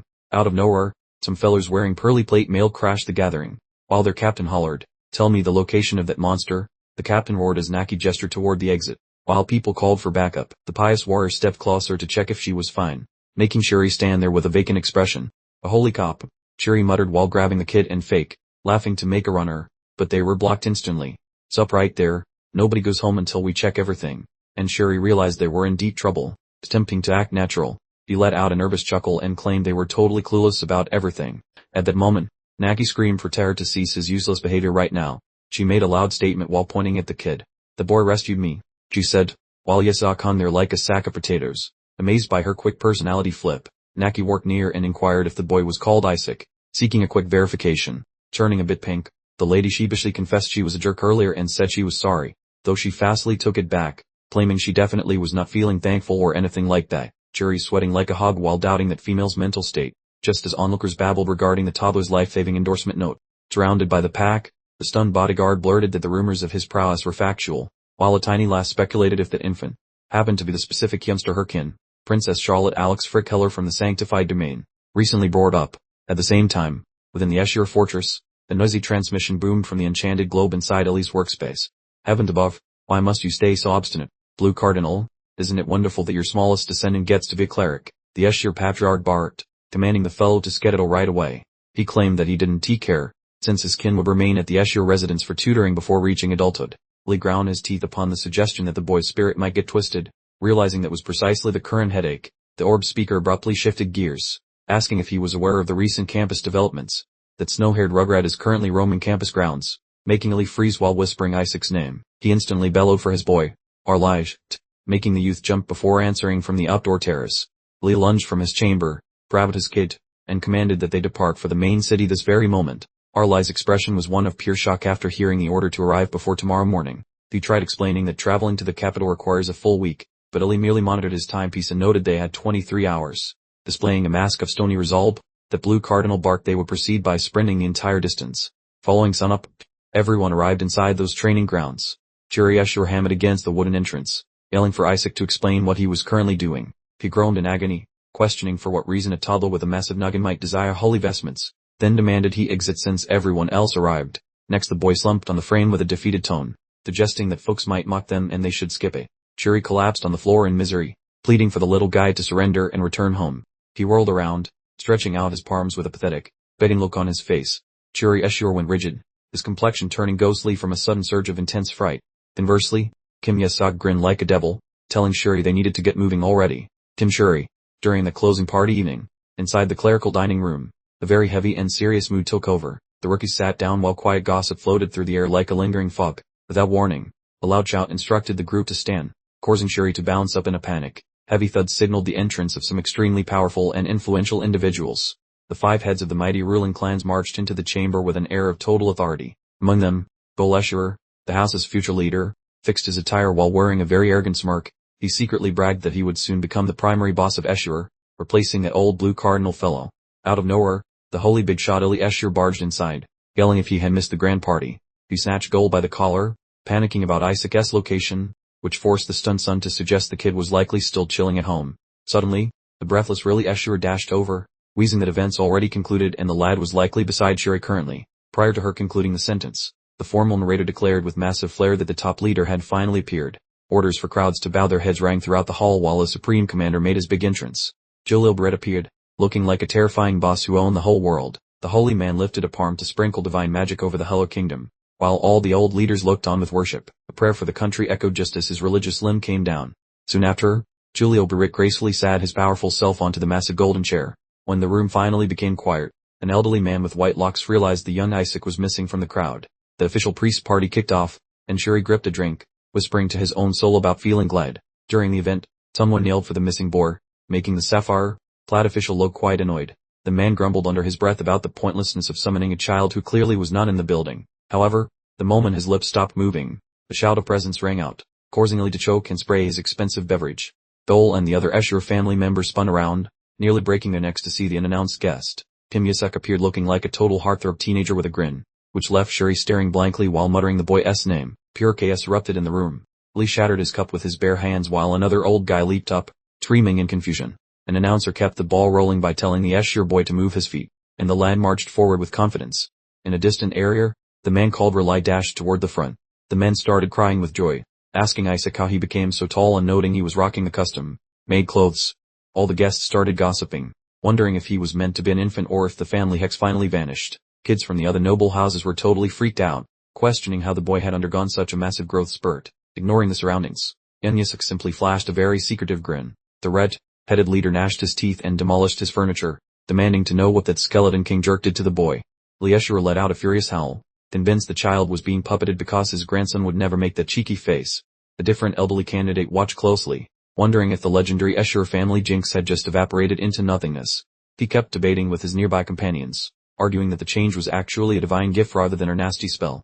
The boy eventually worked all the way up to the big chair where the high leader Jalil Barrett was currently sitting. He quietly judged the man, wondering if this was the boss and noting that the vibe he gave off was like a dragon. A bizarre impulse struck the brain of Yun Kim, hinting that he might simply pop the man's top off right there. Lee and Arli Asura felt their souls abandon their bodies upon hearing Kim Yusuk's violent mental comeback. Panicked Ali Asura screamed internally that he had her stop this mess right now. He swiftly sparked a scene by shoving the ginger patriarch and whispering that his hand just got way too enthusiastic. The different elder jumped in fright, screaming about a massive roach on the loose. The brunette leader questioned his sanity. At the other swore a beetle the size of her melon was lurking. During the ruckus, the cleric attempted to calm everyone and summoned Shuri Asura to the front for his turn. Kim Yusuk clawed at his scalp in frustration because the slow pace of the ceremony was testing his patience. Pope Jalil Barrett watched the entire circus from his chair without saying a single word. The holy man dramatically proclaimed that the time for chatting with the divine beings had finally arrived. Standing high above, Dol Asher beamed with massive expectations regarding his boy's upcoming divine performance. The monk strolled by clutching the sacred cup while the terrifying threat of banishment loomed like a spooky ghost. Lee promised his child that a magnificent Asher deity would show up, prompting Arli to start praying like crazy.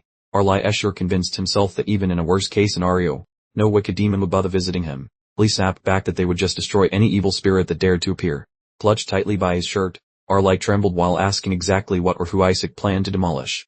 Lee shouted as Shuri approached the vessel, arguing that the cup should be broken instead of the innocent kid.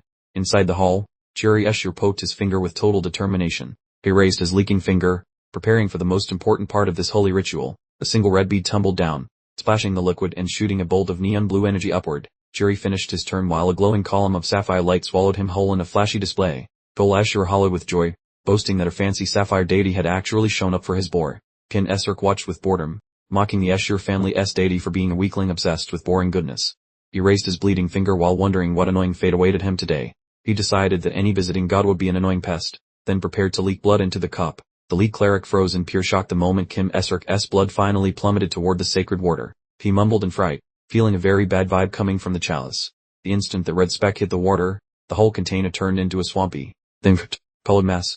An explosion of coal-colored evil power blasted out of the cup like a fountain of pure nightmare juice. Tie up. Lee and Ellie stared with their jaws on the floor as the terrifying disaster continued below. Lieshur stuttered in fear, wondering what the thing was. Out of the soap, the massive pile of sentient calcium arrived, prompting Ellie to shriek about the Bone Lord. The sofa-sized closet dweller filled the main room, radiating vibes of expired milk and raw cosmic juice. His bony majesty arrived, making Lieshur faceplant while his corneas ignited with unbridled, crimson electricity. Kim Yasur just blinked like a confused goldfish, wondering if he missed the rehearsal for this madness. The priest Yasur snarled, pulling sapphire sparks into knuckles while a gaze turned murky with homicidal thoughts. Perish, the fellow shrieked, diving ahead to deliver a truly catastrophic strike. Rather, the skull, face Monarch moved first, launching Stygian shackles to entrap Kim Yasur. Wrapped in bondage, Kim Yasur heard a gravelly whisper saying, "I wanted this holy saint," which was totally confusing.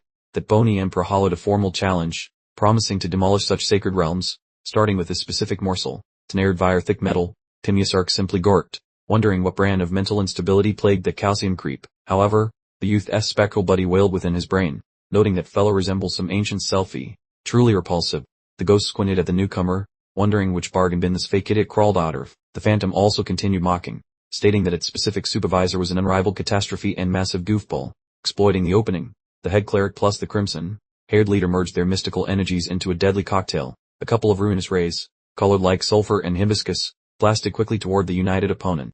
Inside the frantic skirmish, Cardinal Escher steadied his posture against the violent vibrations of the magical blast. The elder bellowed, telling everyone to scram. Lee's peepers turned crimson, a scary sphere of blue static dancing in his palm like a tiny sun. An enormous consecrated python broke free, screeching while it charged directly at the tall stack of ribs.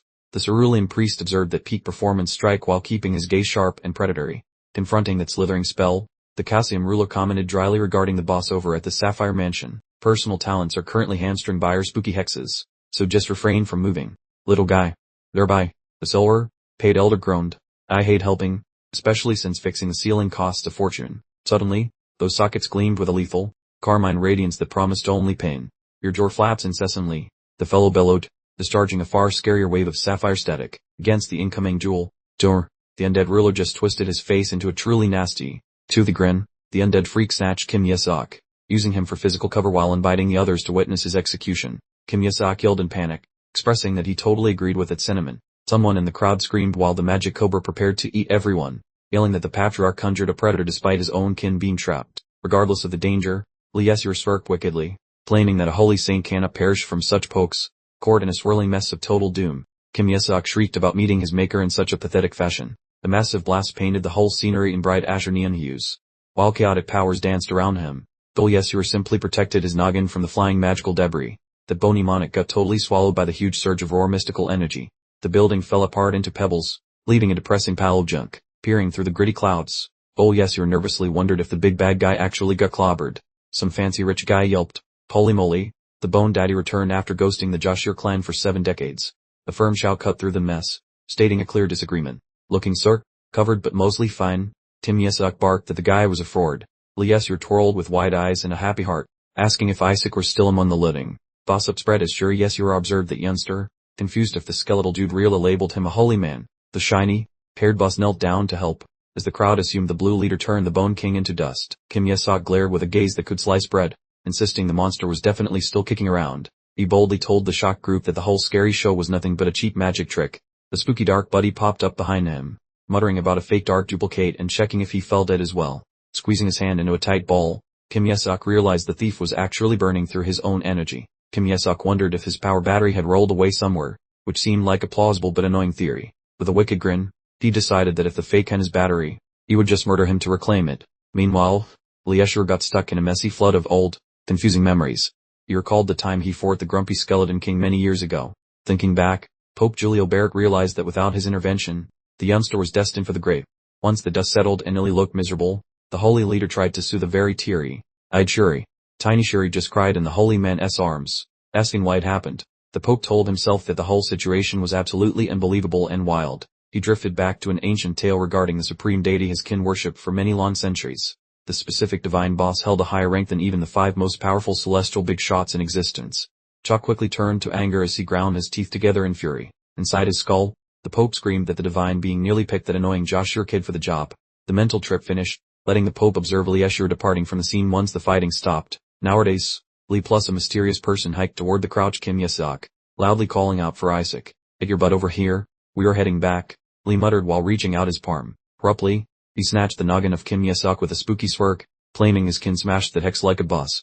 "Gramps will buy you yummy snacks." Lee moved in close, making Kim Yasuk worry that he was headed to a butcher shop. "Payjuk," a freezing tone resonated, slicing right through the local vibes.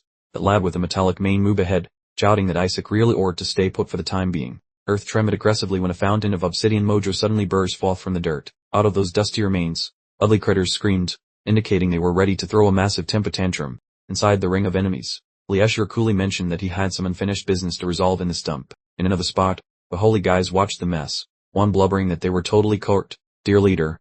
All at once, Kim Yesok grinned, suggesting they really should not hurry back. He marched ahead, confronting the shocked kid who looked like he had seen a shiny ghost. The shiny-haired brat growled, calling him a cocky loser for thinking he was holy just for getting taller.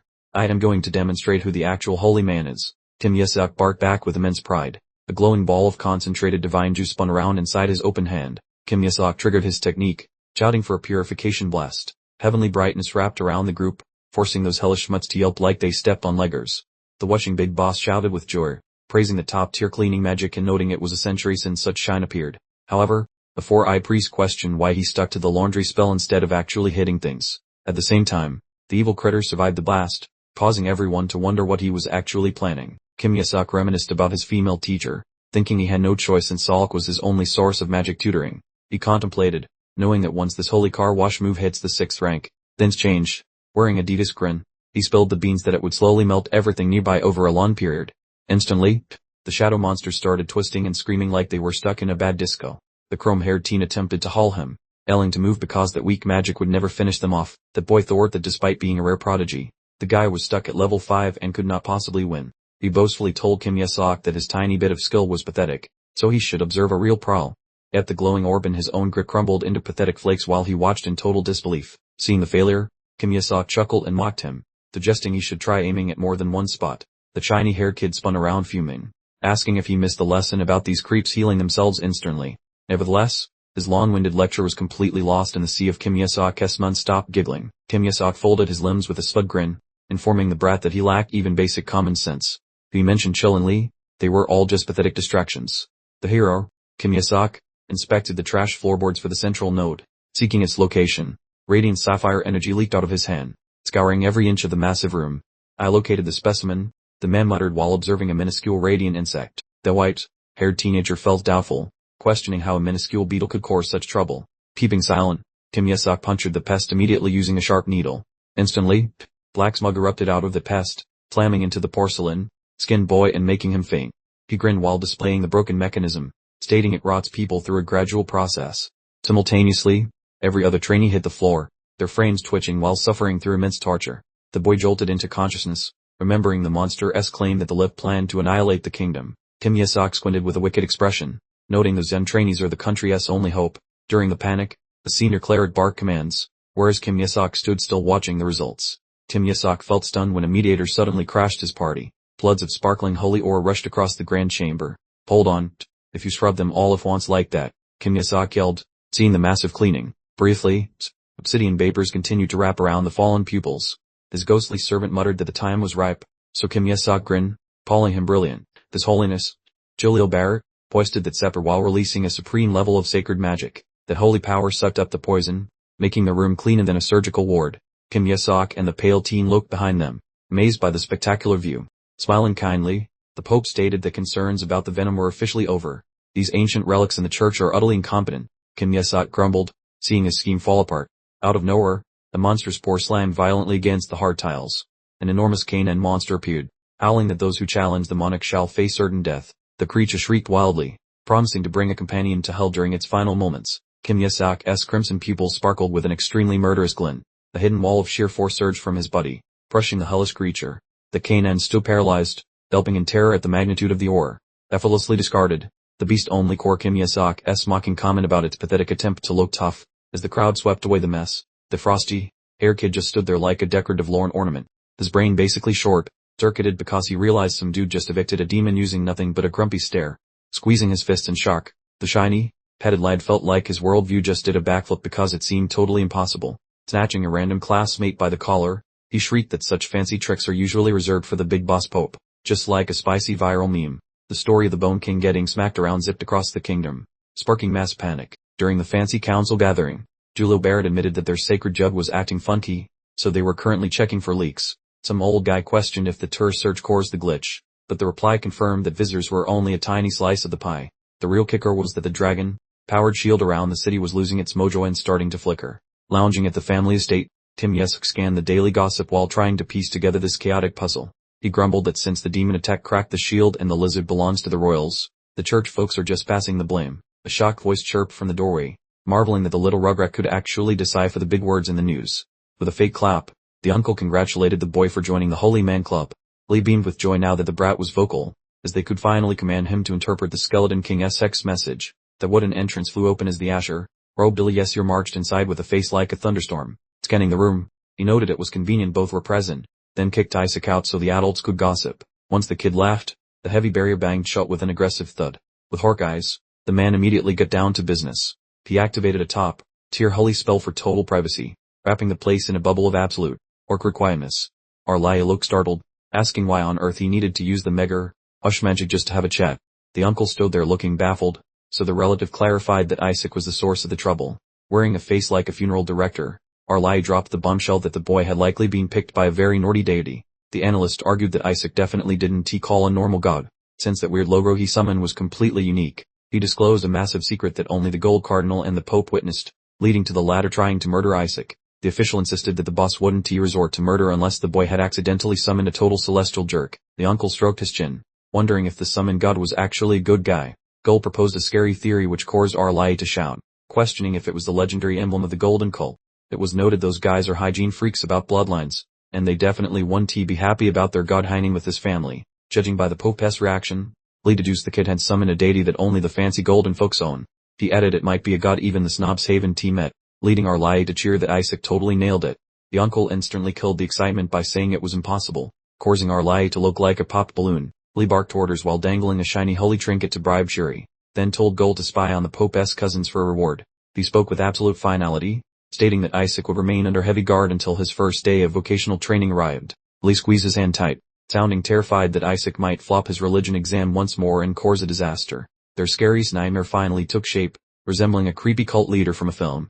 The trio of mighty dudes from the Yesur clan stood frozen, completely rattled by such a nasty future possibility. Gull and Arlia flipped out, picturing the whole gang getting charged with rebellion while the kids got kicked out forever. Preventing the catastrophe is our top priority, Lee muttered through clamped teeth while looking like he wanted to punch something. The setting shifted as a teacher informed Isaac's group that their corporate slave training was about to commence. Lee started rambling about old times until Isaac cut him off, complaining that his stories sounded like mandatory soul-crushing service. A fellow student offered some heartfelt guidance, suggesting they work hard since this grading window basically seals their destiny forever. Isaac just shrugged when reminded about selling his soul to cosmic entities, acting like he barely remembered the whole thing. The uncle chirped happily, wondering if his nephew felt curious about the art of killing things for gods. Isaac flashed a creepy grin and said he was stoked, particularly about the actual stabbing. His relative shouted with joy, noting how wonderful it felt to watch young Isaac become such a pious little boy. He offered to lecture them on slaughtering offerings, speaking with weird excitement while Isaac and Shuri stayed quiet. The man started a massive, boring speech about ceremonial philosophy, eventually confusing himself with his own illogical rambling. Isaac felt incredibly sleepy, noting his uncle seemed way too thrilled about murder while the lecture continued on and on. The youngster muttered to the monster at his side, saying those puny guts should start begging, since he intended to rip them into confetti. Getting it totally wrong. The uncle chuckled, praising Isaac's eagerness to participate and his impressive desire to get messy. Dol Asura notified his offspring that the squad with the most points gets the privilege of ending them, then wished Shuri the best of luck. Hearing the terrifying phrase, team assignment, Isaac stiffened, his face losing all color from sheer dread. His uncle gave him a nice pat, saying he hoped Isaac would win and finally get whatever his heart wanted. Sure thing, uncle, Isaac answered half-heartedly, realizing he was stuck with no other choice but to play along. The kid instantly hatched a fresh scheme with a wide grin, deciding to wipe out the competition before rescuing his loyal henchman. Witnessing that sweet expression, the uncle relaxed, thinking such a cute kid could never turn into a menacing dark lord in a bathrobe. Out of nowhere, some guy nervously inquired which specific deity showed up to greet Isaac during his big religious debut. Surprised by the question, Isaac lost his voice for a moment, only managing a dumb noise. He envisioned a screaming shadow monk, then remarked that he saw a disgusting icon that made him feel like puking. Both grown men lost their color, and the uncle shakily whispered that it must have been a very naughty deity. They both tried to act cool, claiming that having faith is the only thing that matters, though Isaac just mumbled that he really did not give a single hoot. Upon learning that the glittery church official wanted to torque, Isaac just glared, asking what the dusty old man desired this time. In that heavy silence, Willie Escher barked the identity of the grumpy kid sitting with folded limbs, Paul Isaac Escher. Both Willie and his brunette friend turned to stone when a random gatecrusher suddenly appeared without any invitation. Keener Barrett booted the entrance open, his sharp eyes announcing that he had a few choice words to dump on them. All the men panicked, fearing Keener intended to harm the boy. The intruder sprinted toward them with alarming speed. Keener abruptly snatched the kid's fingers while barking out his name. He leaned in close, whispering provokingly that he initially thought Isaac was a total loser. Keener kept blabbering about being serious, while Isaac gnashed his teeth, wondering if this annoying clown was actually begging for a beating. With a punchable smirk, Keener explained that Isaac had been hiding for a decade to avoid catching germs from other lesser humans. The holy ritual proved you have God-like powers, he claimed, making Isaac worry that this freak was truly insane. Keener offered a hand, proposing they go apprentice under his grandpa so they could skip the line and become instant professional legends. Just take my hand, they added, envisioning them decapitating the skeleton king and ruling the entire empire as one. The brunette bystander stood there vibrating, wondering if the church was testing new bullying methods or just offering amazing perks. While that fellow was still lost in thought, Essex backed Keener's palm aside and growled for him to scram. Keener looked shocked by the continued rudeness, while the brunette guy just smirked, knowing Isaac was always a total loose cannon. Keener kept trying to convince him to bypass the usual training, but Isaac just looked bored and stated he truly did not care. He then gestured toward the brunette fellow, making a mean comment about how they should just take that thing. The guy is on a completely different planet of power than you. Isaac mocked, making the brown-paid man boil with rage. Keener finally lost his cool, shouting that Isaac was a natural prodigy who could scare off demons with one look. A spooky shadow spirit hissed in agreement, suspecting this jerk only wanted to steal a secret technique from him. That news makes me want to decline even more, Isaac yelled while shoving Keener, complaining that the Pope's lesson sounded barf-worthy. Timir, Talk's spicy remarks left Keener Barrett speechless, questioning if his grandfather was truly that nauseating to behold. Before he could finish his threat to chop off the old man's head, a large hand muzzled Kimmy, Talk's mouth. That sudden and very rough intervention caused Arlie Yesur and the nearby crowd to stumble around in total confusion. A commanding shout erupted from the fresh arrival, announcing that the boy was currently occupied. Arlie Yesur, the Blue Cardinal, tossed Kimir, Talk over his shoulder and warned everyone to stop loitering around him. Keener Barrett shouted at the top of his lungs as his rival was lugged away, warning about the dangers of playing with him. Arlie squeezed his chaotic grandson harder, muttering that the kid's trashy nature would eventually rub off on him. Left in the dust, Keener and his friends could only blink in confusion, not understanding a single thing that happened. Deep inside Kimmy, Talk's soul, the dark promise formed to eventually wreck every single member of the Yesur bloodline forever. A fresh hurdle loomed ahead, specifically that 5-sided exam which every rookie clergyman needs to survive. High-ranking prelates representing the 4 major religions, Tinted Ivory, Gilded, Asher, and Charcoal, managed the assessment. Timir, Talk made a firm bow, stating he would definitely ace this trial to get ordained, regardless of the price tag. Flipping on his apprentice garb, he boldly asked if his squad mates had shown up yet. He quickly grasped that squads were built on bloodlines, an obvious ploy designed to spark petty domestic squabbles. Timir, Talk caught Shirieshira's arrogant tone from a distance, bragging about handking a squad filled solely with butters. Wearing a cunning grin, he swung the entrance open and whispered, I shall train these clowns then save my underlings. He beamed, feeling the prey close, noting the target was finally present. Paradoxically, Shiri looked confused when a loud voice commanded the assemble, yelling to bind the jerk tightly.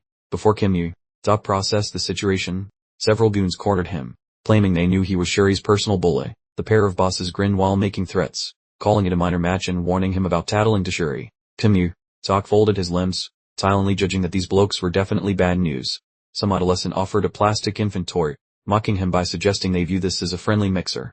The entire mob exploded in derisive giggles, joking that rumors about him being a literal toddler were correct. Without warning, that toy smashed square into the facial features of the boy who held it out. The azure-haired chieftain looked shocked when his buddy hit the floor, drenched in a sudden crimson spray. Every person present shrieked in terror, wondering what on earth was wrong with this absolute maniac. Timir, Talk nonchalantly grabbed his tool, remarking that the vital goal was for everyone to bond more intimately. He gave a brutal grin as the infant toy glowed with shadowy power, suggesting they all snuggle up. Through the frantic wails, Timir, Talk hoisted the noisemaker as if it were a holy relic for retribution. Shurieshir showed up, questioning the scene in bewilderment, saying Isaac, I am honestly asking because I am clueless.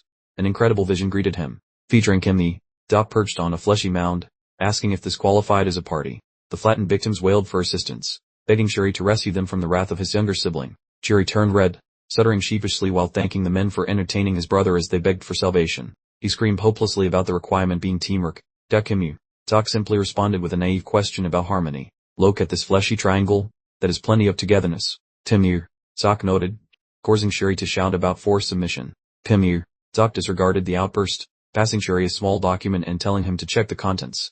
Shuri glanced at the record and felt shocked, realizing these individuals were merely trying to sponge off him. Timir, Talk elaborated plainly, stating that these specific people had been bleeding him dry for almost a decade. The violent-haired fellow attempted to protest, claiming his kin lacked assets, but Doc interrupted to ask if he was positive. Gazing with spooky scarlet peepers, the man muttered that because those body parts are connected and those insides are pristine, things are fine. And the thick, heavy are, Kimi-sak remarked that he didn't need much from such garbage, just a friendly trade of favors. Sounding like a haunted radiator, he demanded they function as a unit with pure hearts and unwavering devotion to his cause.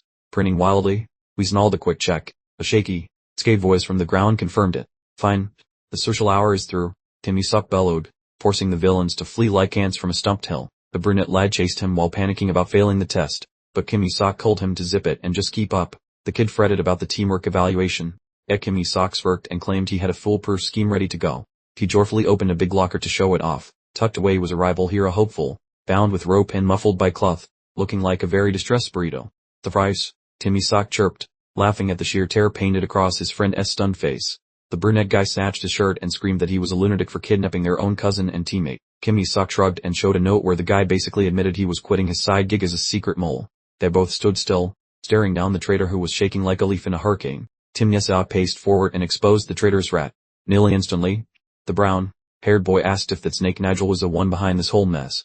The prisoner started bawling, wailing that he had zero options left. Isak looked bored while hearing the shaky admission about the plan to totally wreck the Asura squad's reputation. The mole kept blabbing about the evil strategy of asking for crazy stuff because they knew Shuri was too nice to say no. Next, the peak. With tremors, the informant named Nigel Sefid is the primary culprit behind his attack and the planned demise of his group. Kim-yesok wore a wicked grin, his gaze sharpening with a lethal intent to show that jerk some real discipline. Later on at Fancy Estate, a loud scream erupted, asking if the person really just tried to quit the job. The man Sefik released his wrath upon a peon, asking why acting as a secret agent was proving impossible for them. The worker stammered that the group meeting was just too weird to handle, making Nigel explode with even more anger. Completely fed up, Nigel flicked his wrist and told the loser to disappear before he lost his temper entirely. A lady helper tried to calm him, noting that 3 members of the rival squad still worked for them and would soon ruin everything. Chewing his cuticles in a fit, Nigel muttered that the pesky kid was truly irritating and should have been deleted ages ago. Thinking about his dad's weird interest in the guy made him fume, especially the ridiculous idea of inviting him over for dinner. Nigel rose suddenly with a fiery gaze, deciding to finish this whole charade immediately. Only, text, and, grinning like a feline with cream, Nigel marched ahead, convinced the Asura losers were eventually getting ousted. Every hopeful applicant assembled inside a grand chamber, famously dubbed Pentagon of Togetherness. As the manager blathered endlessly regarding cooperation, Kim-yesok just let out a massive, sleepy gape. However, the moment he discovered the initial benchmark relied on ballots, he instantly transformed into stone. Nigel folded his limbs, detailing that sneaky regulation where a single soul rejecting the group flunks everyone. The scheme was locked. Those backstabbing Emerald Squad members might actually avoid total destruction. Kim-yesok identified those hidden infiltrators, as Nigel displayed a smug expression, convinced regarding their upcoming disaster. With deep seriousness, the manager informed her subordinates about presently broadcasting their score. Eyes locked onto the parchment, she announced loudly, "The Emerald Squad has made it." That Sefik guy barked arrogantly. "Every member here shall remain together without objection." Our manager broadcast a shocking conclusion. "You folks successfully cleared the Pentagon of Togetherness challenge." Kim-yesok spun around while wearing a victorious, deep expression of absolute satisfaction. Right then, a Pira's frantic shout rang out from the distance. "Hey Isaac, hold your horses." The chestnut, main kid arrived breathless, puffing out a query about how everyone agreed to pass. Kim-yesok nonchalantly mentioned a prior event, recalling how that wealthy golden priest begged for a meeting lately. He disclosed his price, rendering his pals mute. He requested a shiny miracle potion for an audience. The guy actually delivered, Kim-yesok confirmed. Pensai utilized the bribe to sway the others. The buddy's anxiety spiked upon discovering the medication was distributed prior to any voting occurring. Kim-yesok halted, showing off a wicked grin. "No worries, I have complete faith in my partner." Observing such pores, the companion noticed a small flicker, wondering whether he was eventually transforming into some holy man. The optimism vanished instantly when agonized shrieks began erupting from the interior of the building. Those jerks were wiggling on the tiles, holding their bellas and screaming. We followed every single instruction. They scrambled forward, pleading for a cure, but Kim-yesok just acted clueless, asking what an antidote was. He gestured with a thumb, heartlessly stating, "I knew they would stay loyal," making his friend wail. Regarding any inquiries about toxic substances, Kim-yesok coolly answered, "I actually delivered a genuine gold-colored medication." The guy dissected the trash components, mostly cheap flour, some diarrhea meds, plus a microscopic speck of gold.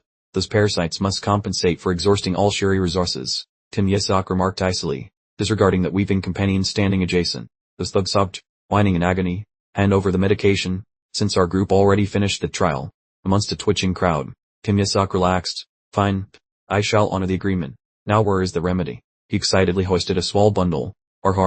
Here is the stuff. The partner stood shocked, thinking this nutcase hid medicine inside a filthy nappy, which is just foul. As a thug scrambled away like a pathetic crab, Cheery Escher shrieked because the scene was pure nightmare fuel. Nigel Seffett smashed the entrance wide, bellowing for the jerk to return his lackeys immediately. Gesticulating at his shaking crew, he accused the man of using weird bribes to snatch his loyal idiots. However, Nigel got interrupted when those goons turned into scary monsters, sprinting to eat their old boss for lunch. Cheery Escher dashed to intercept the strike, though Kim Ye-seok secretly hated this annoying and pointless meddling. Kim Ye-seok stared at the dazed Nigel, mentioning he heard folks crave massive strength during life or death situations. Nigel gnashed his pearly whites, snapping that saving their own miserable hides is actually their biggest goal. Mortality is unavoidable. Kim Ye-seok grinned, while his crimson eyeballs flickered with a creepy and ghostly light. Nigel started sweating buckets, as a truly chilling thought finally began to sink into his thick skull. He babbled, complaining it was impossible. Feeling the heavy killing intent, Nigel questioned if those peepers actually belonged to a real living person. Simultaneously, inside a very serious room belonging to the religious bigwigs, the fancy priest, chilling at his workspace, barked a command for the visitor to come inside. He felt grumpy, thinking that waiting a full week to see a lowly trainee was incredibly obnoxious. The assistant worked in, saying very quietly that he was sorry to bother the holy man. Isaac basically told us no. That shaking worker verified that Kim Ye-seok gave them a hard no. Quivering like a leaf, he added that the guy wanted to send a specific note. He requested a giant pile of shiny money next time, which immediately made the cardinal explode with rage.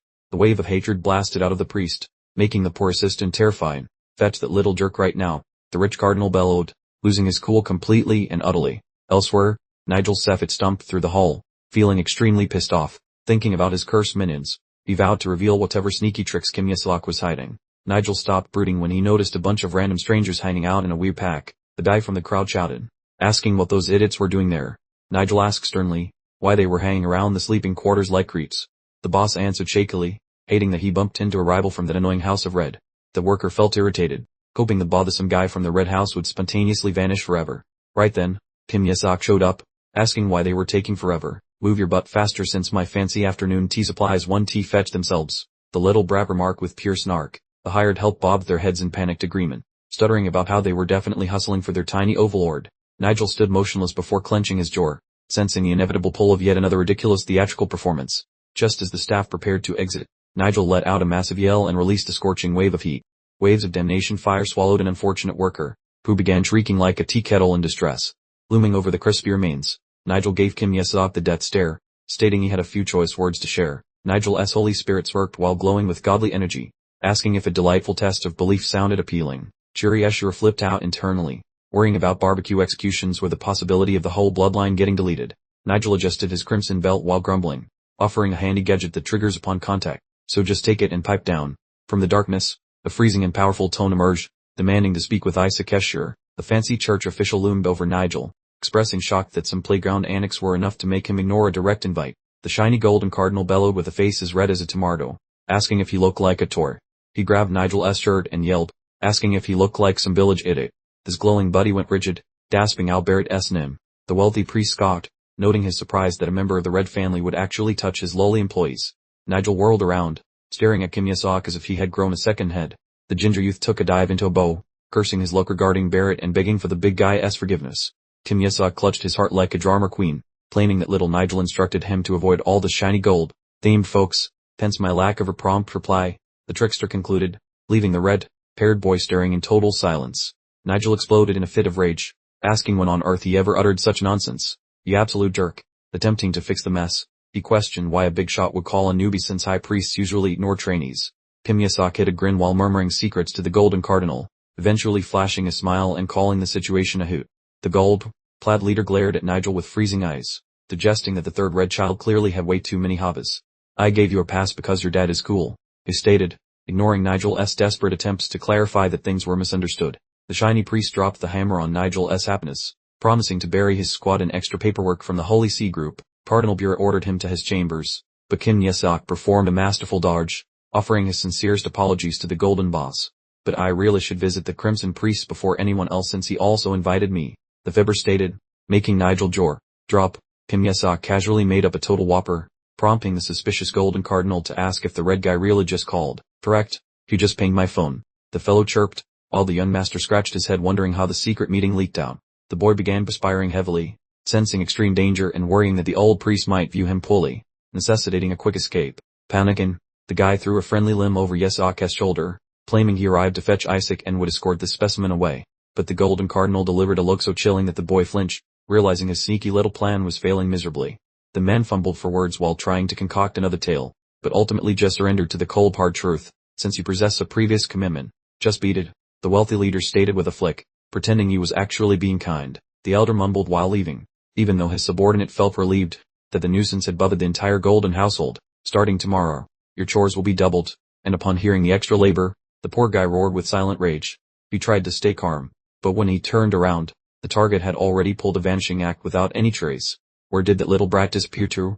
The man barked, and a bystander just pointed, saying the kid was napping, told the child needed rest to grow taller. The cleaner fumed, since it was barely 2 in the freaking afternoon. He hammered on the wood, but the boy was snoozing away, totally ignoring the fresh batch of guards outside. After 72 hours, the solitary noise remaining was a depressing screech of a cleaning tool being wrung out repeatedly.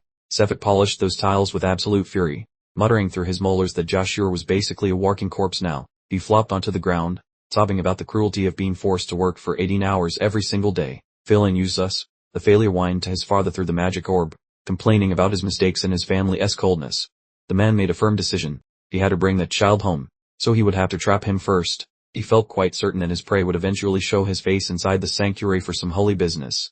I shall strike here, Nigel thought while mapping his strategy for the upcoming confrontation. The day passed until his tolerance for the situation totally evaporated. Suddenly, a comrade rushed in shouting about his laziness, since there was still a mountain of chores to finish. While being hauled away, the worker screamed that he absolutely needed to locate Isaac before losing his mind. At that moment, he stopped mid-stride when he spotted a familiar silhouette standing quite some distance down the hall. That mischievous kid stood there, wearing a massive grin and gesturing like a champion, watching his rival get hauled off in total misery. Isaac let out a joyful cackle full of pure delight. Someone asked if he was being a bully by teasing him, and Isaac admitted it was great entertainment. The spooky ghost pondered why a meeting with the Crimson leader might be more helpful for their current situation. Isaac clarified the logic, saying that the high priest would never be generous enough to grant top rankings.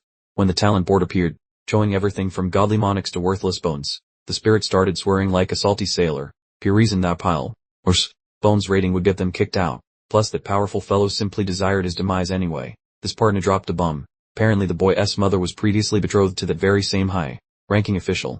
That young man turned to stone, finally grasping the long-standing grudge since his old man had swiped the priest's intended wife. He nearly jumped out of his skin when his shadowy alter ego suddenly decided to peek its head out of a regular paper bag. His friend frantically whispered that an alliance with the Red Cardinal was the only viable way to restrain Cardinal Barrett. The proposed plan was deceptively simple. Ensure Barrett's faction didn't totally flaunt the Red faction's evaluation to forge an unspoken agreement. Kim Yesok nodded confidently to himself, deciding, this brilliant scheme seems perfectly acceptable, but just as he started to speak another word, a mysterious, the bloody hand suddenly clapped over his mouth from behind. His teammate spun around in confusion. Thasvin, wait, what exactly did you just try to say there? He sat alone in the quiet prayer room, softly calling out the name, Besic. Meanwhile, in a truly magnificent chamber, the Cardinal of Gold was interrupted by a knock on his door. No sooner did he utter permission to enter than the door exploded into a spectacular inferno of fire and smoke. Kim Yesok emerged from the debris, his voice dripping with playful sarcasm. Pelor, Pin never, were you having a pleasant day? He gave a disdainful sneer. You act so proper and refined. Ed, you send your servants to abduct me like a common criminal. The Cardinal retorted with a freezing glare. You insolent little brat. I have something I wish to discuss with you, the Cardinal said, but Kim Yesok quickly cut in. Thor, I am sure, isn't that why you summoned me here? Because I've been completely ignoring you all this time. The Cardinal adopted a stern tone and used his full name. Esig Joshua. I wish to formally adopt you into the Golden Family. Kim Yesok was absolutely flabbergasted by the sheer audacity of this unbelievable proposition. We sank into deep thought. Wait, what did he just say? Adopted into the Golden Family. He actually expects me to join the Golden Family. Immediately after, a surge of pure anger flared in his mind. What kind of ludicrous game is this? Is he trying to belittle me, or is this just another strategy to crush the Joshua family? The Cardinal quickly assured him. There are genuinely no tricks involved here. I propose you leave the Joshua family and join the Barrett family. A statement that only made Kim Yesok even more skeptical. He pondered the possibility. Could this be happening simply because the ridiculous fake skeleton king decided to call me a saint? But then, he quickly dismissed those speculations. No, I truly don't care about their specific intentions. The first, Kim Yesuk raised his head, immediately getting straight to the point. What exactly do I gain if I actually become your adopted son? A question that visibly startled the cardinal. Kim Yesuk flashed a smirk. If we are making an agreement, shouldn't we clearly establish the terms first? The cardinal of gold couldn't suppress a knowing smile, thinking to himself, look at this mere child trying to negotiate with me. We extended a tempting offer. We will give you everything that the Joshua family cannot possibly provide, but received only a contemptuous laugh in return. Kim Yesuk confidently declared, the Joshua family lacks absolutely nothing, but I hear they were trying to confine you. The cardinal countered, momentarily causing the boy to freeze. Quick continued, his voice echoing, the Vatican's sacred faith demands restraint, and you will undoubtedly face countless restrictions in their service. However, the Golden family will absolutely never interfere. We will fully support whatever you set out to achieve. Kim Yesuk narrowed his gaze, naming a steep price. That's still not enough of a benefit, unless you plan to install me as the very next head of the Barrett family. The high-ranking church leader stood there like a glitching robot, because he assumed the kid wanted a holy badge, not the crown. The elder wondered if swapping sides would assist in snagging the heavy crown. Kim simply shrugged while claiming to be a Vatican lifer, tempted by a massive pile of shiny coins, lounged, and skipping taxes like a pro. The boy finally gave a tiny nod of interest. This sounds perfect, so let us commence the paperwork now. The red-robed boss muttered while strolling away with a satisfied face. Hold your horses and do not leak this to those Joshua folks, the youth begged, which made the grumpy man grumble a fine.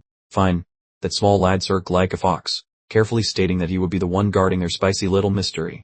Down at the hallway corner, a rival holy trainee stood as stiff as a frozen turkey after hearing the whole scandalous business deal. The poor guy let out a high-pitched squeak when he noticed the giant shadow of the rich cardinal looming over him like a ghost. Gripped by total panic, he hit the floor and started vibrating like a broken cell phone.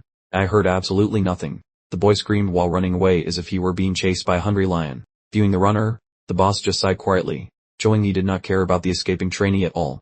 The golden grumpy man stumped off, loudly declaring that the brat's tiny little thwarts were worth less than a pile of dirt. I mentioned I would ponder the idea but omitted any vow regarding visiting. The kid barked back with a very cheeky grin. The kid kept poking the bear, swearing that even if he kicked the bucket, he would never join that holy church gang. Suppose you actually kick the bucket? The leader asked once more, receiving a very blunt affirmation from the defiant youth. The high priest ground his molars together, feeling his blood pressure rise because of how annoying the kid was being. You truly mimicked that lady's appearance and vocal style perfectly. The old man growled while wearing a very wicked expression. The big guy warned that her single sentence could result in a permanent ban from the faith, wrecking the boy's career, snatching the boy's shirt like a bully. The man growled that the kid was aware of the danger but still had a loud mouth, not bothered at all. The boy smiled and said he would just build a new nation where holy men were totally banned. There is no point in having a duo of rulers when the whole realm belongs to me, the boy claimed, causing the elder to freeze. Explain the sort of creature inhabiting that buddy. The golden boss sputtered while losing his cool like a falling tray of eggs, switching moods like a light. The boy grinned and noted that beating a spooky bone king requires a whole lot of guts. Let us simply ignore that we request to join your family, as doing so helps your reputation and my own sanity. Who suggested? While the golden boss attempted to restrain him, the boy noted that the situation actually spiked his curiosity to new levels. He shifted closer to the man's ear and whispered, asking what really went down during that fancy promotion ceremony, which catastrophe forced them to create the main successor of an enemy clan. The queer smashed into the boss's brain similar to a heavy mallet. Our young actor finished his little show by wearing a winning grin, believing that all imperial citizens would crave the juicy details. Inside the expensive Joshua estate, a loud voice screamed with shock because the boy successfully completed the difficult magic trial. Ashura's relative howled with fury, questioning how the child succeeded when every original strategy required him to fail miserably.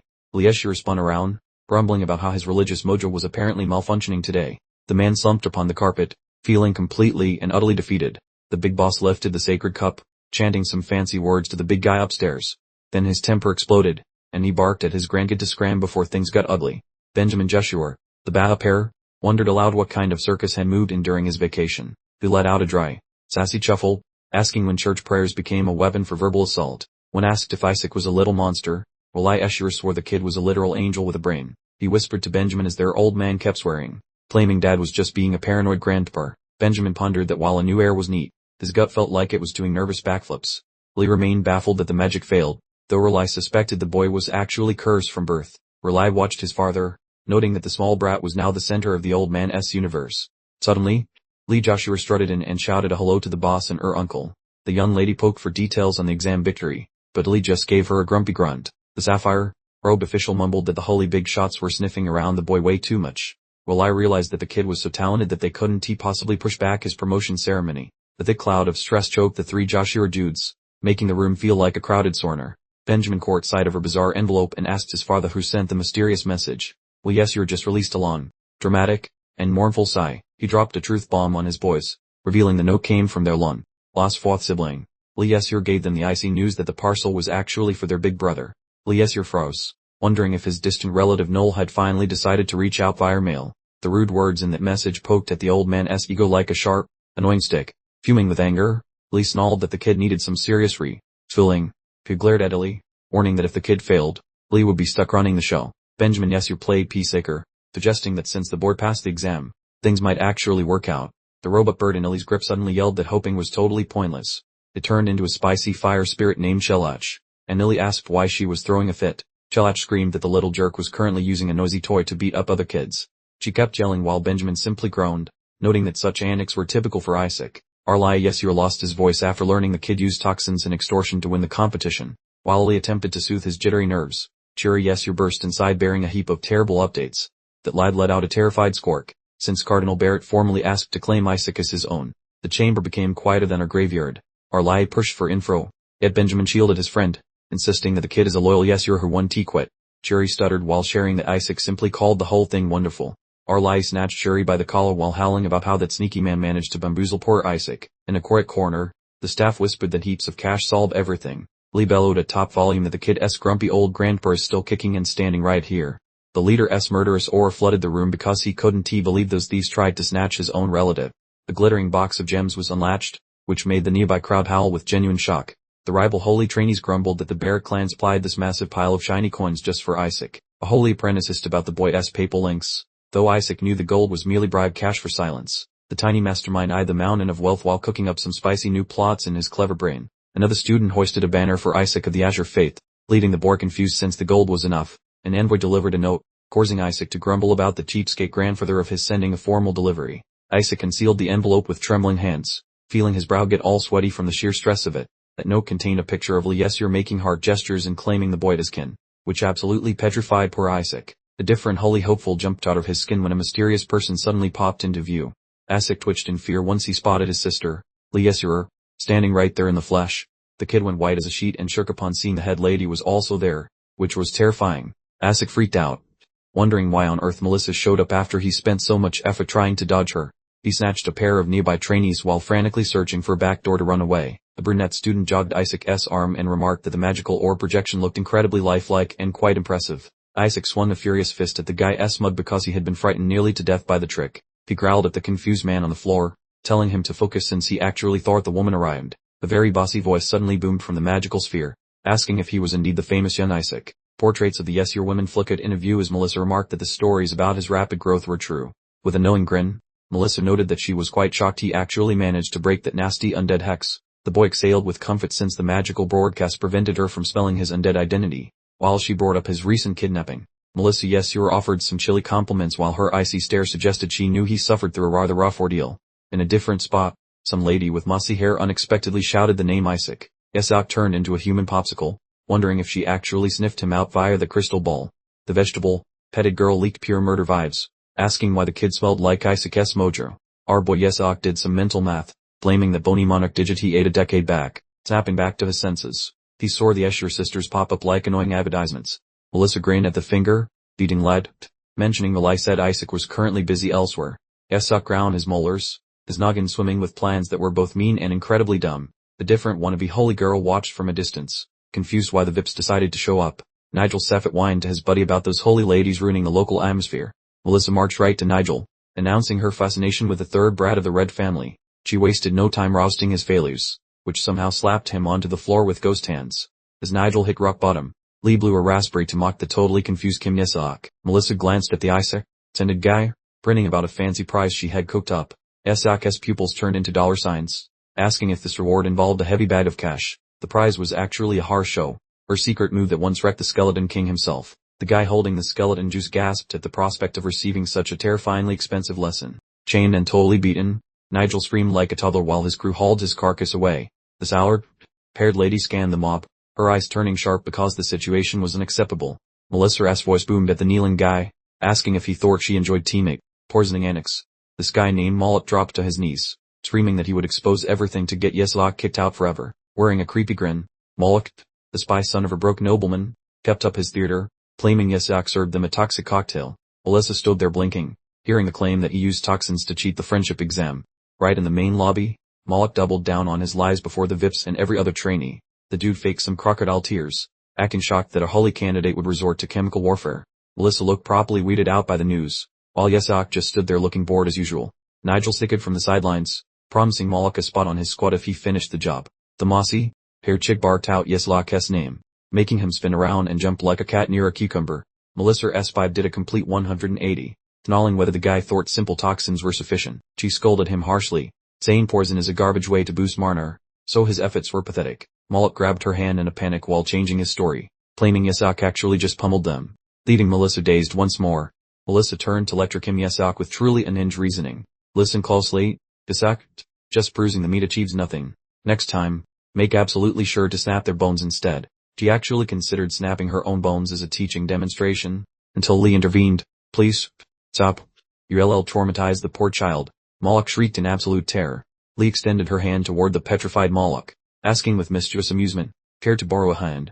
The girl's smile became even more frighteningly bright. I can snap them cleanly in a single attempt, she offered, causing Moloch's desperate scream to ring throughout the entire chamber. Kim Yasak stepped in to take charge. No worries, I got this, he announced, as Melissa simply observed the scene quietly, leaning close to the trembling Moloch on the floor. Kim Yasak whispered, you really should have taken my early threats more seriously. Kim Yasak grabbed Moloch's collar, let out a malicious laugh, and declared, from this moment forward, you're my personal servant and a human shield. The spy could only mutter curses, realizing the Joshua family was completely insane. The view transitioned to a majestic structure illuminated by brilliant sunlight. Inside a chamber, Kim Yasak wearily scratched his head while a voice echoed, Kim Yasak, do you wish to lead the family? He replied with a casual shrug, Dar, absolutely. Whatever.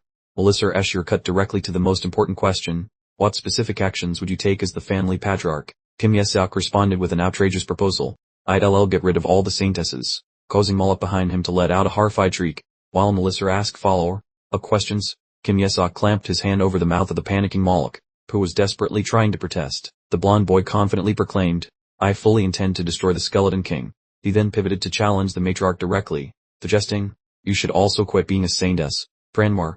Lee Escher was absolutely floored by his words, while Melissa simply pondered his sheer boldness in silence. Melissa offered a cryptic smile, starting her story. Nar, I actually committed a terrible sin that absolutely nobody else should ever repeat. The scene shifted to a flashback, showing a youthful Lee holding a wooden sword, listening intently as Melissa spoke of the one chance to finally defeat the Skeleton King. Melissa kept confessing about how she failed to take advantage of her once in her age, thousand years opportunity. However, I simply couldn't bring myself to finish the task, she confessed while gently caressing young Leah's head. With a heady, sorrowful expression, she concluded the memory, I really don't know, but God still hasn't forgiven me for it. Returning to the present, Kim Yasak was absolutely speechless upon hearing the concluding confession. The Joshua family curse exists entirely because of my actions. An image of Melissa battling the Skeleton King flashed by, and she confirmed, this burden is mine to carry forever. Kim Yasak pushed hard, demanding to know the complete, unvarnished truths. Exactly what sin did you commit? Melissa simply offered a smile, skillfully avoiding a direct answer. Lee quickly jumped in to defend her. I am absolutely positive she had valid reasons for not slaying the Skeleton King. Melissa stood up, offered a small box, and announced, Kim Yasak, this particular item is precisely why I asked you here today. Both Kim Yasak and Moloch were left completely speechless by the item revealed inside. It was the Saintess's Rosary, a fabled and ancient artifact. Kim Yasak carefully pondered the item, fully grasping its massive importance. The single symbol of her saintess. There is only one in existence. Kim Yasak stared thoughtfully at the artifact, the single thought echoing in his consciousness. It's the very symbol of her saintess, the one and only object of its kind in the entire world. Meanwhile, a peculiar character with silver hair wore a self-satisfied smirk, pondering a baffling mystery. Why on earth would she hand this off to me? He elaborated. I stuffed my abilities into this thing because word on the street is your offensive magic couldn't frighten a fly. Getting a playful wink, he advised, ditch those attack spells and use this instead, or else you'll be joining the dearly departed rather quickly. Just before vanishing, he vowed, I'll be popping by the holy kingdom of hell and soon to tutor you on vanquishing the Skeleton King, which sent Kim Yasak into a full-blown rage. Dilling, Bazosh, don't ever darken my doorway again. Melissa declared, I suppose I should be off as well, before spinning sharply on her heel and exiting the premises. The moment he found himself completely isolated, Lee materialized out of nowhere, nearly making Kim Yasak jump out of his skin. Her eyes narrowed in suspicion. She leaned in close and posed a heavy question, Kim confess right now. You've got a manicure, haven't you? She stated plainly, and the crude question, much like a dagger to his deepest secret, completely mobilized the young man. Kim went into full-scale freak-out mode, beads of icy perspiration forming on his brow, thinking, how did she possibly find out? Even Melissa was clueless. For one fleeting second, he considered making her disappear, but Lee started murmuring, maybe I misinterpreted the situation. Grabbing the sudden opening, Kim rapidly clarified, what in here is actually the manicure artifact I found outside the building. He performed an absolutely terrible impression of innocence. The manicure, exactly right. Clutching the manicure tightly, he spun a tall tale, planing, I completely forgot I couldn't absorb it right away. I tried to shatter the seal with a spell, but my magic just wasn't strong enough. Taking him at his word, Lee instantly unclasped her necklace. The specific necklace can actually break that seal, she informed him, leaving Kim door hanging wide open in utter disbelief. Upon receiving this fantastic artifact, the young man celebrated internally, thinking, incredible, she not only recognizes these manicures, but she also has the key to unlocking them. Lee offered him a soft smile, it makes perfect sense that you're attempting to revitalize our family's ancient secret methods. The boy stared at the necklace with a puzzled expression as Lee pressed on with her questioning. So, once you've successfully eliminated the saintesses, what's your next move going to be? Kim responded with a twinkle in his eyes that looked suspiciously like a dollar sign. I plan on becoming a wealthy, jobless loafer. The declaration that caused Lee to completely crack up laughing. Melissa Asura let out a hearty laugh as she waved farewell. Catch you later once your internship finally wraps up. Feeling utterly dominated by the woman's presence, Kim mused internally. She clearly isn't just some regular character herself. The accompanying knight stood next to her, maintaining an exceptionally grim and serious facial expression. My lady, perhaps we should depart, he suggested as they made their way toward the opulent horse-drawn carriage. He reached out to stop her, his voice heavy with anxiety. That necklace is exactly what he needs to uncover all the family's hidden techniques. I am fully aware, Melissa responded sharply, brushing off his concerns as she climbed into the luxurious vehicle. Once inside the carriage, the knight continued to fidget anxiously. That item is a sacred family heirloom, and every single direct bloodline wants to get their hands on it. Melissa simply offered a knowing smirk, as someone actually manages to steal it from that boy. I guess he's not quite as brilliant as I initially assumed. He fretted about Isaac possibly taking over as the next family head, but she nonchalantly stated that it was still preferable to him venturing into the Holy See. Just moments earlier, Kim had made a dramatic pronouncement. I'll take out the saintesses and defeat the Skeleton King all by myself, which sent Lee into an absolute fit of laughter. Absolutely? You go right ahead and defeat him. Sucked. Lee dipped, dripping with sarcasm. The truth was, Kim pupils had transformed into dollar signs, and he was practically drooling over the valuable artifacts he had just acquired. The scene dramatically jumped to an ancient, ominous mansion getting absolutely hammered by torrential night rain. The strangely joyful voice echoed from inside. My goodness, Master Gull, it has been so long since we've seen you. Sir, Goleshir worked inside, met by an elderly woman, and his returning greeting was decidedly frosty, a true contrast to her enthusiasm. How exactly is Joshua doing? He inquired. The woman replied with a scathing, dismissive sneer. Yes, still a useless pile of trash, just like always. Gull flashed a sarcastic smirk, thinking what a magnificent collection of fakes they were. Honestly, he mused, I am genuinely worried I might start caring about them. But then, his entire focus shifted, and his gut screamed a dire warning. Something must have gone terribly wrong at the recent investiture ceremony. A truly horrific image flashed across his mind, reminding him exactly what happened to the priest responsible for Isaac's scare. Gull vividly recalled the priest who led the ceremony being found dead in the monster forest, which suggested foul play, not her simple hunting trip. He muttered to himself, it got so serious they had to take out the witness. The Barrett family wants to adopt Isaac, which suggests they've completely lost their minds. Gull clenched his jaw, realizing there were far too many strange occurrences, but knowing full well that investigating this could easily get him killed.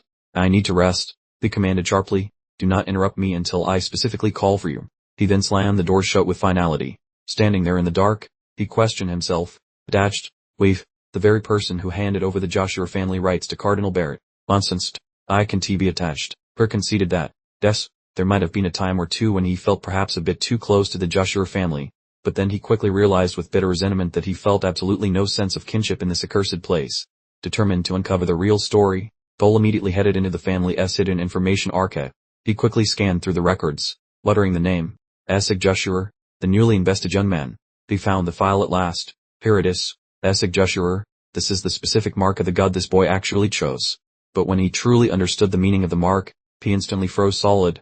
Everything is, he whispered in disbelief. A literal divine light seemed to ignite in Gull's brain as he screamed. Everything is with me. It has the greatest gut. He snapped the notebook closed, the terrifying truth finally revealed. I get it now, he gasped. This explains exactly why the papal family did all of this. Gull rushed away, realizing this was no longer simply about the Holy See, but rather the very existence of the Barrack family itself. He clenched his fist tightly, his gaze burning with new determination. No, the situation threatens the survival of the entire empire. Elsewhere, a trainee priest's uniform lay crumpled and abandoned on the floor, suggesting a sudden wardrobe change. Surrounded by a massive pile of treasure, Kim Ye-sok excitedly demanded, "Is all this cash enough to acquire a weapon capable of destroying the binding orb?" The shadow Endi replied, gesturing toward a glowing stone. "The real problem here is this anti-demon stone. It's completely immune to every form of energy." Kim Ye-sok roared in fury. "You turned my subordinate's binding orb into an anti-demon stone. You completely unhinged maniac." Kim Ye-sok let out a heavy sigh, deciding to attempt removing the seal on the mannequin instead. Sitting on the edge of the bed, he muttered to himself, "According to Lee, doing this will release the seal. Right. Hopefully." He considered to himself that he had truly never seen anything remotely like this specific blue pendant. The moment the two objects made contact, Kim Ye-sok joyfully exclaimed, "Arhar, it's actually starting to open." Then, black magic waves erupted violently when the fresh Marner battery finally popped open. "Chow down," the guy ordered, while the Inkai blob pounced like a hungry stray dog. Gloomy swab filled the chamber while his minion swallowed the energy snack whole, quite greedily. Isaac felt absolutely giddy, sensing enough juice here to finally level up his wizarding credentials. He felt certain that fancy, type, tier incantations were now within his clumsy reach. Fortunately, he cackled like a maniacal hyena, thoroughly enjoying the spicy jolt of raw mystical electricity. The shady pet let out a happy, vibrating burp. Isk's unhinged giggling bounced off the walls, sounding incredibly creepy. However, the chuckling stopped instantly, his face twisting into a very confused, baffled knot. He gazed in horror at his mitt, which had suddenly become a pale, calcium-filled skeleton. "What on earth is happening?" Isk shrieked while flailing his bony arms. The room became suddenly, awkwardly silent. Shortly after, he flopped onto his mattress, feeling totally defeated and very tired. Honestly, lifting clicking fingers, he grumbled about being a literal bag of bones once more, saying, "Blast it all," fist, knowing this was a price for his spooky, cursed lifestyle. That ancient bone monarch's X, which flips the mortality switch, was definitely acting up again. "My frame is packed with divine perks, so I won't turn into dust just yet." Isk lied. He figured the massive spirit fuel dump wrecked the fragile peace between holy vibes and his hex. Chanting takes forever, while breaking expensive god trinkets is risky, making every option look totally pathetic. No other choice remains. He sighed. "So let us use that weird fire-sided geometric shape." Isak planned to attempt the Crimson Gauntlet, a Nordi ritual, to boost his holy mojo significantly. The boy giggled, swaddling a bony mitten gores, deciding on keeping those skeleton bits private. Out of nowhere, shouts of "Yo Isak," spewed the poor feller. The rival student crashed the party looking terrified, yelling that things were going south fast. Isak tried acting normal, but the kid asked why he was giggling alone like a creep. "Is your hand broken or something?" the boy queried, while Isak stuttered some very bad lies. Ignoring the excuses, the nosy brat grabbed for the hand, demanding a quick look. "See?" Immediately, the cloth flew off, exposing a calcium core, causing the kid to howl about seeing actual bones. "Boss, wipe his brain immediately," the blob screamed, but Isak knew that was a terrible idea. The intruder froze, theorizing that Yisk's trash personality was just a side effect of his decomposing corpse. Kim Ye-sok felt quite flustered by the sympathy beaming from the other fellow's gaze. "You really ought to have mentioned something, as everyone now assumes you're the villain here." Inside the young man's head, the shadow of the Joshua family's supposed floor manifested. Namely, the great abilities always arrive tethered to some physical bummer. He gripped his cranium tightly, feeling quite staggered, for he recalled an ancestor who had wrestled with that very same unfortunate predicament. Spotting his opening, Kim Ye-sok instantly manufactured a look of deep sorrow, while the other lad wrestled with his inner demons, perhaps pondering, "Maybe I should just silence him permanently." The youth with brown locks seized Kim Ye-sok's arm, completely frantic. "Hurry up and inform your grandpa so he can work his magic, or you'll be checking out prematurely." Kim Ye-sok, ever the actor, quickly intensified his pretense, worried his true identity is the spooky skeleton king might accidentally surface. "Please, keep this hush from Grantor and those uncles." He brought his bony hands together in a pious gesture, putting on the most guileless face he could muster. "I really have no desire to stress out my entire lineage, you see." Furthermore, Kim Ye-sok declared with the gravity of a world leader, "This whole Pentagon situation is the top priority for the moment." He announced with dramatic flair, "I absolutely insist on personally laying waste to the Skeleton King's goons before my time is up," leaving the other boy utterly stunned by the sentiment. Kim Ye-sok pivoted and strode away, tossing out an irresistible whisper, "Don't T sweaty, kicking the bucket won't be happening anytime soon," and his nascent buddy instantly bit the hook, saying there is indeed a way to survive, so please enlighten me. Seizing the moment with ninja-like speed, Kim Yesok spun back around sporting a grin that could curdle milk. Well then, his crimson orbs ignited with an internal fire, and he unveiled his mission details. I require your assistance in delivering a certain package to the Cardinal of the Crimson faction. Exactly 20 days subsequently, the bellow of pure fury erupted throughout the vast assembly hall. Usucked, you absolute fiend. The remaining hopefuls, looking thoroughly battered and worn, started cataloging their recent near-death experiences. One barely escaped a timed explosive in the facilities, another had their pillows stuffed with noxious fumes, and a third found their supper laced with something unpleasant. Meanwhile, the architect of all decades, Kim Yesok, was serenely munching on a roll and musing to himself. Are they perhaps not fans of my novel training regimen, thereby thoroughly irritating the entire collection of candidates? One aspirant brandished a piece of paper detailing various ridiculous manners in which one might expire, to which Kim Yesok calmly retorted, those are merely suggested performance goals for you law. After finishing his snack, he rose to his feet and gestured toward a stack of enormous session bags. Right then, strap these babies on your backs immediately. The entire assembly gaped in synchronized disbelief when they recognized those enormous sacks were, intact, filled with heavy ballast. They shouted their collective objections in perfect unison. We're supposed to be theologians, not armored brutes. Were you attempting to turn us into weightlifters through rigorous physical labor? Kim Yesok offered an explanation that they needed to bulk up for the forthcoming Pentagon event, but someone else piped up that the next challenge was strictly mental acumen. He confessed in a completely casual manner while strapping on some hand weights. I took the liberty of shuffling the schedule around a bit. Kim Yesok happily flexed his bicep, proudly proclaiming, the subsequent hurdle is the Crimson Pentagon, which demands pure brawn. To the collective astonishment of everyone present, he flashed a wide smile. That's the truth. Our entire master plan is also getting a makeover. Leaving the whole assembly momentarily struck dumb, Kim Yesok suddenly barked a command. Cease all this idle chatter. Every single one of you grab a sandbag right this instant, and we are pounding out 50 laps around this entire perimeter. The candidate with brown hair grumbled his outrage. What preposterous drivel are you spouting now? How dare you reorder the official trials? And 50 rounds? Have you totally lost your marbles? Kim Yesok held up a rolled document, responding with a nerving calm. My apologies, I misspoke earlier. With a grin that promised future suffering, he corrected his previous statement. Make that 100 laps encircling the entire grounds. Then, he flashed a toothy grimace, enunciating every syllable sharply. If we don't snag the top spot, you are all going to deeply regret ever meeting me. From a considerable distance, Kim Yesok's bellowed encouragement pierced the air. Brung, you poor unfortunates. Following the grueling marathon, one utterly spent candidate shed their weighted gear with a grunt, shouting, blast it all, forget this whole endeavor. We don't need to push ourselves quite this intensely. Within the waiting area, someone complained that having a pair of monarchs is plenty for their geometric club. Since they possess one, the Azure corner will definitely yield the sequel. Yesok yanked the hopeful guy by his shirt neck and barked, stop joking around. Our little party requires a minimum of 5 souls to function. The golden-haired youth struggled against his pals while shouting, those crimson and lemon shapes 1T grant us royalty. Plus the following exam is the sunny side, so what practice like lunatics? Some traditionalists voiced support for the ancient ways, claiming the shape sequence is a legendary imperial custom, then asked who authorized such reckless meddling with established protocols. Right then, another contender sprinted inside, yelling that he had some spicy gossip to share. Gasping, who spilled the tea, revealing the next challenge is the bloody 5-sided zone.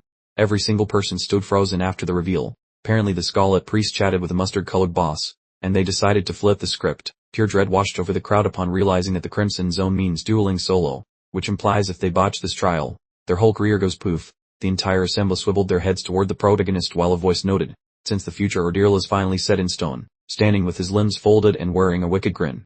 Yesok asked, can we actually begin our workout session now or should we keep chatting? A few sunrises later at the Regal Athletic Facility for elites, the group of students waited quietly, the air feeling as heavy as lead bars. Nisa Sepik complained crossly, I cannot believe father actually listened to Isaac's dumb request. Simultaneously his dad, Leon Sepet, pondered how Isaac promised a fascinating spectacle. It somehow evolved into a giant group brawl. Ignoring the shift, Nicer wore a cocky expression, thinking there is nothing to fear from that Sapphire squad commanded by Shiri Joshua. The boy felt absolutely positive that the brawling experts of the Ruby Manor would never suffer defeat against such a pathetic bunch of amateurs. Ending his speech, Nisa motivated his crew to attack, and the entire gang sprinted wildly toward the center of the fighting pit. Flaunting a very smug look, he shouted that they would mop the floor with their opponents in less than a heartbeat. However, the moment they crossed the threshold, Nicer and his buddies felt their grins transform into masks of total disbelief and shock. In the bleachers, 2 priests sat watching, totally oblivious to the absolute chaos about to unfold. The Scarlet leader, Leon Sepet, wrinkled his brow and grunted with confusion. From the far end, the Indigo squad appeared, and working alongside Yesok was that famous lady named Keener. Yesok claimed innocently that his drink assistant had a sudden tummy ache after his morning meal. Then he beamed while gesturing toward the lady. saying he found us up, and since this is just practice, nobody should really care. Nisa Sepet stood perfectly still, his face turning pale from the sheer absurdity, while the spectators whispered frantically. The woman worked out with serenity, radiating an aura comparable to a top-tier holy official. Leon Sepet looked at his shiny colleague and growled with annoyance. Hey Mr. Golden Priest, the situation has officially crossed the line. He started demanding why she was assigned to the Sapphire group, but went silent upon seeing that his rival looked equally confused. During the memory, Aesop bargained with the girl, offering to handle the annoying weaklings if she would tutor him in some epic secret moves.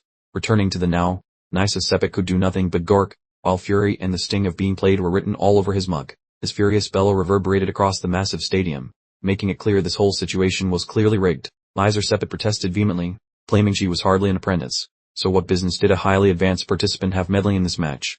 But Kina Barrett icily responded, stating she formally declined the advancement. She declared resolutely that she had relinquished all the advantages bestowed upon her.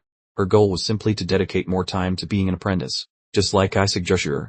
This announcement left both the audience and the authorities completely speechless. Every single person looked at the official, who stood anxiously between the opposing groups. Tina Barrett stared directly at him and queried him. Has a ruling been reached yet? The referee nervously dabbed his brow and struggled to explain that because Kina Barrett was technically still categorized as an entry-level priest, having never actually taken any Pentagon exams, there were no regulations preventing her from participating. A verdict that caused Nisa to scream furiously about the ridiculousness of it all, while Kim Yesok cheered and began to mock him. Nisa clenched his jaw tightly, muttering to himself, "This is hopeless. The team is completely outmatched by Keener, and we will be up against Isaac later. This is a certain defeat." Meanwhile, on the blue team, Captain Shuri Joshua was shaking in fear, but he thought that in a Captain versus Captain duel, perhaps we could actually pull off a victory. Kim Yesok calmly surveyed the obvious panic of his companions. He smiled broadly in an irritating way, asking why the long faces. Did someone forget their morning constitutional? I warned you about visiting the restroom before things started. Don't worry, your hands will be perfectly steady by the time we finish. One day. Then he boasted further, there, once I managed to gain more spiritual energy. But Shuri was dead serious as he stared straight at Kim Yesok, declaring that he should be leading this team. Truthfully, Shuri continued, we only reached the stage because of your efforts. A statement causing Kim Yesok's mocking grin to instantly disappear. Shuri's suppressed anger finally erupted, explaining that being elected class leader, jumping ahead in school, and scoring perfectly on all my tests, even achieving the harmony score was all you're doing. Not me at all, Shuri cried out, plunging Kim Yesok's lapel in absolute desperation. Kim Yesok responded matter of factly, I am an excellent instructor, but not every single person can actually follow my instruction. He icily dismissed Shuri's self-pitying sentiment by noting that you still succeeded in the end. He went on with his evaluation, that said, Nisa should not be completely discounted, but if your claims are legitimate, then vanquishing the ginger fellow will present no challenge whatsoever. With a surprising shift in attitude, Kim Yesok happily cut off Shuri, saying, Page, while we re on the subject, this feature's twisted into a truly terrifying grimace. When you inevitably fail, I am personally going to take you down myself, you worthless excuse for a person. The brutal warning rendered Shuri totally silent. He could only manage to stutter. Bart, Kim Yesok snarled, do you understand?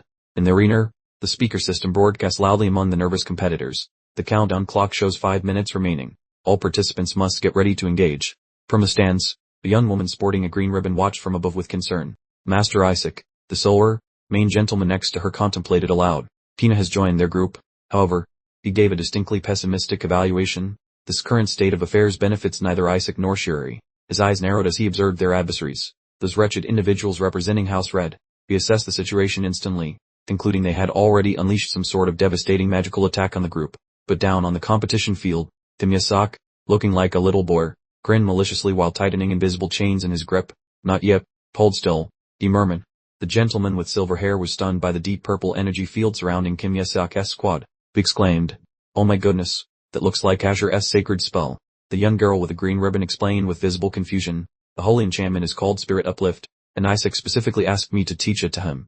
Both observers shrieked in genuine terror upon witnessing the bizarre effects of the spell. How in the world can that possibly be Spirit Uplift? They watched in disbelief as the team members charged like enraged beasts. The magic was only supposed to boost their courage so they wouldn't fear the opposition, but they looked like savage monsters instead. Kim Yesok smirked proudly, revealing his secret combination. This is my own method, completely unknown to the priesthood, combining Spirit Uplift with a little herbal doping. He then shouted the actual name of this frightening concoction at the top of his lungs. Beastification. Standing before his newly transformed beast army, Kim Yesok declared, I ensured their physical state was prepared for the change. and now it's time to fully maximize the process. In the center of the arena, enormous magic circles lit up intensely, indicating a powerful, large-scale enchantment was about to be cast. Kimya, still in the guise of her small child, gave a sly smile and asked, "Has everything finally begun?" A brilliant surge of pink light erupted from the magic formation, encompassing the entire area as the energy reached its absolute peak. A truly terrifying amount of power was being summoned from beneath the ground itself and manifesting physically. Up in the stands, the spectators burst into excited cheering and applause. A colossal stone figure of a deity emerged from the ground, and a powerful voice echoed throughout the space. "Behold the god of justice, the guardian deity of House Red." A member of the red team shouted, "Pwek, everyone pray. We must implore the red god for a blessing." Meanwhile, one of Kim Yasaka's teammates pressed his hands together tightly, whispering, "We have to pull this off." Suddenly, Jiri Joshua darted forward like a ghost, delivering a precise blow directly through the statue's chest. The monument of the deity instantly shattered into hundreds of pieces, collapsing onto the heads of the horrified blue team members. Kim Yasaka quickly offered an explanation with a completely innocent expression, saying, I didn't mean to do that at all." Amidst the deafening sound of the collapsing monument, the statue's head violently exploded, and a single furious scream echoed through the noise. "Esik." The companion grabbed Kim Yasaka firmly and started shaking him. "Haven't you gotten over that reckless habit yet? For goodness sake, stop being so aggressive." A red team member screamed in desperation. Asik Joshua destroyed the sacred statue of the red god. He completely decapitated it. Another opponent charged toward the boy, grabbing his collar and snarling in frustration. "Asik Joshua, you rascal." Pinabara couldn't help but yell in disbelief. "You actually broke a goddess statue. How in the world did you even accomplish that?" However, her shock quickly transformed into intense curiosity, and she clung to Kim Yasaka. "What kind of magic was that? And could you possibly teach me how to do it sometime later?" Kim Yasaka simply glanced at her with cold indifference, replying curtly, "So what exactly do you want?" From the stands, the supporter smiled and clasped his hands together in prayer. "Honestly, aside from the gold gob, every other deity is completely worthless. Though gods, please save this one too." An opponent grabbed Kim Yasaka firmly, laughing maniacally. "Asuk, you crazy person, you have really pushed the absolute boundaries of this training facility." Pressured by his teammate, Kim Yasaka offered a weak apology. "You simply must apologize." "Asuk," insisted, to which Kim Yasaka mumbled, "I am incredibly sorry." Peering down from the heights, two stern-faced cardinals eyed the developing mayhem below. Leon Sepet wore a wicked grin, wheezing internally, "This kid is certainly a handful. A total wild card. I should enjoy humbling this unpredictable scamp." The blonde cardinal countered sharply, "But surely the fault lies with the red faction for letting that statue get pancaked in the first place." He then needled further, "You let a novice smash your precious statue. Perhaps you should take a long look at the red family's actual backbone." I have no intention of lifting a finger against Isaac. The air between the two church officials grew so thick he could spread it on toast. Their silent death glare contest was truly something fierce. Leon Sepet swallowed his rising fury, grumbling softly, "This little weasel, initiating a full-blown heresy investigation against some rookies would be over the top." Just as the tension peaked like a poorly tuned violin, the voice cut through, zapping everyone back to the boring present. "Commence the Pentagon challenge now." Nizer Sepet gave a sudden, involuntary jump upon receiving the mental directive straight to his brain housing group. "This is a direct order, Nizer. No excuses." He reluctantly tilted his gaze toward the viewing box, where his father sat radiating ice cold disapproval. The brutal instruction was delivered, cloaked in an aura of sheer menace. "Make Isaac Joshua permanently unable to work, turn him into an invalid." The official moderator swiftly calmed the rising panic, explaining the parameters for the upcoming phase. "The rules for the red team's Pentagon round are straightforward. Honestly, locate the single genuine jewel among all the shiny fakes. Whichever team finds the real article first claims victory." One of Kim Yasaka's associates murmured nervously, "The captain gets to hold the necklace, and that decision is final, so picking the right person to hold the item is seriously crucial." Nizer Sepet confidently laid out the battle plan to his assembled squad. There are three main avenues to track down the authentic treasure. Number 1, grab their captain and arm a confession out of him. Option 2 involves deploying your superior gray matter, utilizing cunning detective work. And lastly, you could just run over the entire opposing squad and confiscate every necklace they possess. The moderator boomed the announcement. Time for the distribution of the jewelry. And Nizer immediately hustled his troops together. "Pull up. Everyone, click formation." Seeing the anxious looks on his teammates' faces, Nizer offered a thin veneer of confidence. "Worry not. After all, we are facing the Azure contingent. It should be relatively simple." In a moment of surprising intensity, Jiri Joshua managed to squeak out, "I must step down as the team leader." Kim Yasaka instantly seized his tunic, practically spitting the words, "What in the blazes are you attempting? Hand over those neck trinkets immediately." Over on the other side, Nizer Sepet from the red faction scoffed loudly. The cheery fellow was clearly made of jelly. He assured his loyal team members with a grand gesture, Our adversaries are just the Asher clan. This will be a walk in the park for us. Our only true concern is managing Keener. The entire red formation concurred in unison, rolling their eyes disdainfully. They only know how to punch monsters, those absolute simpletons. In the central performance area, the referee lifted a hand high overhead, ready to bellow the starting signal for the great contest. The game commences, and the red team surged forward with the kind of unstoppable velocity usually reserved for a runaway freight train. However, the blue team members didn't react by bracing for impact. Instead, they exhibited sheer, unadulterated terror. This was because Kim Yis-ken launched himself ahead of the pack, letting loose a laugh that sounded absolutely feral. He thought to himself, savoring the moment with dark glee, the sanctioned competition where I can legally pummel these repulsive holy men. How marvelous. Chiri Joshua blinked rapidly, unable to process the horrifying sight before him. Is that actually a human countenance upon his face? Niza still yelled out into the fray, completely missing the obvious danger. Stay calm, their code of honor prevents them from actually striking us down. Reading those oblivious words, Kim Yisuk merely flashed an almost impossibly mocking grin. Bring it on, aspiring clergymen. Let us get this party started. He brandished a ridiculously massive spike flail, intending to clear the entire area with one big swing. Next, he bellowed a harsh order, insisting they produce their team's captain right now. One attack sent the whole red team formation tumbling backward through the air, accompanied by desperate shrieks. A red team priestess looked utterly dumbfounded, wondering aloud if they had misplaced their entire honor code somewhere. While everything descended into pandemonium, Kim Yisuk advanced chillingly, reiterating the demand for the captain's presence. He ran his tongue over the blade, making a very creepy assurance. Operate and you might just survive this ordeal. From the middle of the raging fight, the blue team member's voice echoed loudly, insisting they deliver their leader immediately. Nizer Sipid beat a hasty retreat as his companions collapsed, screaming hysterically for someone. Anyone? There come save him. The blue team command barked a sharp order, telling everyone to hold their ground and absolutely refuse to back down. Taking advantage of the opening, Tina Barrick propelled herself forward, spearheading the attack like a rocket-powered projectile. The red squad panicked and shouted desperately as they watched her close in, demanding she be halted immediately. A companion hastily alerted Nizer, warning him that the attack was likely a diversion, telling him to watch out for the trick. Nizer gazed at the defeated foe, finally grasping the strategy and inwardly giving Keener a grudging compliment about her cunning. He grinned smugly, dismissing the opposing tactic as fundamentally lacking in complexity.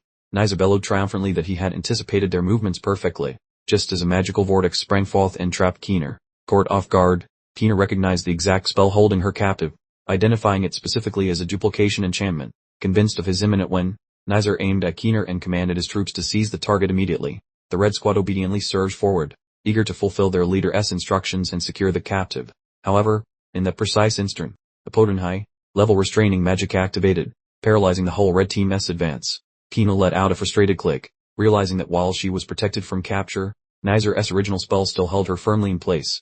A sudden, unseen burst of pure energy detonated, instantly flipping the momentum of the entire skirmish on its head. Nizer found himself suddenly flat on the floor, completely bewildered and trying to comprehend the turn of events.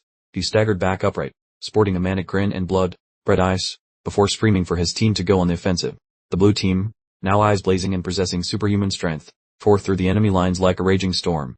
Nizer skillfully avoided a blow while scoffing loudly, claiming it was merely a silly beastification spell that just gave them a minor power boost. In a different area of the battlefield, Chiri Joshua looked absolutely panicked as his own allies backed him into a tight spot, greeting him with a chilling gotcha. Chiri. Nizer let out a primal howl, his fist radiating crimson energy as he promised to collect the trophy from his opponent's anatomy. In the bleachers, a frantic woman wearing a green ribbon shouted desperately, trying to explain the true nature of the dangerous spell. She urgently cried out a warning as Nizer leaped toward the paralyzed Chiri, shouting a desperate caution to him. Chiri ground his teeth together, sweat pouring, letting out a frustrated expletive. Coach Yasaka's voice rang through his consciousness. It's okay, Chiri, just follow the instructions I gave you, and winning will be a cakewalk. In the flashback, Yasaka's analysis was clear. Nizer is absolutely going to insist on a traditional one duel, probably for dramatic effect. The boy's explanation continued. After all, he always viewed you as nothing more than an insignificant inconvenience. Back in the real world, Chiri's expression hardened with resolve, ready to face the arrogant opponent head on. Nizer let out a maniacal laugh while delivering what he thought was the final blow. The game over, you simpleton, he sneered. Suddenly, Chiri's eyes flashed with a peculiar, electric blue intensity. A sudden surge of sapphire power erupted from his position, effortlessly repelling the incoming strike. From the sidelines, Rilla let out a gasp of utter amazement, shouting, Chiri. Amidst the complete chaos, Kim Yesok merely wore a small, satisfied smirk. The young man muttered under his breath, wearing a distinctly self-satisfied expression, exactly as planned. Chiri, seizing the opening, Chiri grabbed Niza by the collar in a fury, challenging, let us see if you're truly weaker, not just arrogant. Asterisk you asterisk the idiot here.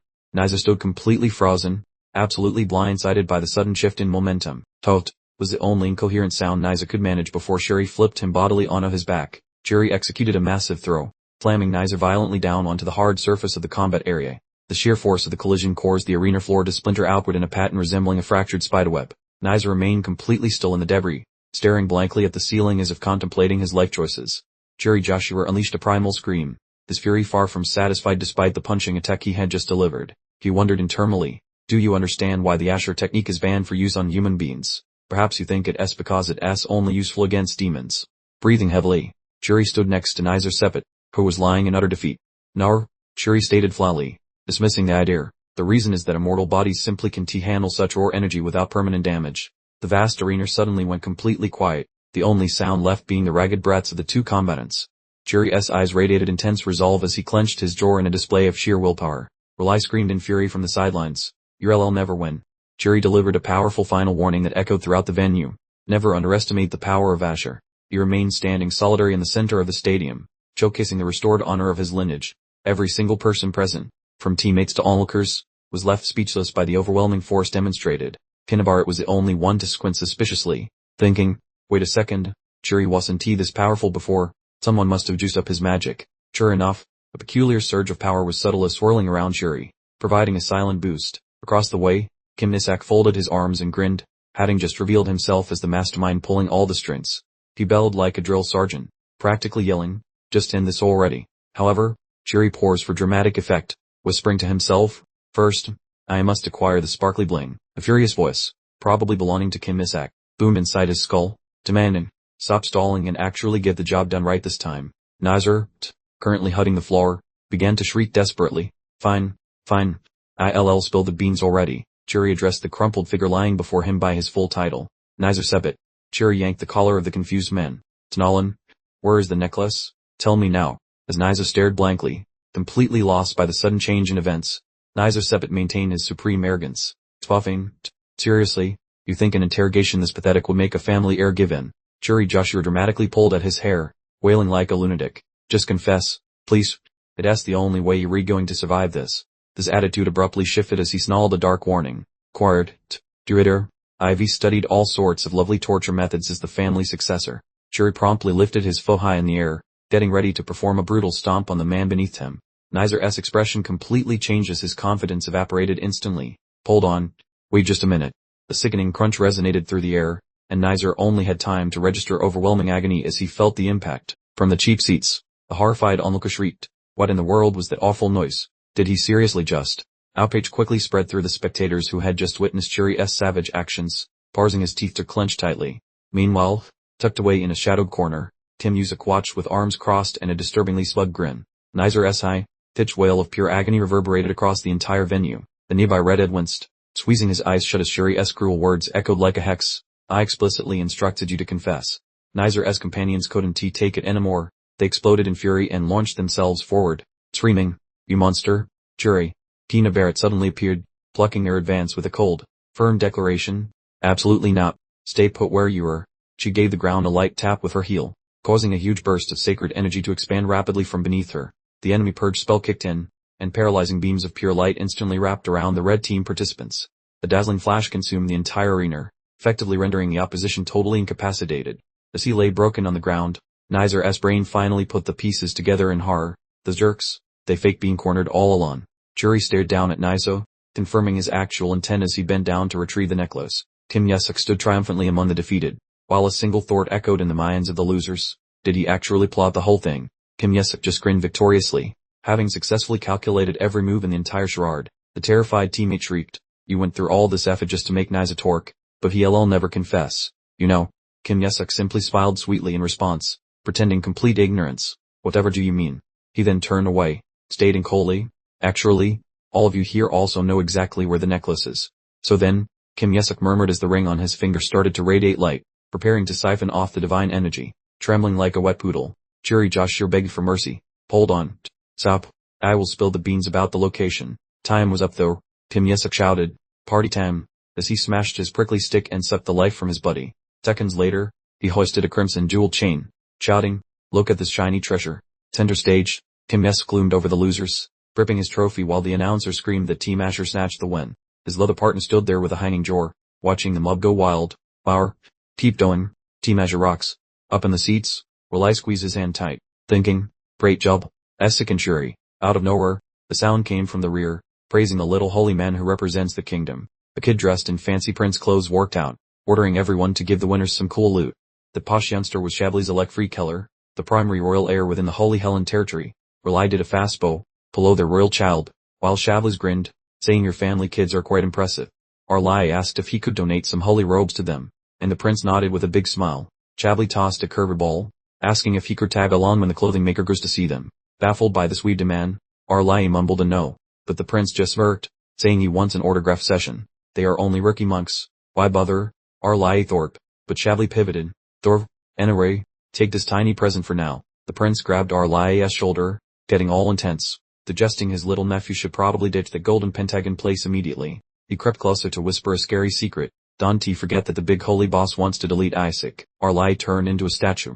The prince's scary torque of a murder plan vibrating inside his head. Over in the lounge, a helper yelled for Kim Yesek, ruining the vibe after the big fight ended. Even though things were risky, Arlai tipped his hat to the prince for spilling the spicy tea earlier. He felt truly stubborn. However, Isaac is going to be okay, Arlai felt sure, remembering how the kid always had a cocky grin. Elsewhere, the other fighters were gossiping like hens, saying, "Did you hear? The royal guy is giving us free outfits." They were thrilled about the surprise swag, but Kim Yesek just chilled by himself, looking like he wanted a nap. The guy eyed Kina Barrett, shouting, "Door, person over there. Why haven't you left yet?" Kim Yesek questioned, while the snowy-haired lady sipped her drink with zero stress. Keener gave a cheeky grin, saying the exam is finished, so you're basically useless to me now. Suddenly Keener's elbow sprinted inside. "Boss lady, you gotta move, 'cause your father is hunting for you." "Forget it." She slammed her cup down, giving a hard pass to the request. Keener stared the helper down and told a massive fib, claiming it was their idea to join House Asher. The house manager plus the nearby servant girl felt paralyzed, doubting the accuracy of what they just heard. "When exactly did Ike say that?" He sputtered nervously, but Keener cut him off sharply. "It was last night." "Obviously," Kim Yesek finally snapped, interjecting to scold the butler, "on whose authority did you unilaterally decide she would become an Asher priest?" The poor butler was trapped between two angry parties, standing completely frozen and dripping with nervous sweat. "Anyway, I accepted the offer, so I am staying here permanently," Keener announced, making the butler let out a desperate, "M'lady." She waved her hand dismissively, telling him to inform her father she wouldn't be returning home for quite some time. As the Asher team kids gleefully helped chase the servants away. Once the area was cleared, Keener secretly pondered Kim Yuzak's power, realizing he had definitely used a spell on Shuri yesterday, wondering exactly what kind of ability that was. Kim Yuzak quietly reflected that the Crown Princess action of giving clothes was nothing less than a blatant declaration of ownership. Meanwhile, Crown Prince Chablis realized that his recent actions might easily be interpreted as directly challenging the Pope's authority. Back in the waiting room, Keener Barrett declared her intention to stay put, despite her servants' frantic and desperate pleas. She then made a rather bold offer, promising to personally help Kim Yuzak win, which left both servants completely speechless.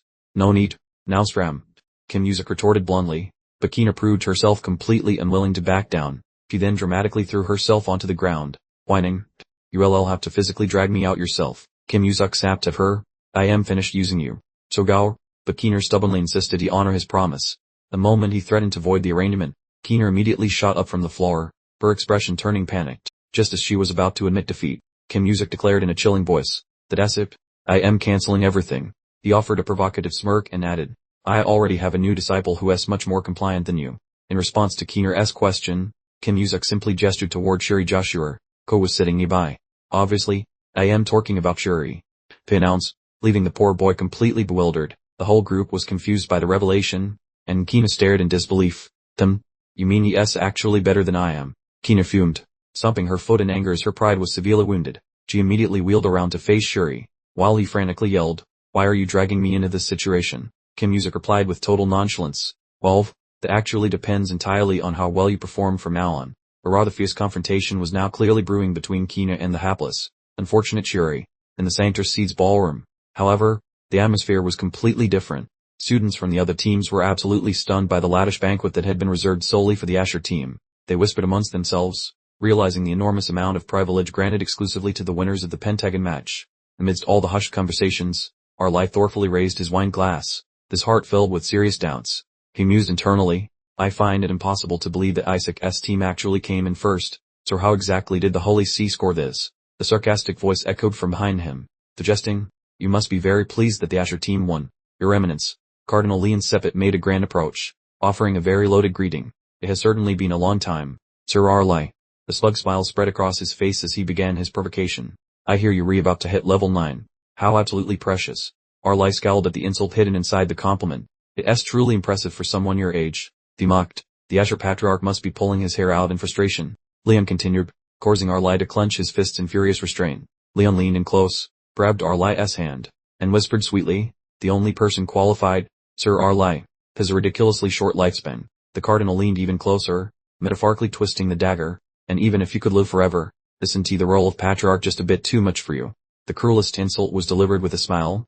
After all, you can exactly produce any heirs. Arlai's face darkened considerably, resentment clearly burning in his eyes. Leon erupted into gleeful laughter, admitting his own son's failure only to inflict greater humiliation on his opponent. Arlai suddenly connected the dots in his head. They know about the Joshua family curse. He let out a sigh, attempting to maintain his composure. It's totally fine. I didn't actually want to become Patriarch anyway. His attempt at calm was cut short when he saw Leon approaching his nephew. Just on T let him harm Isaac. Leon Sepet loomed ominously behind the happily eating boy, calling out, Isaac. His teammate frantically shook his shoulder, while Kim Yasak internally cursed, why do people always bother me when I am eating? With a clearly annoyed look in his mouth still completely full, he mumbled, Des, sir. Leon narrowed his eyes in curiosity, probing for answers. What exactly is this interesting little thing you wanted to show me? Isaac. Kim Yasak looked up at him, blinking innocently. Tor, you mean you haven't seen it yet? Looking directly at the Cardinal, Kim Yasak casually admitted, I was the one who absolutely destroyed your son. The boy flashed a mischievous, challenging smile. So, did you enjoy watching the spectacle? The brown-haired teammate frantically shrieked. Why did you do that to the Crimson family? He quickly slapped his hand over Kim Yasak's mouth, explaining in fear, only to get an indifferent shrug in response. Thor, so what? Leon Sepet smirked, his gaze becoming sharp. Well, I had high hopes for the Asher family, but it appears you've picked up an intriguing new trick. He narrowed his eyes even further, scrutinizing closely. I don't know why, but I detect dark magic emanating from you. Kim Yasak just chuckled, fabricating a perfect excuse for his behavior. Perhaps you've forgotten I ate a piece of the Skeleton King when I was a kid. Sir, without stopping, they continued to add fuel to the fire. If destroying your son wasn't entertaining enough, how about I continue the fun at the Golden Pentagon next? The declaration left his teammates in stunned silence, one of them stammering out a question, were you really going to fight the Gold Cardinal's son now? While one teammate clutched his head in despair. The high-stakes negotiation between the two powerful figures continued. Kim Yasak smiled, finally revealing his true demand. I want to see the demons respond to the Skeleton King's summons. The final demand was made, causing Leon Sepet's face to darken with rage. Give me the keys to their prison. The Cardinal turned away, seemingly accepting the deal. I can give you the keys once you return successfully, but will you truly manage it? Before leaving, we tossed back a final curse. You're all going to disappear inside the Golden Pentagon. Kim Yasak knitted his eyebrows, grumbling about the veiled menace. Honestly, what nonsense is this bozo spouting off now? Suddenly, a colleague burst through the door with exciting news. Listen up people, the Golden Pentagon has scored an assignment. The entire squad froze, holding their collective breath while he declared the terrifying details. It is a field trip. Leon Sepet's voice rebounded off the frame of the entrance, thick with pure disdain. Aren't you just dying to know where your vacation spot is? He dropped a name that caused immediate bowel evacuation, namely, Prasandir, the peculiar mystic empire. One companion leaped up, practically shrieking in utter dismay. They are forcing us to visit the nation that views priest playing as a popular weekend hobby. Kim Yasak's ally shrieked hysterically. That locale borders the demon holdings. Had they totally lost their marbles? He explained, his body shaking like a leaf. That region is the personal playground of a major demon who snacked on holy men just 14 years prior. In the midst of this absolute pandemonium, Cardinal Leon Sepet chimed in, oh you poor babies. I possess the necessary juice to adjust your coordinates. Upon hearing this amazing lifeline, his desperate colleagues immediately begged, Assert, for the love of everything holy, grovel right now. Kim Yasak tilted his head up, batting his lashes innocently. Truly, you are going to switch our destination. Aren't you a gem? Then currently, inside the prestigious Asher mansion, an aide burst in utterly winded to announce, Sibling, catastrophic update. They are attempting to dispatch the group to the Wallach territory. The destroyer courier wailed that the assignment involved saving abducted cavalry. This is an S-tier suicide trip. They are intentionally killing everyone. Someone else tried desperately to calm the situation. Chill out. Dad has already marched off to file the appropriate paperwork of righteous indignation. The gentleman wearing the waistcoat ground his molars together. Those vile scoundrels residing in the sacred city clearly have homicide on their mind for Isaac. The second individual adamantly declared, since father intervened, the ridiculous evaluation will certainly be altered. They cannot possibly issue an assignment that risks global relations. Rely simply scoffed, observing that this is merely a stern message advising us to dial back our outrageous level of self-importance. Typical. The worried gentleman in the fancy vest confessed, I also have zero desire for Shuri to tragically meet their maker in that dreadful place. The other party attempted soothing noises once more. Relax completely. Even Isaac, assuming he possesses any common sense whatsoever, will surely withdraw. Without warning, a completely different courier charged into the room, rudely cutting them off mid-sentence. Truly terrible news. Returning to the group, Leon challenged, young Master Isaac, simply admit that you wish to survive this ordeal. Kim-Isak responded with utter frigidity. Absolutely not. Concealed behind the hyena strategically placed over his features, the genuinely malicious and utterly barbaric grin began to spread. Kim-Isak raised his eyes intensely, sporting an unhinged look. I think this whole thing sounds like a blast. Why on earth would I switch assignments? Over at the Azure Mansion, the herald yelled the bombshell announcement. He cheerfully embraced the assignment. Orlai and his colleague were immediately paralyzed in disbelief. The frightening location they were actually obligated to visit was Blackfield, the undisputed domain of demons, an exceptionally desolate and perilous region. Deep inside the shattered remnants of a monstrous, crumbling stronghold, a chilly voice resonated throughout the air. So what you were trying to say is that, the formidable demoness known as Ash coolly inquired, that you somehow managed to bungle the simple task of eliminating the saintess. The groveling subordinate quickly threw himself face down on the floor. I offer you my most heartfelt apologies. Esteemed Lady Ash, forget about it. The minor failure is completely irrelevant. Ash nonchalantly waved away the issue. The main objective is simply to incite absolute disorder in the region. She further elaborated on her scheme. Merely observing the sovereign's capabilities and successfully smuggling arcane demonic trinkets into the sacred empire already constitutes a magnificent victory. The poor minion was quivering, barely managing to whisper, Your Majesty, your sheer power is genuinely overwhelming. Ash's lips curved into a chilling grin, a nostalgic shiver running through her as she remembered how a mere sliver of his ability had been absolutely paralyzing. All at once, the minion blurted out the news. Milady, I felt his unmistakable energy during the initiation ritual. The great skeleton kings. The words hung in the air, causing Ash to practically launch herself from her throne in sheer terror. Ash bellowed, Are you telling me you felt the skeleton king's presence inside that maniac kid who had the audacity to snack on a piece of our monarch? The subordinate fearfully nodded. Yes indeed. Apparently, he received the investiture and is currently in the middle of training. Ash contemplated this information, a truly malevolent grin stretching across her face. Well, look at that. It has finally revealed itself. Yes, and he is scheduled to participate in the upcoming Gold and Azure trials very soon. A sort of carnival where young priests and demons hunt one another down. Ash reflected with wicked delight. What a truly splendid opportunity this presents. Ash let out a dreamy sigh. I just have to imagine how incredibly powerful we would become if we simply consumed a direct piece of it. Suddenly, Ash's eyes went completely wild. I have to know what flavor this child of Azure possesses. I am finding it increasingly difficult to resist the urge. Back in the academy halls, hushed whispers began circulating concerning the top secret mission assigned to the Azure team. The various trainees were debating the sheer lunacy of the task, which involved traveling all the way to the Mystic Empire to extract a holy knight. One member of the Azure team ground his teeth in frustration. It seems the Gold family is truly intent on sending us to our doom. This is ridiculous, he reflected with growing desperation. Every single person here thinks we're just going to die out there. Absolutely nobody expects us to succeed. His eyes suddenly turned cold as he considered the situation. However, the truly terrible part of this whole ordeal is, the worried brown, paired teammate expressed his concern. The Holy Knights are completely disregarding us, meaning the entire team will face immediate danger the second we step out of the Empire. He pictured the graphic scenario of the entire squad being set upon by savage demons and bandits the moment they crossed the border. The ash-blonde youth angrily gritted his teeth. Those absolute monsters are setting us up for failure. We are definitely going to be killed. The brown, paired teammate rounded on his companion to release his pen. Of fury, why won't anyone sign up for our team? This failure is entirely your fault. They screamed in a panic. This is absolutely a suicide mission? Are you blind to the fact that everyone else is literally drafting their last wills? Did you know that just 14 years ago, Uncle Riley's entire Azure team was completely wiped out? Kim-Isak, meanwhile, simply picked his ear with complete indifference. We reflected coldly on the old Cardinal's cynical manipulation. What a low-rent scheme. If we decline, we get punished. If we accept, we die. But then a sinister smile spread across his face. If we actually manage to succeed, however, this mission turns into nothing less than a valuable manicore factory. His teammate grabbed him by the collar, pleading desperately, we still have a shot at this. We must recruit the first Holy Knights, whatever the price. Just then, the thoroughly satisfied voice resonated from behind them, delivering a single word. Unfortunately, Count Malik strode into view. declaring with an air of superiority, "It appears the first Holy Knights have already decided to join the gold team."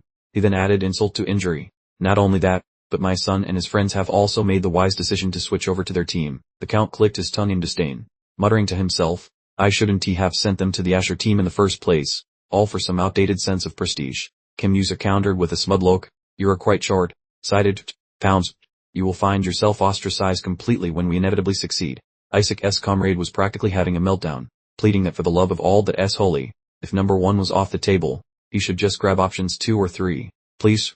Meanwhile, Kim Yusa just idly wondered, "Holy Knights, fancy that." His gaze brightened instantly. "Goodness me, where did all those lovely faces materialize from?" he thought, completely misinterpreting Isaac's delighted expression. His comrade whooped that it was fantastic work, bold chap, and he should hustle over and secure that deal with the second Holy Knights. Before observing him speed away, Kim Yusa paused in front of an administrator, who reacted to his proposition with a jaw-dropping, "Fish, doubts, burst, or stare." The official remained completely bewildered, while Kim Yusa only offered a sweet, innocent gaze in return, as if he requested a cup of tea. Nutcase.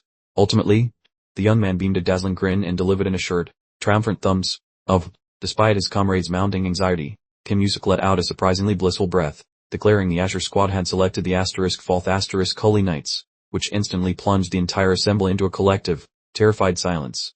An elderly comrade sprinted up, face radiating pure joy, exclaiming, "Terrific updates, everyone," utterly oblivious to the spectacularly terrible choice that had just been sealed. During a memory, Kim Yusa smirked, announcing that he had already inked a deal with the absolute toughest bunch, which instantly provoked an enraged Bell calling him an absolute lunatic. These were the infamous 4th Holy Knights, essentially society's rejects, derided as mere beasts of burden and relegated to delivering letters. Even though their abilities far outshone those of the esteemed royal knights, they nursed a seething, passionate animosity towards the entire religious order. Without delay, Kim Yusa found himself hauled before the family patriarch, where the formidable figure chillingly commanded him to justify his actions at once, demanding what in the world had possessed him. The young man barely managed a strained grin, privately observing the patriarch seemed quite furious, while the shadowy presence nearby helpfully whispered grim tales of the elder's escalating wrath. Kim Yusa resolved to orchestrate a dramatic charade, reassuring himself that declining the assignment would utterly sully the venerable Joshua family's reputation. Nevertheless, the patriarch bellowed, pure murderous intent radiating from him, accusing Kim Yusa that he, out of everyone imaginable, possessed the audacity to utter words like honor. He unveiled the young man's startling hidden truth, demanding how he, a practitioner of forbidden magic, dared to both deceive and mention honor in the same breath. "What exactly is that look on your face?" the patriarch rumbled menacingly, wondering if he really thought he was completely oblivious. His gaze shimmered with profound disillusionment, explaining he had previously turned a blind eye for his sake, yet his faith in him was utterly shattered. With no escape, Kim Yusa expertly commenced his grand performance.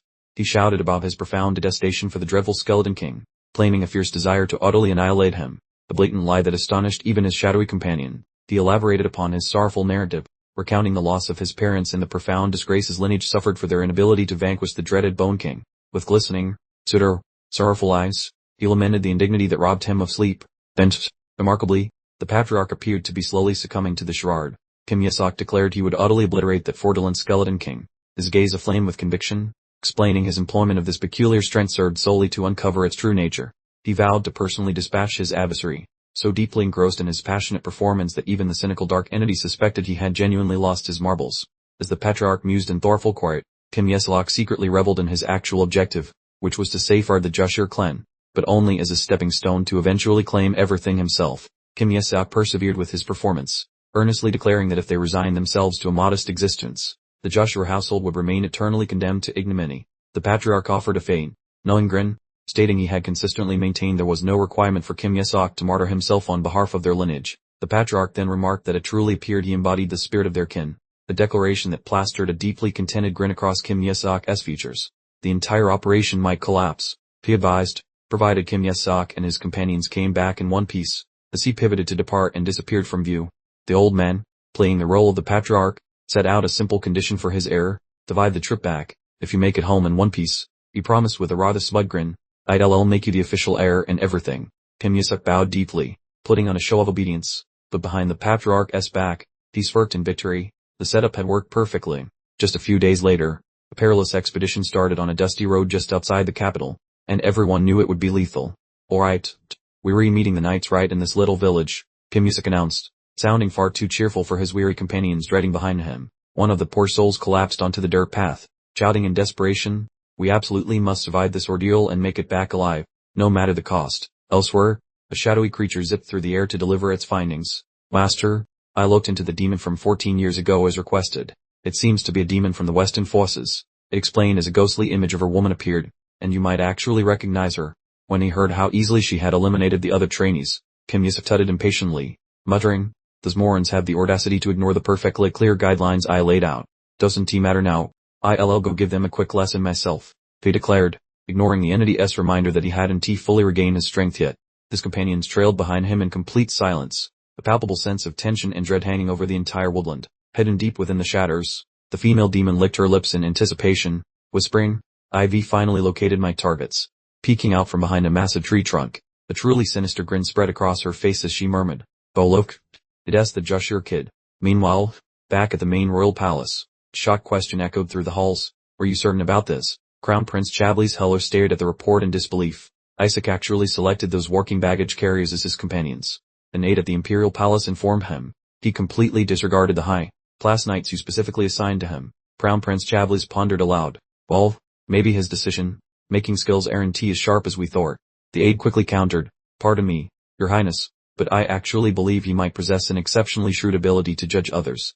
Chablis smirked playfully. "The captain I offered him is a half-elf, which means he is comically susceptible to demonic influence." To the aide's surprise, Chablis clarified, "No, I truly wasn't testing him. Even though Silent struggles against demons, they would have been an excellent asset to Isaac." The Crown Prince's eyes sparkled with amusement. However, he opted for the pack mules, an entire knightly order where every single member is half-demon.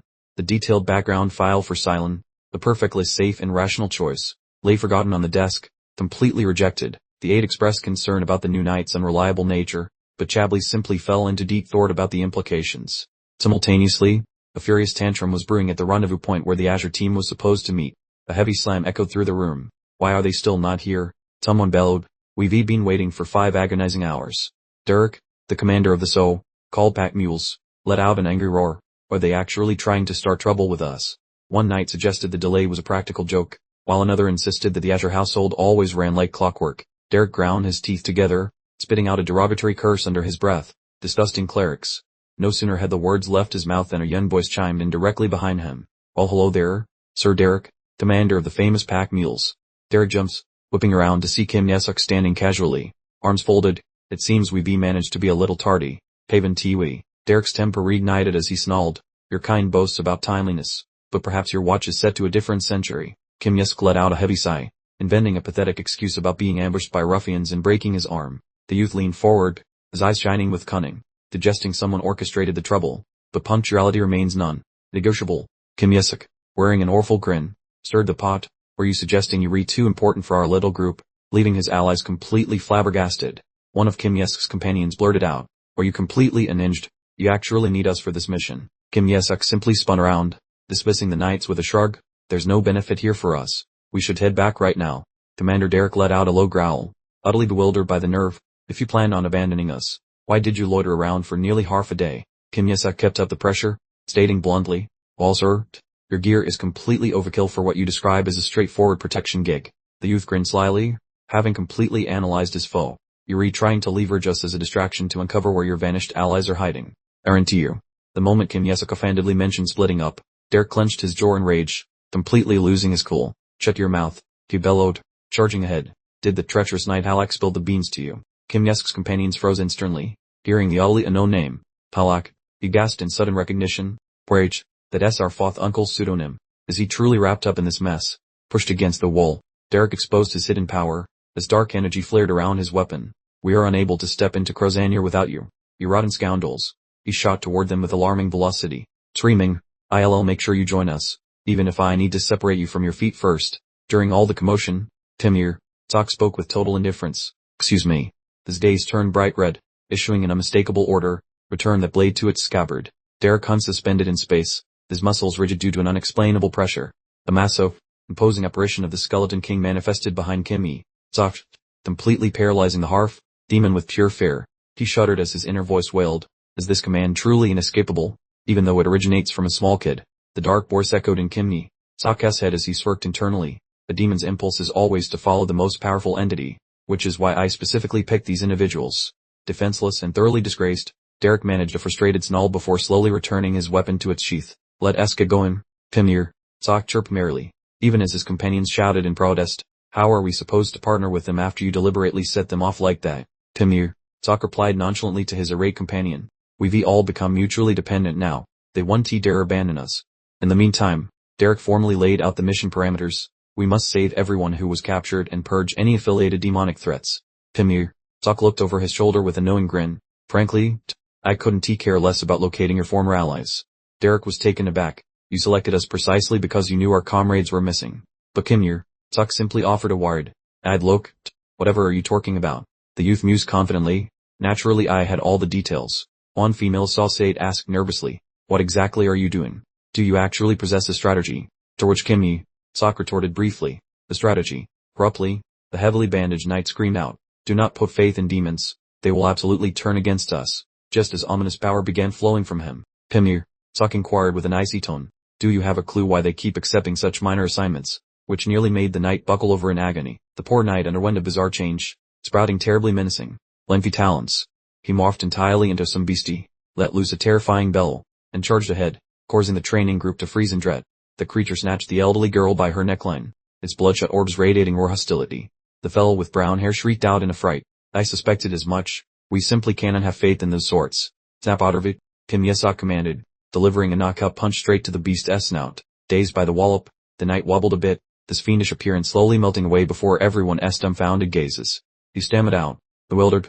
My apologies. I have never shifted so swiftly before. It felt like something weighty was sitting atop my cranium. The knight with silvery locks spoke up wisely. Perhaps it is because we are close to Krasanir. Another chimed in agreement. I feel decidedly odd myself. The knight sporting bandages gazed at Kim Yesok, clearly impressed, but I reverted to human form just from that single punch you landed. You truly are marvelous. Naturally, Kim Yesok declared with an air of absolute self-satisfaction. Amidst the cheering of the returning knight, Kim Yesok and his shadowy companions snickered gleefully, thinking inwardly, that was all my doing. Kim Yesok, horstain his belongings, announced, if everyone has gotten their affairs sorted, perhaps we should make tracks. Unexpectedly, he found a small sparrow entirely still inside his satchel, wheezing internally. Seriously, what in the world is this little critter? The shadowy figure standing nearby quipped in response. Hey there, this little bird is clearly faking its demise. Sporting a truly wicked smirk, Kim Yesok held aloft the parchment. This particular feathered friend is quite the high actor. Shall we humor its performance? The bird grumbled under its breath. That despicable bloodlord is unbelievably mean, sending me to the subtly dreadful priest, which made Kim Yesok raise an eyebrow. Did one of the gigantic demonic overlords dispatch you? This probing queer caused the sparrow to jump slightly. The dark presence reported from a distance. Boss, we successfully established the magical perimeter field. Kim Yesok mumbled to himself, putting the pieces together that the bloodlord, one of his former underlings, was the one who dispatched this feathered informant. He clenched the tiny bird tightly in his fist, issuing a low growl. Do you possess any timely tidings for my benefit? And the poor thing immediately folded. I will confess everything. I promise to share it all. The bird spilled the beans. The demon queen you are currently targeting. She was the very individual who ruined your grand investiture ceremony. It continued its accusations by stating, indeed, she was the one who snuck in that peculiar contraption and commanded her lackeys to dispatch Ash. It was unquestionably her doing. Kim Yesok listened intently to the intelligence that the Bloodlord would sooner face a firing squad than confront that she-devil known as Ash. He brought the scroll down sharply onto the earth as the bird let out a sudden squeak. The Bloodlord firmly believes that the current Skeleton King is actually a fraud. The bird narrated its bewilderment. He was apprehended after wondering about loudly proclaiming the Skeleton King as counterfeit. How could he be so utterly guileless? In any event, I gathered you've incorporated a speck of the true great Skeleton King. It cautioned, Ash is likely lying in wait for you to wander into her domain. Kim Yesok waved his hand dismissively, and the bird morphed back into a small fiend and zipped away. Dilling back. Done to you dare perish? Our master would become genuinely morose over the outcome. Right at that moment, a teammate with wavy brown hair came sprinting over, quite out of breath. Serge, where have you wandered off to? We have been searching frantically for you. He puffed out his chest proudly and gave a strong affirmative gesture. I am incredibly pleased with you. You took the initiative to order grub from the local eatery for all of us to devour. A companion gestured toward the crowd, chirping that they were ready to pamper the holy men whenever necessary. Yesok turned into a human popsicle upon noticing the buffet actually consisted of his fellow clergy members. He wore a smug grin, thinking his lady friend would be waiting for his grand arrival. However, the target worked right into their trap, a seemingly sweet child clutching a small wicker container. The rest of the crew started wondering why Yesok was acting like such a total weirdo. The buddy with curly locks complained about the dramatics. though someone else suggested just looking away. Abruptly, Isak started his performance with a growl, barking for attention from the nearby girl. He played the part of a bratty rich kid perfectly, tossing out crazy requests that terrified the staff. "This is Brian, and your respiration annoys me, so stop inhaling," Isak shouted while poking her. Right then, the bodyguard chimed in, demanding why she was forcing his boss to repeat his orders. The silver-haired maiden felt baffled, swearing silently about whether these idiots had lost their minds by helping. She pivoted her strategy, offering the soldiers snacks to murder them quietly, since those pests needed to go. The warrior gave a hard pass, explaining they worked for the guy and never touched his food. Pornage. She displayed her inner beast, ordering them to feast in a terrifying and coercive tone. From the sidelines, Isak broke character by suggesting that the lady should try a spoonful herself. With a sly grin, he inquired how they could be certain she hadn't tea-spiced the meal with arsenic. The lady looked shocked, as she never imagined her secret recipe would be called out so fast. At that sight, Isak's companion scrambled over to stop him, yelling about why he was bullying her. This curly-haired buddy snatched the dish, insisting that Isak had zero business harassing the poor server. To prove she was harmless, the trio collectively slurped down the broth to show there was no danger. Instantly, they hit the floor, causing the onlookers to shriek in terror at their downed comrades. Isak stood up coldly, noting this shortcut saved him from having to pummel them personally. He watched his friends drop without blinking, telling his shadow pal to let them learn their lesson. The shadow creature stopped moving, apparently detecting a very strange vibe in the surrounding air. It sounded a warning, telling the boss the toxin flips holy energy into some sweet dark marner. Isak was floored before hooting with joy, asking if that gross light power was real and morphing. He chuckled with delight, picturing a lucrative business where he could farm evil energy in this kingdom. Right then, the waitress exploded into a crazy cackle. The swirls of obsidian mist began leaking out. "You weakling," she screamed, but Isak just grinned, noting everyone was now just a battery provider. She turned into a horned demon wearing an eye patch, demanding he follow her for the antidote. The escort knight, grinding his molars together, internally classified the demoness as the absolute worst. But before the demoness could even finish her sentence, she let out a piercing screech as a divine beam of holy light struck her. The smug look of self-satisfaction on her face instantly dissolved into utter bewilderment. Isak, clutching a truly enormous holy artifact, shot forward like a high-velocity projectile. The tremendous, echoing impact sent the demoness tumbling through the air. Wounded, she quickly fled into the forest, throwing a saucy glance over her shoulder and thinking, "That's right, chase me, little brat." As the knights prepared to give chase, Isak raised a halting hand, declaring, "Now, I'll handle this pursuit alone." He cast a determined look at his unconscious companions, explaining, "I cannot risk leaving them exposed. You must transfer Marner to maintain their stability." The knights were momentarily stunned, then emotionally shouted, "Master Isak, we will absolutely take care of the priests." Receiving their firm promise, Isak simply nodded and said, "Please ensure you do," before turning and striding away. He pulled his hood up, his eyes gleaming with cold, calculated intent, thinking, this will guarantee a profitable harvest later on. Under the bright full moon, the solitary silhouette plunged into the profound darkness of the night. Demon Ash scoffed at Isak, sneering, "What a brave little idiot. You dare show up here without an entire entourage." With a satisfied smirk, Ash felt absolutely certain that this easily caught prey was already within her grasp. Isak clenched his jaw in frustration and responded, "Des, a truly foolish decision indeed. You have the audacity to discuss devouring those humans without recognizing who I am." He growled, stunning her into silence. His eyes flashed with a brilliant red light, and an undeniable command thundered forth, "Kneel."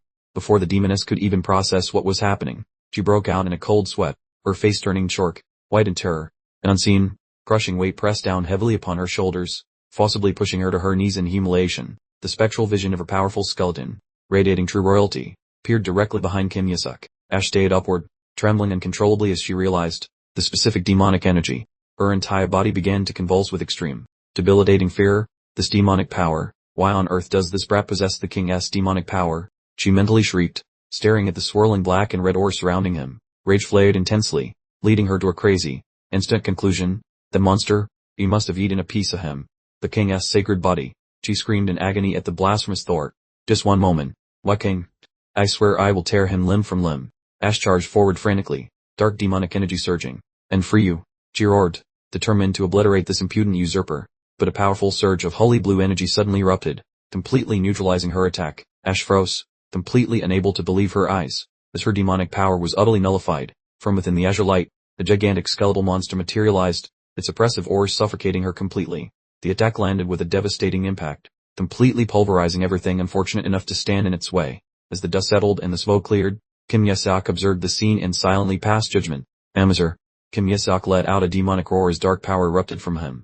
"Allow me to introduce you to the concept of authority around here. Titter." Under the pale, silvery light of the moon, the entire force fell into an unnerving and sudden silence. The dark entity cheered excitedly.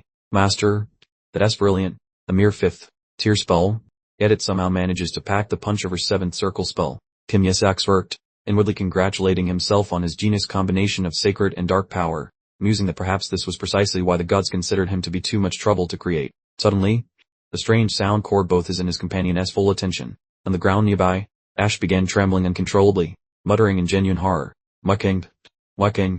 Though dear, Tim Yasak took a cruel grip on the demoness's chin, forcing her face upwards until she had no choice but to look at him. Completely defeated and prostrate on the ground, Ash admitted, Mucking. I have made a grave and regrettable error. She weakly offered him the cure. Please, let me give you the antidote. But he responded with a cold, simple dismissal. No need. He casually sat down, issuing a command that left Ash completely flustered. Bring those paladins you kidnapped here immediately. You have precisely 60 seconds. I need undeniable evidence for a perfect score, he explained. Just having a few paladins mysteriously vanishes and tea quite sufficient for the requirements.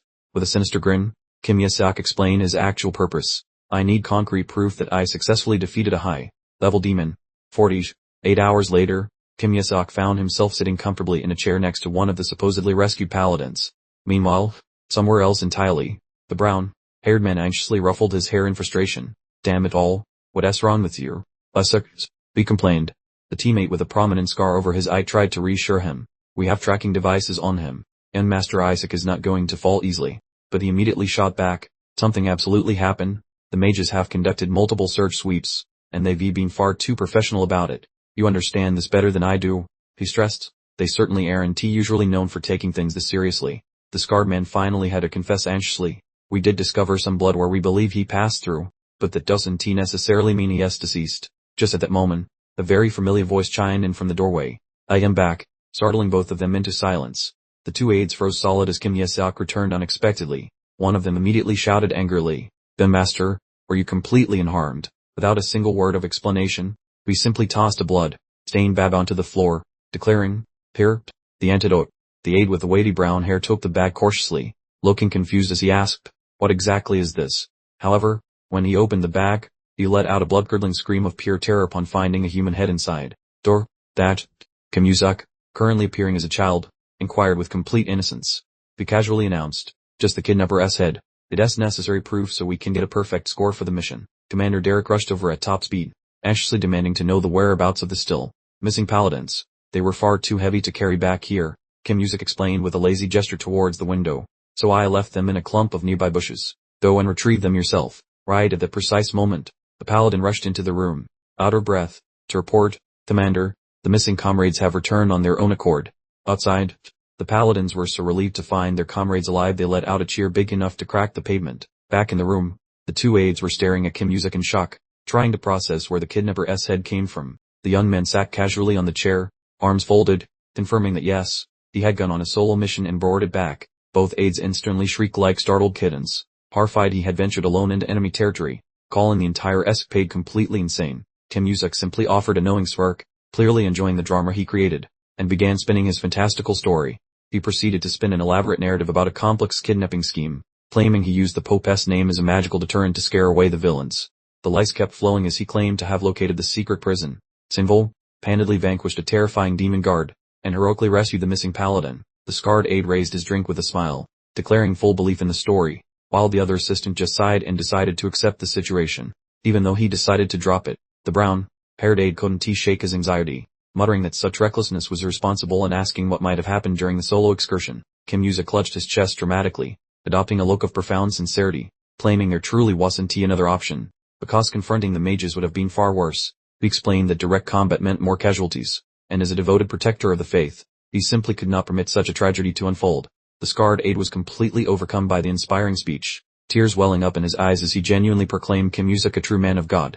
The other brown-haired assistant looked like he was about to swear, but the scarred aide quickly intercepted, reminding him to mind his language. Suppressing his frustration, he simply reported that at least Kim Yasak was back safely, adding that the mages searching for him had appeared quite concerned. Kim Yasak merely smirked to himself, scoffing at the idea that those scheming mages would actually worry about a simple priest like him. Just then, two mages in dark robes strode into the room, declaring they were concerned he might have been snatched by demons, demanding respect and no insults. The young man folded his arms, internally cursing the mages as blatant liars, certain they were only there to hunt down the manacars. The male mage smiled slyly, requesting cooperation with an investigation, claiming there were reports of a demon presence nearby, which Kim Yusuk denied seeing. The mage insisted he sensed a manicore nearby, but Kim Yusuk feigned a urine and dismissed it immediately, suggesting the spell must be coming from one of the mages instead. He continued his performance, appealing to logic, asking how a humble apprentice like himself could possibly defeat a powerful demon. The female mage countered in confusion, insisting that someone named Halleck had confirmed a demon's presence here, a name that made the brown, paid subordinate jump in surprise. He whispered quietly to himself that the name Halleck sounded strangely familiar, exactly like the name of his fourth uncle. He quickly shook off the thought, deciding it was just a weird coincidence and not worth pursuing further. Seizing this chance to escape the interrogation, Kim Yusuk rose from his seat, announcing he needed to rest and organize his personal belongings. He promptly walked out the door, completely ignoring the brown, paired subordinate who yelled furiously in frustration for him to give a proper answer. Strutting off the chaotic scene, the young man headed alone into the surrounding woods. He worked directly toward a small wooden shack hidden away in the middle of nowhere. His hand hovered over the door handle, prepared to reveal the mysteries hidden behind the locked entrance. Kim Yusuk dramatically shoved the door open, a triumphant grin spreading across his face, clearly feeling completely in control of the situation. Kim Yusuk smiled widely, his red eyes shining with an unnatural light, whispering, "Let us get started." The demoness's ashes were scattered on the ground, whimpering in despair as she realized her time was finally up. 2 days earlier, under the glow of the moon in the forest, they had devised a meticulous plan to secure evidence that he had indeed vanquished the demons. Kim Yusuk had confronted Ash directly, accusing her of being the individual responsible for consuming the Azure apprentices years prior. Wasn't he that you? This blunt inquiry caused the demoness to freeze in absolute terror. The young man gave a weak smirk, scoffing that a pathetic creature like her couldn't possibly have defeated Arlie. Kim Yusuk presented his non-negotiable terms, obtained solid proof, or her own head wouldn't satisfy his requirements. He decided a head was absolutely necessary to bring back as a trophy for the Holy See. Back in the present, Kim Yusuk sat casually on a wooden crate, gazing down at his gruesome collection. "I genuinely didn't expect you to actually return with the true culprit's head," he judged her condescendingly. "Well, look at that. You're not entirely useless. You passed my test," Ash confessed, trembling uncontrollably. "So you already knew who it was all on, the woman and her monstrosity. Did you actually assume I wouldn't know that?" Kim Yusuk sneered, completely dominating the conversation. Under extreme pressure, Ash finally revealed the shocking truth. The real culprit from all that time ago was her older sister. Kim Yusuk quickly rationalized, if they share family ties, their energy signatures will be similar, so we've essentially eliminated Reeler's actual nemesis. They pressed on, attempting to extract more information about the current state of the demon hierarchy, and what exactly are the gods doing. He questioned his most formidable enemies. Kim Yusuk internally scoffed, finding it impossible to believe the gods have remained completely silent for 150 years following the self-destruction incident. He fully expected them to be searching everywhere because the magical container that sealed his soul was now entirely vacant. There was simply no way their most advanced spell could be so completely worthless. Yet he couldn't grasp why they still hadn't figured out the truth. Kim Yusuk's unsettling smile widened even further as he entertained a truly fascinating alternative. Therefore, another soul must have taken my place, he realized to himself, a crazed expression forming on his face. He speculated whether it was a high-level dark entity, another disaster like the Skeleton King, or even one of the gods. At his question, the demoness Ash frantically retched, stammering out her confirmation. "Des, your majesty." Kim Yusuk perched upon her back and issued an order. "You will return to the demons and become my eyes and ears." The scene shifted outside, where expressions of profound gratitude filled the air. "Thank you, young Lord Isaac. We can never pay this debt." A knight fell to his knees, openly sobbing. "I cannot believe you defeated that creature by yourself. You saved every one of us." Commander Derek loudly shouted his appreciation. "You truly possess the spirit of the Azure family," while Kim Yusuk responded with exaggerated modesty. As the other knights whispered about their enormous debt, Derek was lost in thought before arriving at a definitive conclusion. His eyes suddenly lit up, shouting as though he had discovered a fundamental truth. "Listen up, you useless idiots. The answer is perfectly clear." Derek quickly spun around, calling out loudly, "Young Master Isaac," which made the young man turn to look back. "First-class Knight Derek and the rest of you pack mules," he solemnly announced, taking charge of the entire group. "Wherever you command, we shall go." The entire Fourth Holy Knight Order dropped to their knees in unison, bowing their heads in a collective vow of allegiance. Kim Yusuk gave a completely fake look of surprise, thinking to himself, "Wow, I certainly didn't see that coming."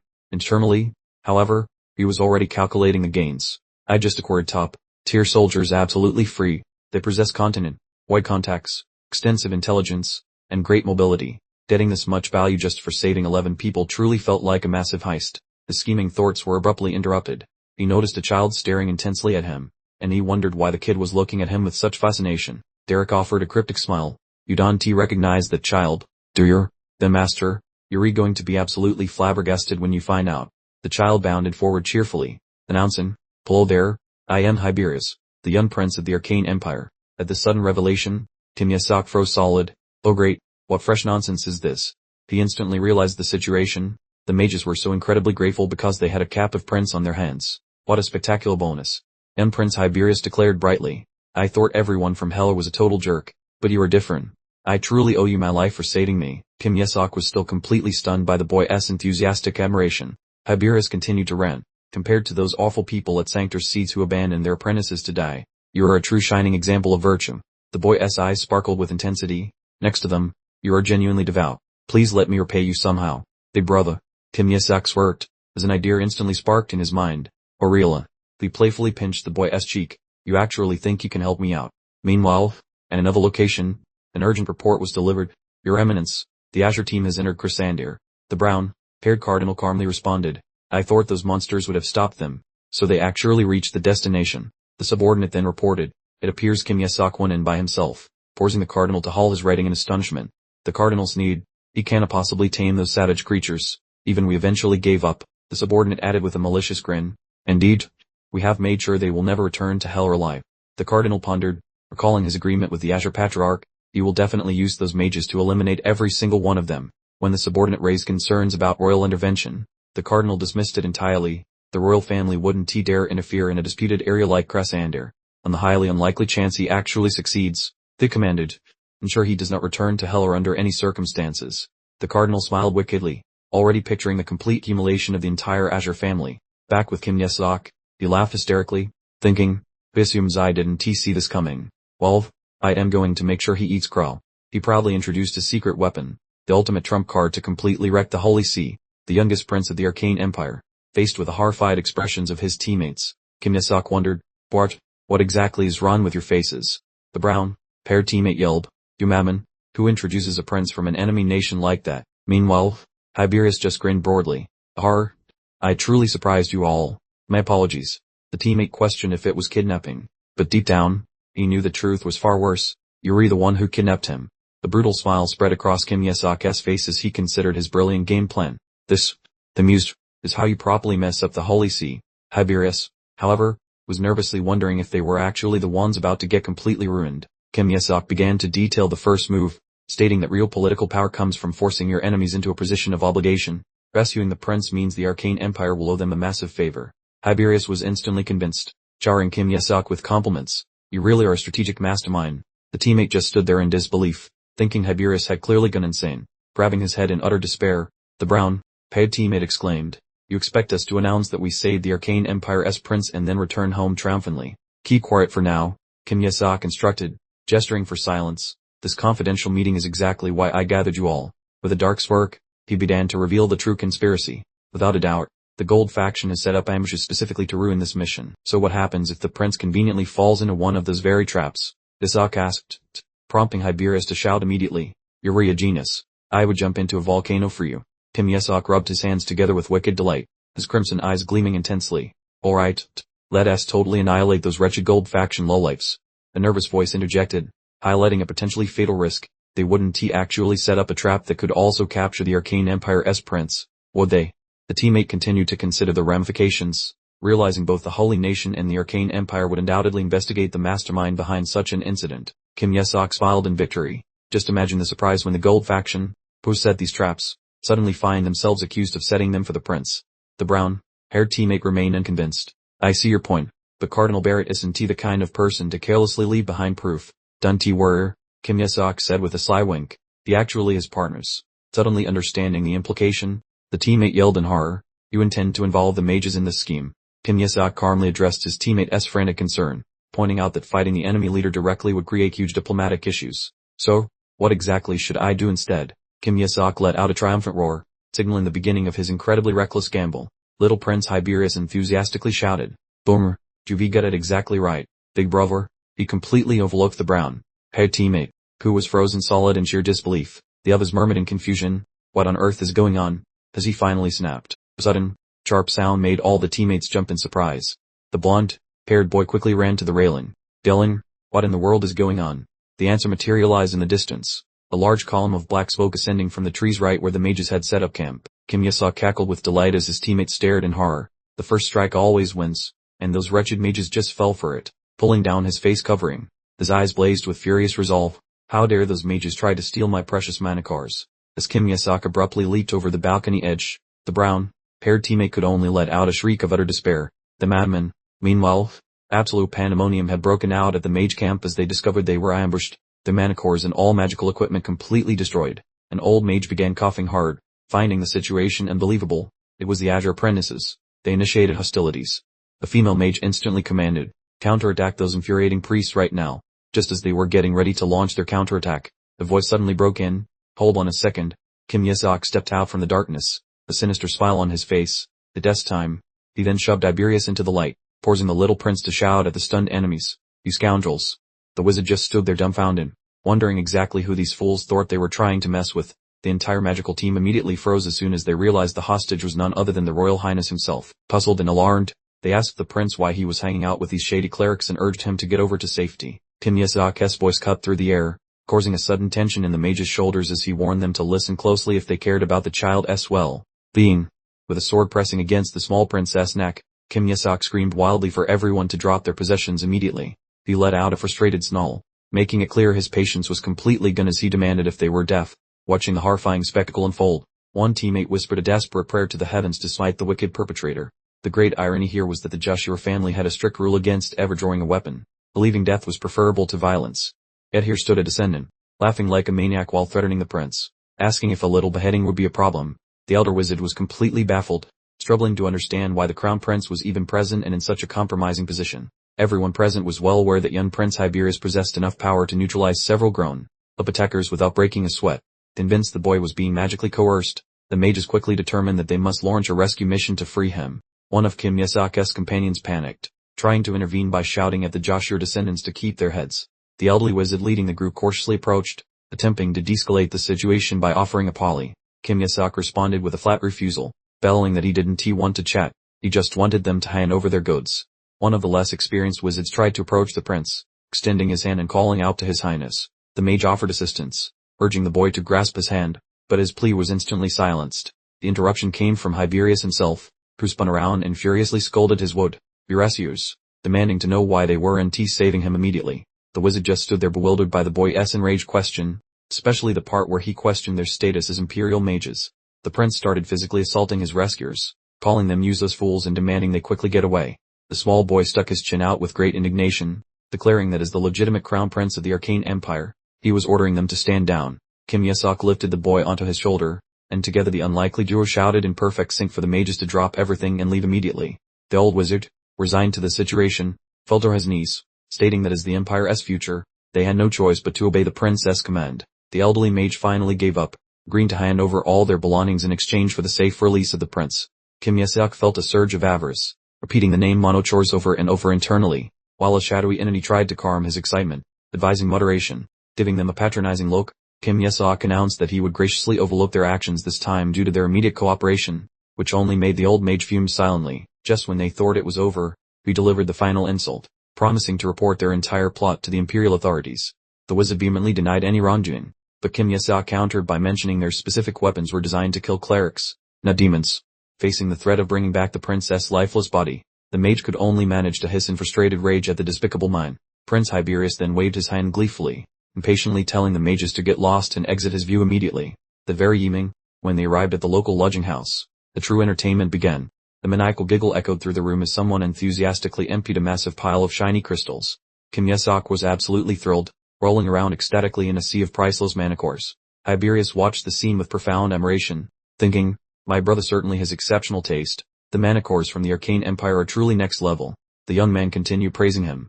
I honestly never expected anyone from the Holy Nation to understand their value. You truly possess the talents of the Azure family. Tiberius excitedly made a promise. Just tell me whatever you desire, and when I return home, I will shower the Joshua family with rewards. The boy even tried to tempt him, asking, brother, have you ever considered switching sides to the Arcane Empire? This made their recently awakened teammate yell, stop it, you two insane people. The brown-haired companion attempted to speak seriously, saying, suckers, I have something important to discuss, only to hear a sleepy reply. First, wipe the drool off your face. Be anxiously abandoned all pretense and got straight to the point. Were you genuinely going to inform the patriarch that our fourth uncle was involved in this whole mage mess? Timur, Zach calmly confirmed. Of course I am. I need to eliminate all my rivals. He completely ignored the warning that making a mistake could get him in huge trouble. The teammate desperately tried to change his mind. If you proceed without solid evidence, you're going to get yourself killed. Timur, Doc merely smirked and scoffed. Evidence? He sneered, recalling the mage's words. The crazy old man specifically called us descendants of Joshua, so he clearly knew exactly who we were from the very start. This teammate, so naive, tried to justify it. Maybe it's because we descendants of Joshua have such remarkably handsome features. What are you even talking about? Timur, Doc asked before kicking him away. You look ugly as sin. Who would ever look at you and immediately think, Joshua? He continued explaining to his baffled teammate. I am telling you, the crazy old wizard already knew exactly who we were. The brown-haired youth finally grasped the implication in a moment of panic. Those mages couldn't possibly know that, unless someone from the Joshua family leaked the information. Timur, Doc grabbed him tightly and yelled, Wake up, Duviter, your uncle tried to murder you. He doesn't know. The teammate stubbornly denied in a panic, shaking his head. How could he possibly know? We suddenly stopped speaking, as a horrifying thought flashed through his mind, finally realizing the truth. He probably did. Timur, Doc smirked again. Escher, Gold, even the crown itself, all of them might have been completely sold out. At the very same moment, back at Sanctor Seeds, a skeptical voice boomed through the chamber, demanding, What exactly did you just say? In the magnificent office, a flustered subordinate delivered the bad news. Sir, the Azure trainees are actually returning alive and well. The messenger continued, looking worried. They not only survived but also managed to rescue all of the kidnapped individuals. The dark-haired aide angrily whirled around and demanded, What in the world did those mages actually do then? The brown-haired cardinal ground his teeth in frustration, completely unable to accept this failure. How on earth did that little brat manage to make it back? They said they weren't able to launch an attack. The dark-haired aide stammered out as an excuse. The reason for the restraint was quickly revealed, leaving the cardinal completely stunned. The Arcane Empire's own prince was among the captives rescued. Thor repeated in disbelief, and the answer was a name destined to ruin everything. Prince Hyberius Britannier. The messenger bowed low. That in Isaac Joshua has also formally demanded a thorough investigation into those mages. The cardinal let out a mighty roar of absolute fury, realizing the situation had completely reversed. So that little pest wants to play rough, does he? Now that the royal chap got involved, he figured out he hadn't just flopped, but was facing attempted regicide charges too. The Reborn-haired cleric smirked, enjoying the woes of both the Joshua fellow and his offspring. Suddenly, some underling bolted in, tattering the room's relaxed vibe with a loud, Your Grace, we have a crisis. The aide hollowed that the Joshua head honcho was at barrack causing a spectacular ruckus, much like a tableau-denied cookie. The cardinal's face turned the color of overripe plums when he heard the patriarch demanded his fourth boy, and now he was making a scene himself. Meanwhile, over in the bustling Roman seat of the Holy Hellen Empire, a different scheme was unfolding. Rather stealthily, Kim Yusuk secretly giggled while sparking his grandpa's temper, convincing him the fourth uncle tried to vaporize the whole crew using magic users.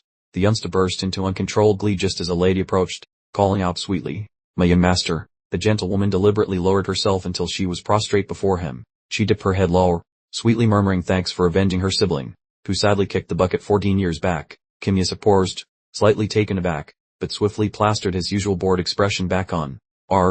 It was just a trifle, truly nothing. He then asked what the others were up to, and the woman reported their reactions mirrored the patriarch's utter shock. In another location, Lord Gaul bellowed his ire, shouting that the lunatic actually tried to off his own nephew, and not the Isaac one. Well, I tried to interject, pointing out Isaac is also his nephew. Brother, but Gaul cut him off sharply. Their hair shades don't match. Quiet down now. Both siblings stared, utterly flummoxed by how tangled this whole affair had become. Simultaneously, the treasurer, Lord Benjamin, frigidly incinerated the merchant's assets and proclaimed everything should go back to the community pot. Back in the Plarser, Kim Yus pondered aloud that seeing all the Joshua relatives together for the winter gathering was genuinely giving him the jitters. The worried female attendant warned him that it appeared the fourth lord was aiming his assassination darts directly at the young master. Kim Yesuk offered a small, knowing grin, waving off her concerns. Don't fret, my dear, I have absolutely zero plans to expire today. But then, the strange thought struck him, making him parse, how peculiar, another zone should be in total disarray, yet it's eerily silent over there.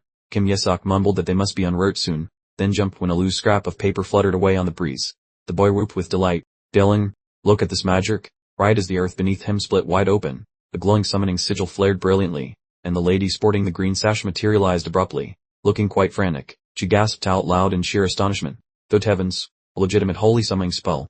Elsewhere, Kim Yasak allowed himself a smug look, nodding. It seems you are rather pressed for time, aren't you? He went on to quote the prince. Leon Sepet, a bit more remarkable, he even resorted to a summoning invocation. The scarlet-haired cleric seized him firmly by the collar. You promised to unveil something quite amusing for me to behold. Kim Yasak smirked broadly. It appears my magically inclined little prince is performing rather splendidly. Upon hearing this insulting commentary, Leon Sepet could only clench his jaw tightly in a silent, furious fit. He then let out a slow puff of air, using one hand to gently lift the youthful boy's chin upwards. Leon erupted. What in tarnation possessed you to rope the wee royal into this mess? But Kim Yasak merely shrugged, plaining, Thor, what asked the big deal? I was just trying to lend a hand. Leon's scoff was a symphony of contempt. Help. Truly. A quick mental rewind revealed Leon's early thoughts. Honestly, I was quite chuffed at first. A truly golden chance to fleece them for all they were worth. He de-swallowed the bait whole. Puffed, liner, and sinker, convinced that the Pontiff and the Joshua Turncoat were orchestrating the entire charade. Leon's grin took on a sinister edge, his mind already plotting how to leverage Kim Yasak into dismantling both the Gold and Azure dynasties with spectacular fashion. His little setup, he declared with an utterly insufferable smirk, is practically my vip pass to square off against 14. Perhaps even more. Fiends. Snapping back to the present, Leon's voice dripped with pure disdain. Sir, this is the esteemed interrogation protocol of the Holy Hellen Empire. Bzish. Quite impressive. Really. Before him, the pine-sized Prince Hyberius was letting out a truly impressive shriek. How dare you label yourselves an empire when you act like uncultured barbarians? The small boy commenced a magnificent floor-pounding meltdown, caterwauling at the top of his lungs to champion brother Isaac and thoroughly malign his tormentor. During a trip down memory lane, Leon recalled a paladin's bell. Move aside. ILL finished the scoundrel, but Leon's inner monologue swiftly clarified. Bart, the cunning kid.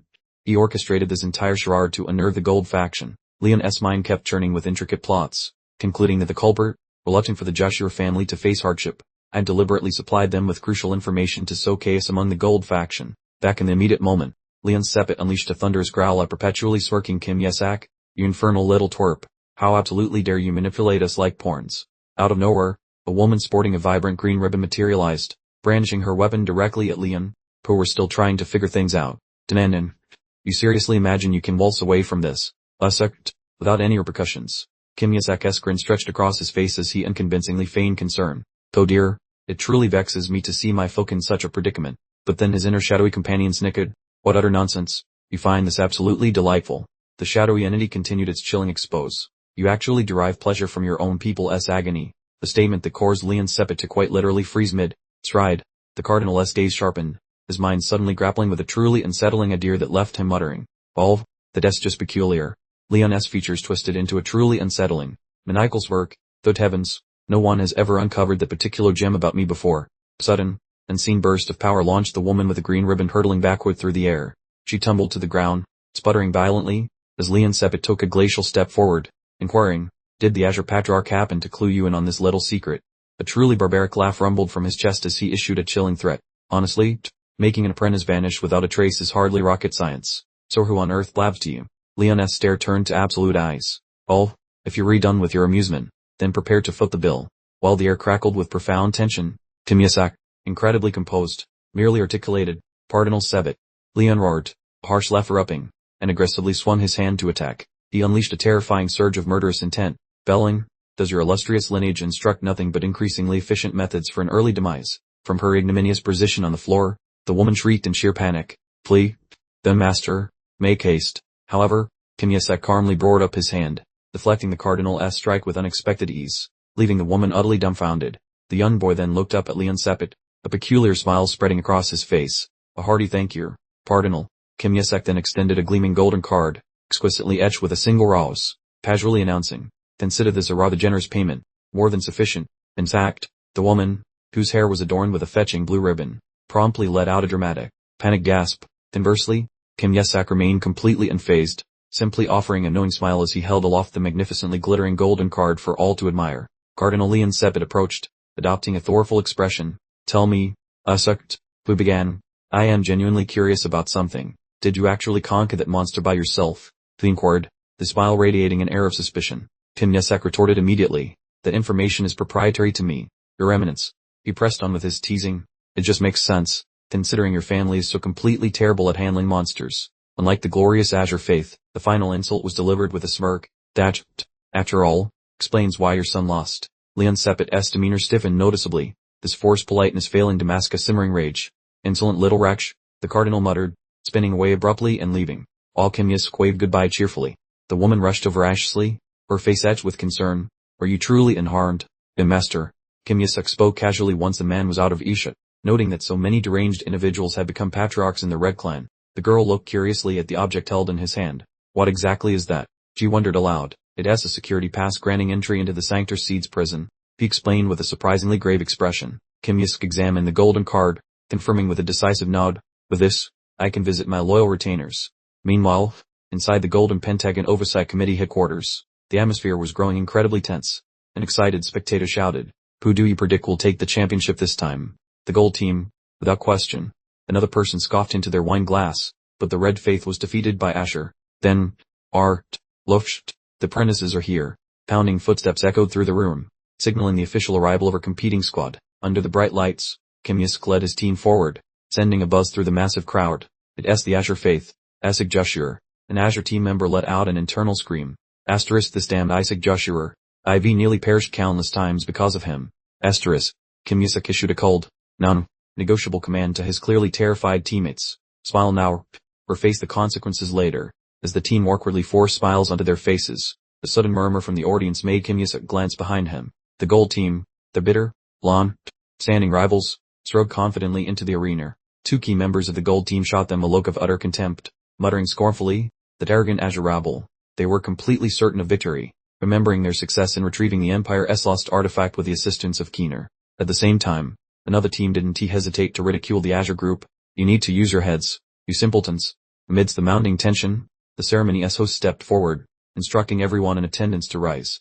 He declared solemnly that the Emperor himself would present the results, and the enormous doors swung open to welcome the Emperor and the Crown Prince. The crowd immediately erupted in whispers, realizing the gravity of the rare appearance and the profound significance of this year's Pentagon. The gold team puffed out their chests, convinced the Emperor had arrived specifically to honor their heroic achievement. The moderator officially announced the start of the assessment ceremony, and the entire arena held its breath in silent anticipation. The white team successfully recovered the missing ancient texts. The announcement began, as Kim Yusuk's brown, paired companion listened with strained focus. The red team proudly displayed a truly magnificent holy sword, supposedly forged by the legendary genius Hart, as the master of ceremonies presented the treasures to the Royal Highness. The ancient blade shimmered under the light, causing the spectators to gasp in awe at its immense historical significance. While all the apprentices present were notably impressive, the gold team members kept up their arrogant grins, fully expecting the last declaration to be in their favor. Eventually, the event's host turned his focus directly to the gold team, signaling that their moment had arrived. They presented a truly splendid royal necklace, an invaluable piece of jewelry that had vanished centuries prior. The young man with brown hair from the Azure group stiffened, recognizing the specific item as the necklace taken by foreign invaders, instantly grasping the Emperor's personal stake in the matter. The Emperor commented, clearly impressed, that this magnificent treasure had disappeared all the way back during his grandfather's reign. His words of commendation caused the gold team members to practically explode with delight, fully convinced they had already won the competition. One gold team member sneered, suggesting that this achievement highlighted the vast gulf between them and the ineffectual Azure crew, which made Kim Yusuk's companions clench their jaws in fury. The moderator's voice broke the tension, recapturing the full attention of everyone in the hall. Before finally announcing the arrival of the Azure team, he revealed that the Azure team had managed to save a full company of paladins from being held hostage in the territory of Krasandir. The gold team members couldn't help but scoff, privately dismissing this feat as a paltry accomplishment by a small group of fortunate survivors. However, their smug expressions immediately disappeared as the moderator continued, revealing that the team had also vanquished the very beast that devastated their apprentices over a decade ago. The moderator stressed that the Azure team had finally closed the painful chapter Yahello had been suffering through for the last 14 years. The gold team nervously muttered among themselves that the royal treasure surely held greater value, but the moderator promptly cut them off, declaring that the Azure team had further surprises. Not only that, but they had also rescued Hiberius Rom Britannier, the crown prince of the Arcane Empire, the bombshell announcement that left the gold team completely speechless. The moderator then proudly detailed the specific conditions the Hellen Empire had proposed in exchange for releasing the prince unharmed. The terms involved retrieving a stolen artifact and eliminating the transit tariff that the Arcane Empire had imposed on their citizens. As the news that the Arcane Empire had agreed to their demands echoed through the hall, Kim Yusuk simply folded his arms and allowed himself a satisfied, victorious smile. The Emperor gently rested a hand on his son's shoulder, speaking with evident feeling. The outcome you have achieved has genuinely left me without words. He addressed the apprentices below. explaining that their efforts had provided both honor and tangible advantages to the entire empire.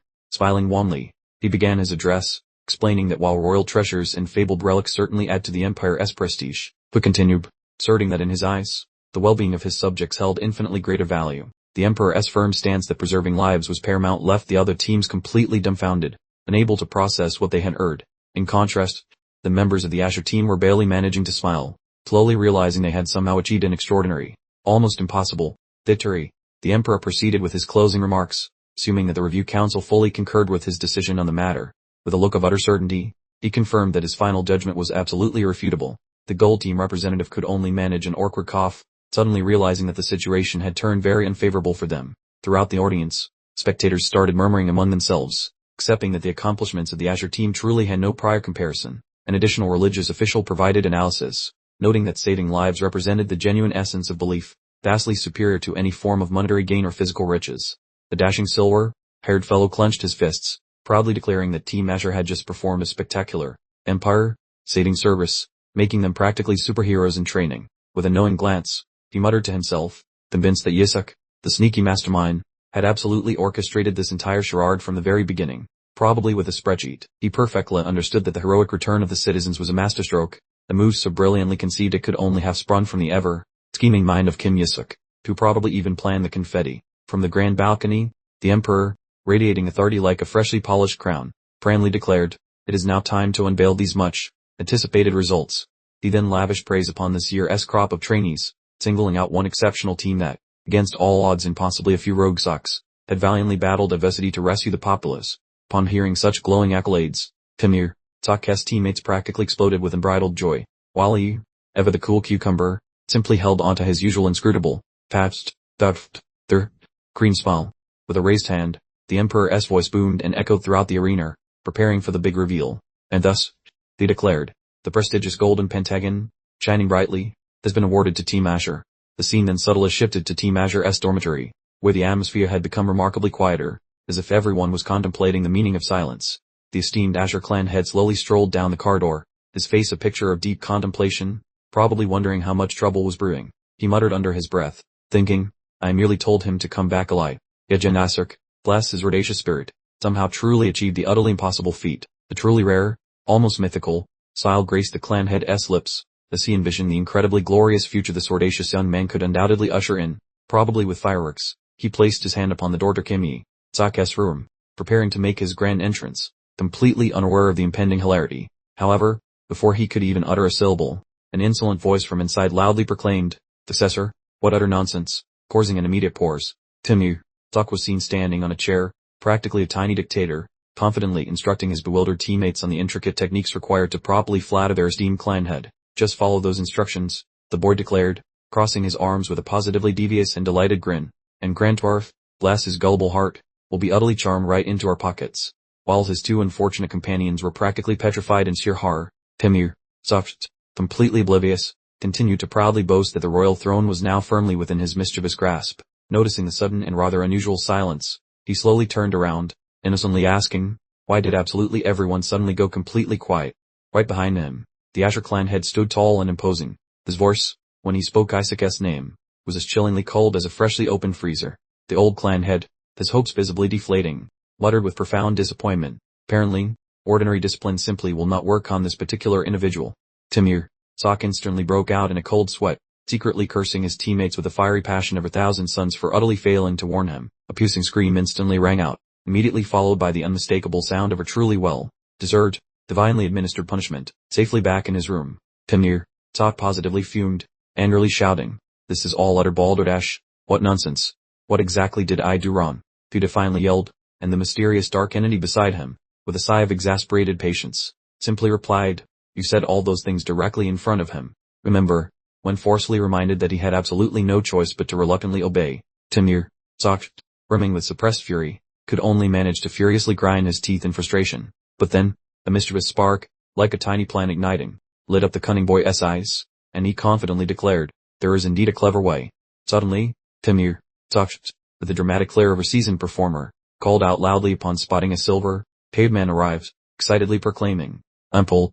The boy rushed to hug his uncle, leaving the man utterly bewildered and simply saying, "Sucked, what on earth?" Immediately, Timir, soft, with the precision of her seasoned actor, looked up with expertly tear-filled eyes, officially beginning his most dramatic performance. The unsuspecting uncle was absolutely stunned. Then, as if flipping a switch, pure murderous intent erupted from him. Who dare make you cry? He snarled. I shall collect their heads as trophies. I reckon Grandpa absolutely detests me. Kim Yesuk dramatically sobbed, contemplating a sorrowful exit from this very house. The panicked uncle, practically tripping over himself, dropped to one knee and spun towards the clan head. Demanin, esteemed father, what on earth has happened now? Kim Yesuk, the true master of theatrical distress, continued his tearful charade, whimpering that his grandfather had exiled him for simply requesting a beverage. Relai was utterly dumbfounded, genuinely perplexed as to why his venerable father would ever think of testing Kim Yesuk's youthful resolve.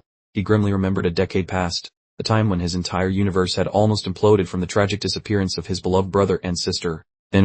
Lore, a truly terrible family bingo night, driven by an unshakable resolve to shield his sole nephew. Relai tenderly cradled Kim Yesuk's chin, blissfully ignorant of the boy's barely concealed irritation. Kim Yesuk initiated his tearful charade, falling about his humble wish to be a priest and to jointly conquer the menacing skeleton king with his dear uncle. The perfectly reasonable career path. The young man then dramatically dissolved into tears, wailing that his cherished dream was now utterly shattered. Truly an Oscar-worthy performance. Beholding the utterly devastating display, Relai stood utterly shell-shocked, having completely fallen for the elaborate ruse hook, line, and sinker. Fear not, Asuk, declared his uncle. I'll handle absolutely everything. A statement that prompted Kim Yesuk to gaze upwards with the most deceptively angelic face he could muster.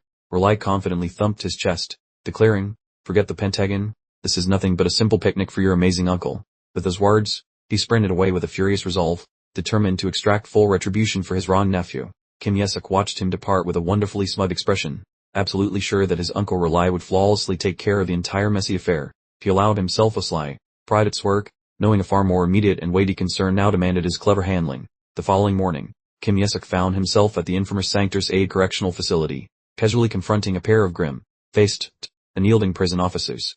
The head guard sternly notified him of a 2-week waiting period. Kim Yesuk simply luxuriated in the sheer, delightful authority that the special pass clutched firmly in his palm bestowed upon him. Were you seriously expecting me to wait until their heads have quite literally taken a tumble? The young man retorted, this expression a perfect portrait of utter disbelief. He then launched into negotiations, suggesting a mere 7-day delay, which made the prison captain adamantly and quite desperately reject the proposal.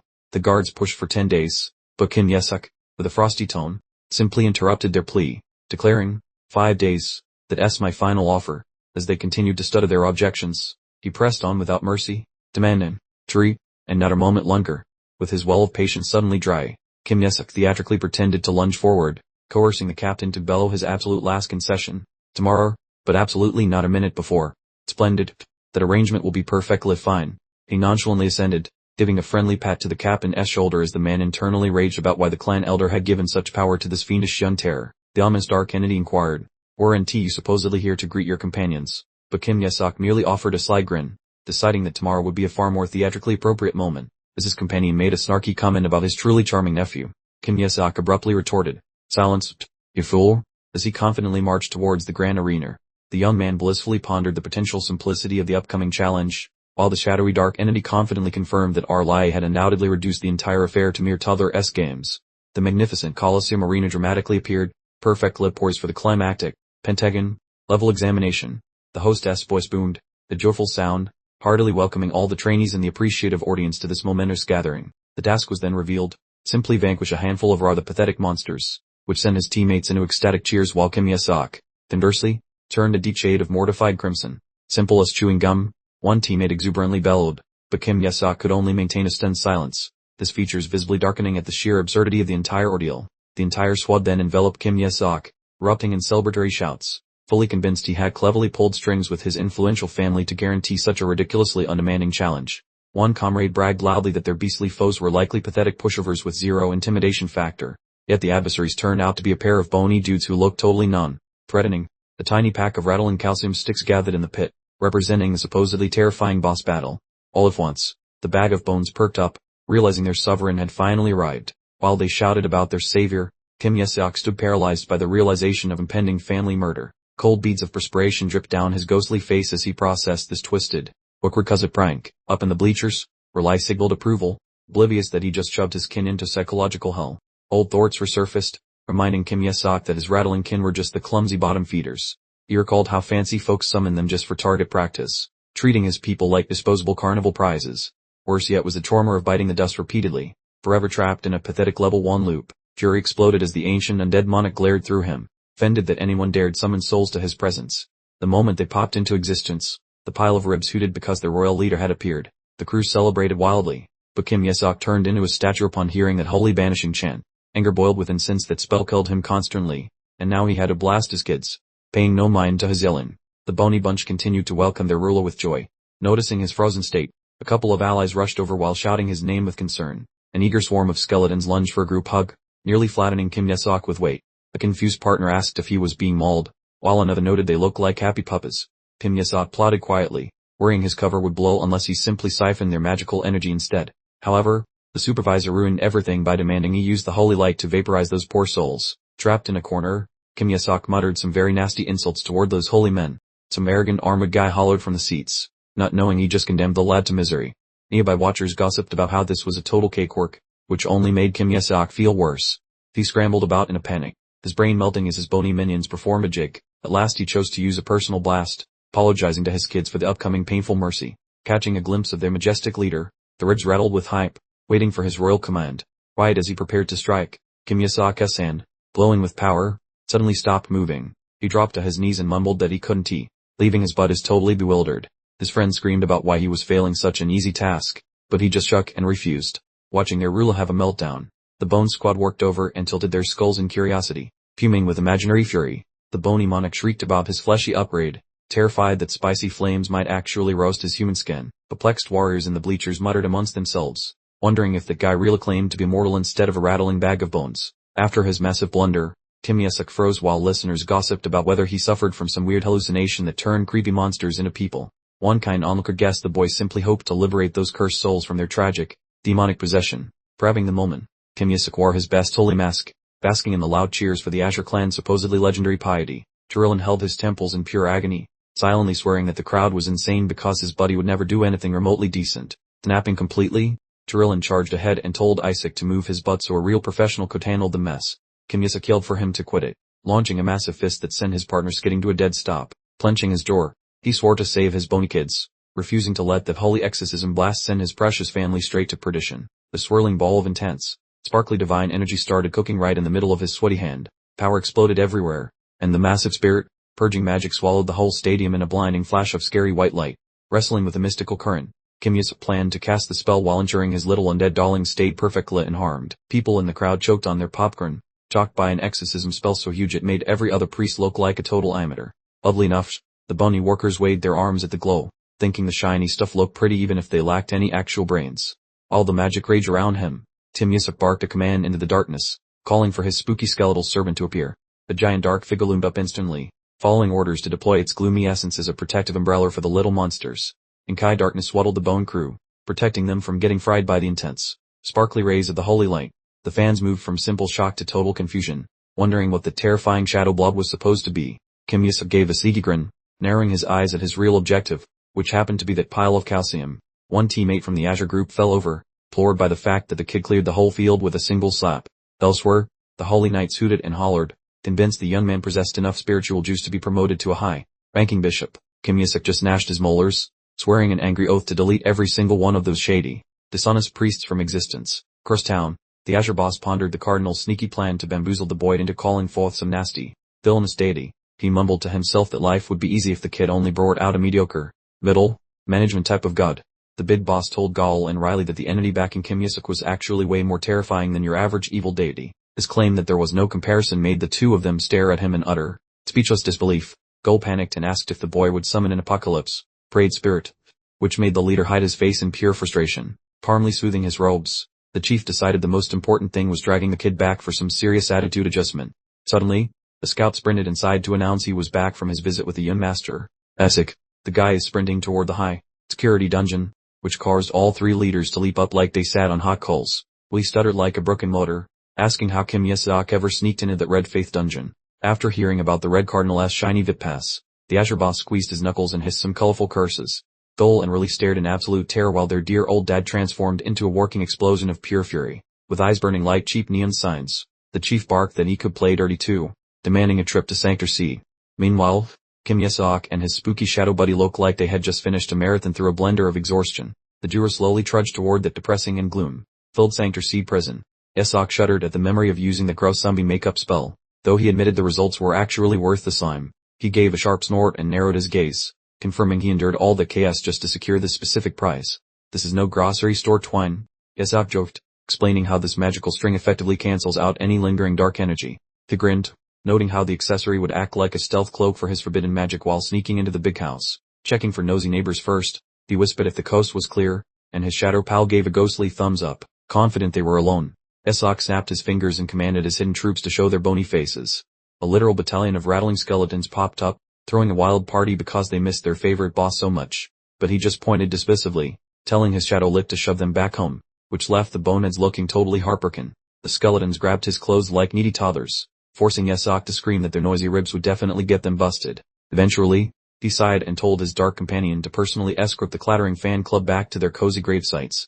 With the rattling mob finally gone, he spun around and declared it was finally time to crash the prison party. Suddenly, he stopped cold, feeling something weird and crunchy sticking to his chest like a very stubborn burr. 1 pint-sized skeleton had hitched a ride, making Yesok mutter some spicy words because he totally missed its tiny magical signal.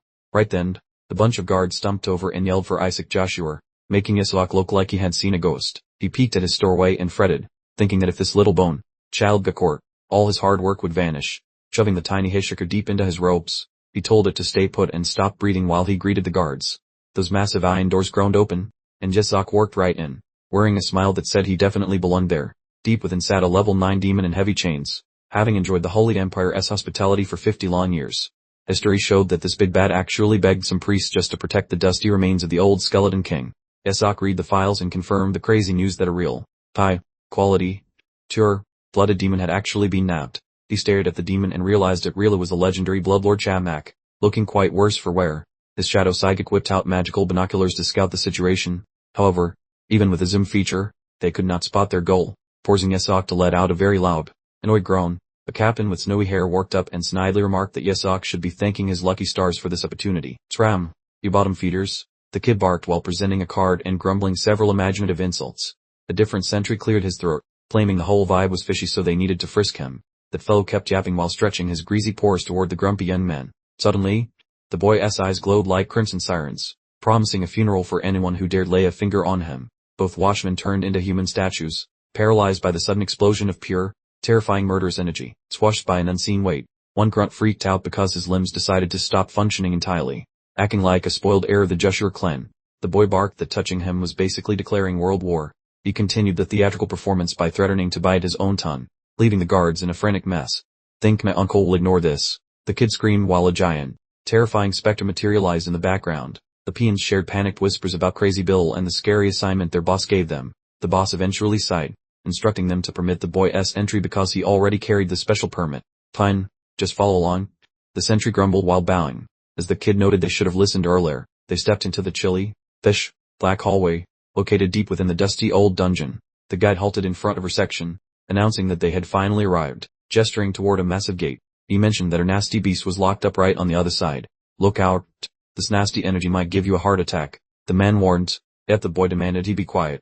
The chunky metal entrance swung open with a screech that would make a ghost turn pale. The tidal wave of shadowy sludge exploded outward, catching every single person there completely off guard. Staring from the shadows, the giant blob with a billion shiny yellow peepers made a terrifying sound. The beastly Shamak screamed his head off, making his heavy metal restraints clank loudly. "Why is he throwing a tantrum now after being so quiet?" one terrified watchman shrieked. The intense mojo leaking from Shamak, the air felt thicker than a bowl of cold gravy. The brunette sentry frantically suggested that since the monster was so scary, they should probably beat a retreat, while they were shaking in their boots. The kid just grinned, thinking the beast looked like a tasty snack. Smiling like a total loon in the toxic smog, the boy made the guards think he was completely insane. The kid figured out the monster thought he was being bullied, while his shadow buddy worried about a meltdown. The beast bellowed in rage, only assuming that someone was trying to bully his boss. "Things are going downhill fast," the sentry wailed, as the kid tried to explain that it was just a misunderstanding. The shadow buddy noticed the beast was reliving a traumatic moment where their leader was humiliated. "How dare you make my king kneel?" Chamnak thundered with a yell that nearly broke the floor. "Summon more goons because that prisoner needs to stay alive until we officially kill him," the captain shrieked while sweating buckets. Yusuk saw a gap in the defense like a hungry cat, yet those nosy guards kept staring, so he waited for a sneakier chance. Suddenly, Those restraints scorched the beast with divine energy, making him sizzle like a piece of cheap breakfast meat. Oh great, the boss's divine magic is working, and the boy feared the prisoner would kick the bucket way too early. The lad faltered because using supernatural powers would surely reveal him. Then a tiny bag of bones crawled from his jacket. That small bag of bones emerged and offered to chat with the prisoner, making Yusuke smile at his adorable little dead friend. The boy telepathically told the skeleton to deliver the magic pebble, which would definitely shatter those annoying glowing metal shackles. The kid squeezed his hands tight while looking stressed, making a nearby guard wonder why this child felt so weirdly powerful. The snowy, haired soldier shouted about his love for the Red Clan, leaving his coworker looking absolutely bewildered and quite confused. Facing their doubts, the boy just smirked weirdly and whispered a quiet no. His vibe shifted as his eyes glittered, since he was just wasting time by praising the Red Clan like a paid hype man. Simultaneously, the miniature skeleton grabbed the shiny rock and sprinted toward the cage like a very fast hamster. The lad kept lying, claiming he nearly soiled himself seeing the beast, then complimented the guards to make them feel special. He told them they were brave enough to be elite generals, a massive lie that left the simpletons totally stumped. He then whispered quietly, pretending he had a juicy secret. I am only here because my boss ordered it, he claimed, which left both sentries looking completely shocked and amazed. The boss asked for proof, so the boy started making up a wild story about a secret family graduation exam. My job is to beat up that huge monster, the boy announced, making the guards realize he was absolutely insane. One guard stared at the beast and wondered what kind of crazy parent would send a toddler to fight it. Right then, the little bone man showed up and slapped a celebratory high five against the demon's massive purple palm.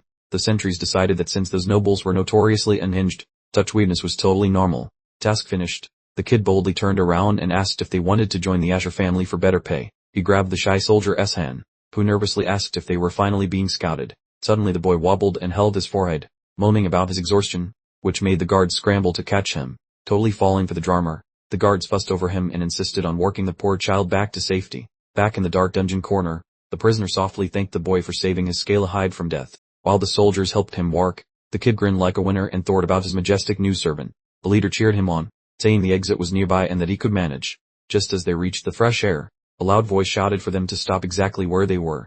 A priest with flaming locks arrived, claiming a final exam was mandatory before departure. Let us have a look at the trinket you're sporting, the fellow remarked, giving Kim Nessa quite the start, the one the cardinal bestowed upon me. You see, the ginger-haired clergyman scoffed, that bauble, my friend, is also a little quiz on your devotion. Did you truly imagine it was gifted to you without a deeper purpose? Kim Yesuk, in a display of cool composure, posed a question, does its hue undergo any alteration? All the while inwardly certain his token had darkened to the shade of midnight. The shadowy presence hovering nearby could muster naught but a surprised little sound. The young chap's face contorted, a cascade of perspiration drenching him as visions of his secret being revealed flooded his mind. Kindly relinquish the token, the Reborn, hair priest commanded with an air of authority. Not a chance, Kim Yesuk flatly declared, prompting the other to inquire, Tov, were you perhaps worried at S turned a rather alarming shade of crimson? The lad scoffed, British. The color Hassan T shifted one bit.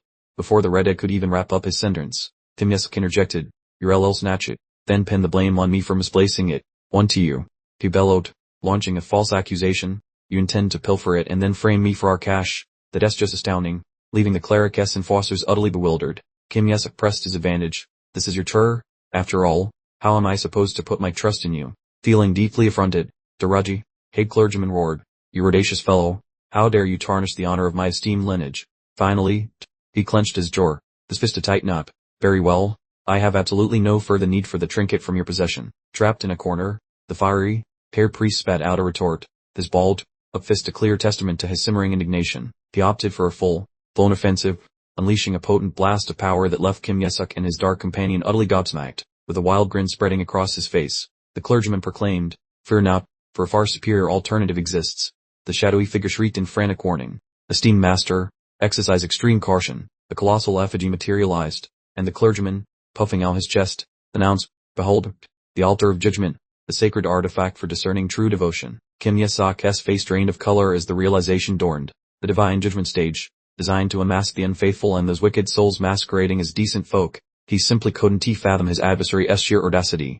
As the man lost his mind, why in the world would he employ such a thing on another person of standing? The clergyman let out a joyous peal of laughter. If your spirit is pure, the divine lady will weep, but should you be a wicked soul, her eyes will widen in utter disbelief. The surrounding guards chimed in, rallying behind Kim Yesuk. Show your righteousness and make him regret this. Faced with the challenge, Kim Yesuk replied with icy disdain. And why, pray tell, should I engage in your little charade? A stern ultimatum was delivered. If you wish to avoid being disowned by your kin, then stepped forth without delay. Kim Yesok stood his ground, firm. Enough of your nonsense. Do you truly believe my family will simply overlook this outrage? But before the final syllable left his lips, a firm grip seized him from behind. Unhand me. What are you doing? Kim Yesok cried out in a fluster, being unceremoniously hauled away. He was unceremoniously tumbled onto the ground, compelled to adopt a kneeling posture before the imposing judgment effigy. The clergyman murmured from behind him, a wicked smirk playing on his lips. Have no apprehension. This ordeal shall conclude momentarily. A radiant shaft of light enveloped Kim Yesok, filling him with a dreadful understanding. I am utterly immobilized. I can't even make a dash for it. Our holy man flailed his limbs like a desperate bird and hollowed for the rock to wake up, right when he tasted glory. A crimson leak grew in the stone face like a bad plumbing mishap. The divine slab of granite began weeping spicy tomato juice. Ginger Priest looked horrified since he figured only high-ranking elites qualified for such messy special effects. Stunned by the results, he wailed about how impossible it was for the thing to have spirit. Even Kim stood frozen, until his shadowy friend told him to fix his obvious poker face immediately. The gloomy spirit froze mid-thought, finally having a lightbulb moment in its dark head. It dawned on him that the scale actually weighed the tiny brat's devotion. This devotion targeted no deity, but rather the bony little guy's pure worship of his ruler. Right then, some security detail gossiped about those terrifying mood swings from the Asher clan.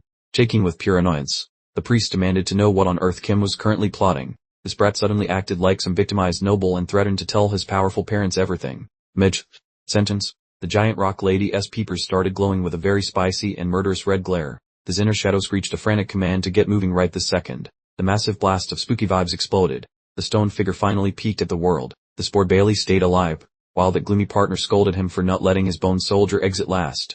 Naturally, he muttered, while the ghostly appendage shoved him safely out of the blast zone. Failing to grasp any actual danger, the ginger monk cast those bystanders if they witnessed a magic trick. He proudly announced that the big stone lady finally stopped blinking. The orange-topped holy man screamed that the celestial woman had finally woken up. Those watchers saw absolutely zero and left him to look like a rambling lunatic in public. Kim grumbled about his nearly stopping heart, whereas a spirit realized merely one person saw a fake vision. While folks chatted about the gory leakage, the staff started questioning the validity of the divine test. As the monk freaked out, Kim enjoyed this show like some cinema fan and mocked that indecisive table. Trapped by those minions, this holy man could barely gnash his teeth from pure frustration. He barked for a return indoors, but Kim dryly asked if he wanted to rig the score. The lad gave his secret bony pal a gentle tap and thanked him for the hard work. Wearing a nasty smirk, Kim just whispered that the whole scene was totally embarrassing. Fed up with the nonsense, the monk lost his cool and commanded the boy to move before things got ugly. Before he could unleash his inner case, an unyielding hand clamped down, halting his ill-advised movement immediately. The Asher family's old man showed up, and his gaze was laser-focused, announcing he had specifically predicted this impending disaster. Are you completely unhinged, child? The patriarch bellowed, while reinforcing his iron grip on the wrist of the fool who had dared lay hands on his family member. Bill Joshua immediately stepped between them, wisely suggesting that letting father mutilate the boy might cause a slight escalation problem. Spotting the opening, Kim Yusek scurried over, grabbing his uncle's sleeve and letting out a pathetic little sniffle. The child looked up, tears streaming down his face, and delivered the devastating emotional blow, whispering, "Liza punch me." Upon hearing the name, the Asher patriarch instantly erupted, bellowing, "Do you have a death wish, you absolute imbecile?"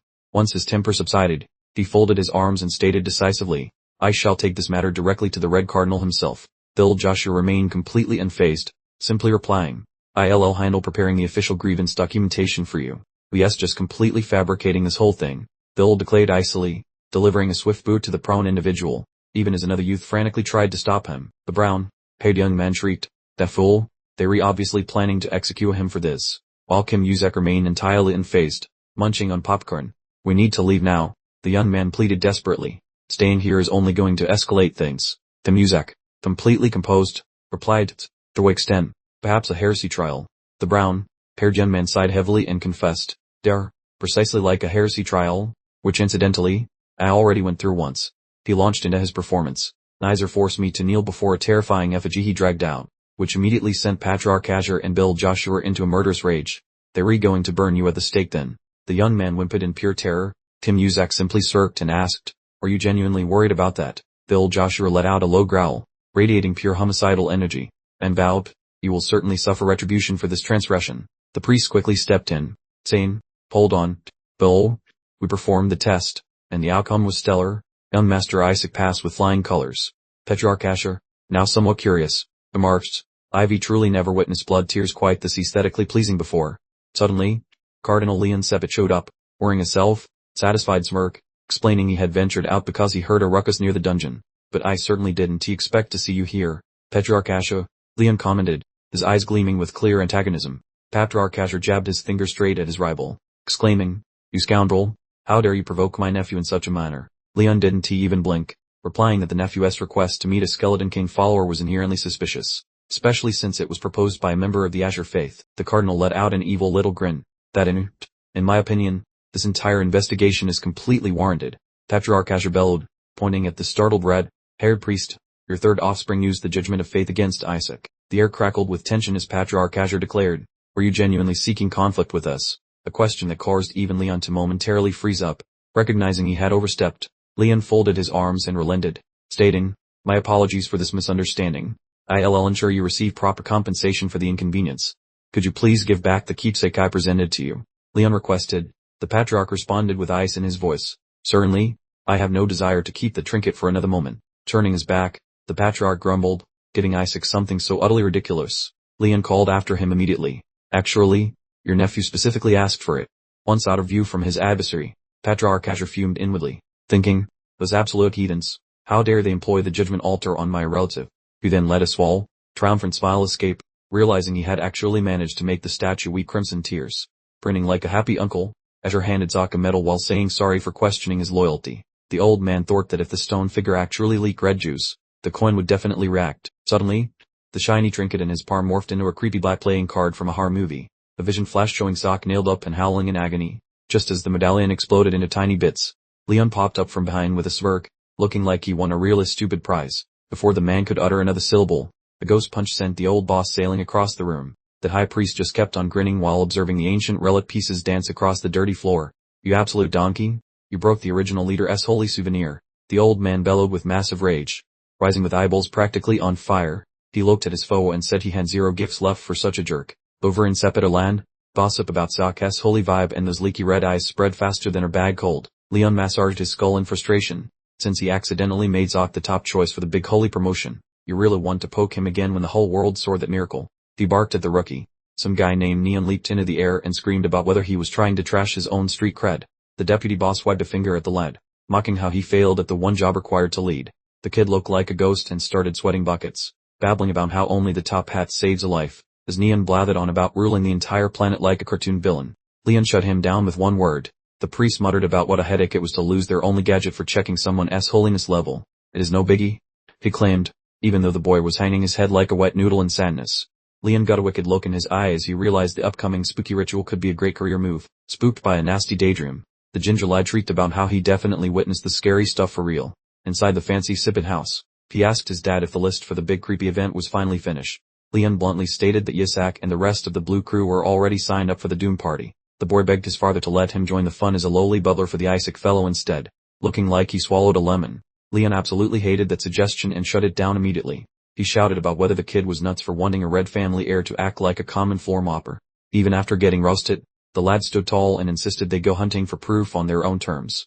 Leon stomped on his kid's dreams by explaining that some other eager beaver had already grabbed that servant spot. The teenager looked like he got hit by a bus upon hearing that Keener would be the one serving. He just stood there stammering in shock since the news was totally bonkers. Over elsewhere, some maids were busy prepping Keener for her strange new career. Everything relocated towards a swanky estate where a few folks were hatching some greasy schemes. Inside those walls, the Joshua big boss grinned like a creep while muttering about dark secrets. Someone from the clan asked, "Was that the specific reason you decided to smash the thing?" That old boss explained with a straight face he planned a fresh soul check for Kim Yisak. The guy suspected those weird eye leaks occurred since Kim Yisak met a lady called Melissa recently. Gossip revealed the old man actually pilfered a soul-checking machine from Crimson relatives. How scandalous. A relative groaned that they need not fear a wicked deity picking him, since he is already a walking nightmare. Panic set in when another pointed out that high achievers usually drag a literal god down during the ritual. At the huddle, one person fretted that the Scalded Big Shot was definitely lurking for that exact opportunity. Leader Joshua fumed while scanning a note by the Obsidian priest. Ho was just making things worse. The elder ordered Gold to notify Sherry he was stuck being Isaac's personal maid. No debate allowed. Wearing a stony face, the big boss swore they must block Kim Yisak from inviting any deities. Period. Days flew by until the big ritual morning finally dawned upon the giant ancient stadium. Down a nearby hallway, a loud screaming match broke out between some very grumpy people. Joshua mocked Sherry by saying the kid was merely spewing a load of absolute garbage again.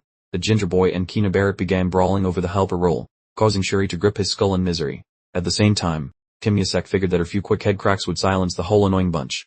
The spooky phantom floating nearby complained about the pile of brown nosers attending the event. The ghost muttered that today's offering was actually a giant demon bound in heavy iron shackles. Both idiots kept fighting while screaming they were the chosen personal assistant. Churi snapped and screamed that he would start throwing punches if they didn't shut up immediately. The man suggested that Kim Yasek relax, yet he merely got a scary response about the future release of his assistant. Churi froze, realizing the rumors about Kim Yasek being a literal Lord of Darkness were probably spot on. He shook Yasek's arm and asked why everyone wanted to be his maid, but got a stupid reply instead. The ginger guy and Keener had separate goals, involving personal obligations and some big coaching vows. Quit brawling, Kim Yasek bellowed. I do not require your help, making the pair freeze in shock. That fellow aimed a finger at Churi and barked out higher, sparking a frustrated why me reaction. Within the massive arena, the vibes were getting incredibly intense as the crowd started getting wild. Up in the seats, the holy men gossiped about how a fresh saint would surely be picked today. Some nervous folks in shiny white sheets worked past the entryway as the crowd watched closely. One posh fellow squealed like a total fan, witnessing the famous Keener girl in the flesh for his inaugural moment. In another section, the crew of Leon Sepet looked like they smelled garbage, mocking the saintly candidate. The Scarlet Cleric screamed about the old prediction that their specific household would produce the divine savior. Violent debates erupted regarding the worth of celestial branding. While the heavy-hitting bosses watched without saying anything, someone suddenly hollered that the holy men arrived, causing every head to whip toward the giant front portal. Stepping out of the darkness, Pimir, Sock arrived for his first big show. Trailing behind him were Barrett and the Ginger Kid, both wearing faces like they just sucked on lemons. The bizarre event happened when Isaac hitched a ride on the redhead. Keener used foliage as shade, and Joshua moped. Cheery Joshua smirked while thinking the jerk would pick a mean deity since he was already a villainous jerk himself. Silence fell over the bleachers, leaving every wealthy aristocrat and priest with their jaws hitting the floor. Leon Sepet bellowed with rage, noticing his own kin was being mocked like a clown right in front of everyone. Although the blue leader felt annoyed, the snowy cleric Seraphine found the moronic parade to be absolutely hilarious. The snowy priestess teased the golden leader, joking that Nizer and his lady friend were acting like circus performers. The golden priest snapped back, telling her she seemed way too amused by his squad looking like complete idiots. Seraphine kept poking the bear, mentioning she heard he was supposed to be a tough father to the boy. The gold boss watched Keener with greedy eyes, knowing serving was just a path to power he wanted kept from Isaac. The golden chief muttered to himself, hoping his secret scheme was still proceeding exactly according to his own script. He assumed the kid was mighty enough to grab top-tier gods, so Keener sticking to him was a brilliant play. Seraphine grinned, asking why the gold group was so silent and if they were plotting more mischief. The yellow boss answered icily, saying he only wanted the girl on the throne. Abruptly a Scala cleric chimed in, mentioning how the youngster 1T select a single ghost during this afternoon. The ruby jerk grinned, reminding the Amber Squad that the kid was actually omitted from the ritual invitation roster. Consequently I inserted his name personally, he claimed, shocking the Amber and Sapphire officials into complete silence. Displaying a nasty twinkle, the ruby cleric expressed joy at finding out what sort of monster the boy picks. The golden leader screamed in a huff, calling the man a deranged lunatic. Meanwhile, down in the arena, a person shouted that the execution was finally about to commence right now. The giant eruption of gory power blasted apart the middle of the platform during the ceremony. When the smoke cleared, the giant beastly creature appeared, tied up to a stone pillar with heavy iron chains. The terrified crowd screamed, realizing a giant devil had just appeared. The beast bellowed, discharging a spooky ripple of shadow power which swallowed every inch of the stadium grounds. Some random chick totally lost her marbles, questioning if that buff beast was an elite demon, because it stayed ripped despite the restraints. Jury along with Keener, plus the ginger youth, stood frozen, marveling at the incredible strength required for a skeleton to command this beefy servant. The massive monster flailed around like a toddler, though its raw power seemed ready to shred the cosmos like cheap confetti. Isaac squeezed the fancy fabric strip, softly murmuring the old nickname, Chalnak, all feeling a bit awkward. With peepers glowing from sheer stubbornness, he vowed to definitely rescue the person. Immediately,